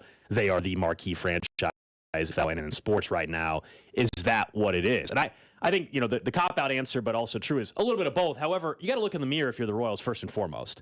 Agreed. You have to look in the mirror. If your team is competitive and has a chance, I think there's automatically more buzz. Now, because Mahomes is who he is, and because this has been a franchise that's now won 2 rings in 4 years, and people are talking about dynasty, you're not going to be able to get out of that shadow entirely. You're just not. Ever. I mean, it's just not in the Patrick Mahomes era. You're going to be second fiddle. This is a generational player, and this is the golden era of Chiefs football. So you're not getting. So you're out up of against it there, sure. But to have a little bit more buzz, you look in the mirror and an organization that some projections only have them winning 63 games this year, Cody. And we can talk about the young players, and we are excited to see year 2 of Bobby Witt and Vinny and all these guys, no question. But I think for that to come true, that you need results this year. I don't think it's an accident that when the Royals started their run of relevancy, 2012, 2013, and the Chiefs had some of their worst time ever, similar time, right? Andy Reid shows up, but right before that was some of their worst football. That everybody in the city was on the Royals. Focused, people talk about baseball town, all those things, right? Everybody knew that there was still an incredible high passion for the Chiefs. Nobody ever denied that. This is the first time I feel like in a long time where I'm it's probably in the early 2000s. I'm like, are people excited? Are you excited about this team? And I feel like it's not an accident that in those years in 2013 and 2012 and 14 that was when the Chiefs finally made their big change, right? And they went after a quarterback, and they were hiring a new coach, and they were trying to change things about themselves. And the Royals, for the first time in a long time, are making a change about themselves. They had not changed in a long time. It was Dayton Moore, it was JJ, it was the same pitching coach, it was the same people doing the same thing with the same ownership year and year and year. Doesn't seem like an accident that once the Chiefs absolutely take over with a generational talent at quarterback, that they're probably looking at themselves in the mirror differently than they have in a very long time and saying, we got to make ourselves relevant again. The problem is, this is a tough year to do it, Gold. The reason why there's no buzz is there's no big free agent signing. I can't point to a single one, right? There's no big trade to be made because they're in a current position where it doesn't really make sense to do either of those things. Your current position is play all these young guys and hope that, because next year would be the time for the James Shields trade or whatever. And I think that's where they're stuck. If these young players show that they can actually be the young core, that's what we have to learn this year. And if the answer to that is yes, then to your point, what next offseason brings. But I get it why there's not as much. But I mean, you're coming off a 6-month football season where the Chiefs have been the story in the NFL, and they're going to continue to be. And it's Super Bowl championship. We just had a parade a week ago. So people aren't in football mode. We just talk. You're starting to get in college basketball mode a little bit, finally, for a lot of people. Yeah. We got 3 local schools that are all pretty damn good this year. They're all going to And make the tournament. Going to make the tournament. And it wouldn't surprise you if all 3 did make it to the second weekend. Like, it's not crazy if all 3 were in the Sweet 16. I think it's more likely 2 of them are. Missouri's stuck in an absolute wash of teams. I feel like every seed, like 4 through 13, is going to be pretty even talent-wise. So just it's tough when you're dealing with the historic run the Chiefs are on. It's to get out of that. But could there be some more buzz if the organization itself was performing at a higher level? Deep down, that's the biggest problem. That's the biggest problem. And yeah, we all know that winning cures all, man. What does it look? Yeah, I guess it's a longer conversation because that's it. It's like, what are we going to consider progress this year in order to garner attention? Look, when they're the only show in town, and they will be the only show in town during a stretch, once we get to the NCAA tournament, it'll be Royals baseball. We'll start here at the end of March, technically, is Royals opening day. 31st or something. Dude, it was so cold at opening day last year. I feel like we're in for it again. It's got to be better than last. It was snowing and drizzling and windy and it was sleet. It was the worst opening day. Yeah. I mean, it really was. I stayed through the end. I watched Bobby Wood Jr. help set up the game-winning moment. We were going to do our show outside Kauffman Stadium. Said we did it inside. And our tent, very quickly after setting it up, blew away. Almost hit someone. Cody did save someone's life, I think. At least from serious injury. At least from the company getting sued, maybe. Yeah, maybe I saved a lawsuit and maybe a life. Yeah. I don't want to say for sure I didn't save a life, but there's a chance that maybe I did. So I think the weather for opening day has to be better. It can't be any worse than last year. You know what's weird is that I know that I maybe in the mood. They're interesting. I know I love baseball, so it puts me in the mood. But they are interesting. Finding out which culmination of young players between Isbell and Bobby Wood Jr. and Vinny and MJ Melendez and Michael Massey, figuring out which one of these guys take a jump. And then the starting pitching, you know why they're interesting? On their own right, they wouldn't have been going into it because you've been like, this isn't working. Why aren't these young pitchers coming along? Only Singh has made the leap. Well, I didn't like the way they were teaching pitching before. I didn't like the way their pitch coach handled things. Now they've got an entirely different approach. Matter of fact, Gold, an approach that I have been asking for in this show and many people have been asking for in the show for years. Why don't you take somebody else's model and see if it can work for you? Because your model hasn't produced but decent starting pitchers over the entire course of a 15-year run. Other than that, there's been a lot of mediocrity or a couple of guys who look like they had a chance or were pretty good starters but didn't turn into stars. So taking a chance on, going Brian Sweeney and teaching a different approach and being more like I'm interested to find out if you can change it like that. And you're like, hey, can you change pitchers that quickly? I just want to remind you that the Royals had a relief pitcher leave this organization with a career ERA damn near 6. And last year for Tampa Bay, in his first year in their organization, had an ERA sub-3. It was like 2.25. Well, who was the guy with the Giants for the first 2 months of the season? Oh, Jacob Junis. Yeah. Dude, weird. Some of it is it's not all coincidence. Let's put it that way. Sometimes it's like they need to. Sometimes they need to change, not because the Royals haven't been asking them. Like I think JJ maybe pointed out, it's a wake-up call for some of these players finally, and they listen a little bit more than what they were. It's just a different voice. Jacob Junis last year pitched 112 innings before he got hurt, but was good for a 4.42 ERA, a second career best besides his rookie season. Reminder, Royals baseball this Friday, first spring training game of the season, Cactus League opener. Daniel Lynch, who joined us earlier, is going to start the game. Thanks again to Daniel Lynch, Nicky Lopez for joining us on the show. We're back at it tomorrow from 10 to 2 right here on Cody and Gold. Up next, it's The Drive with C-Dot and Rob here on 610 Sports Radio.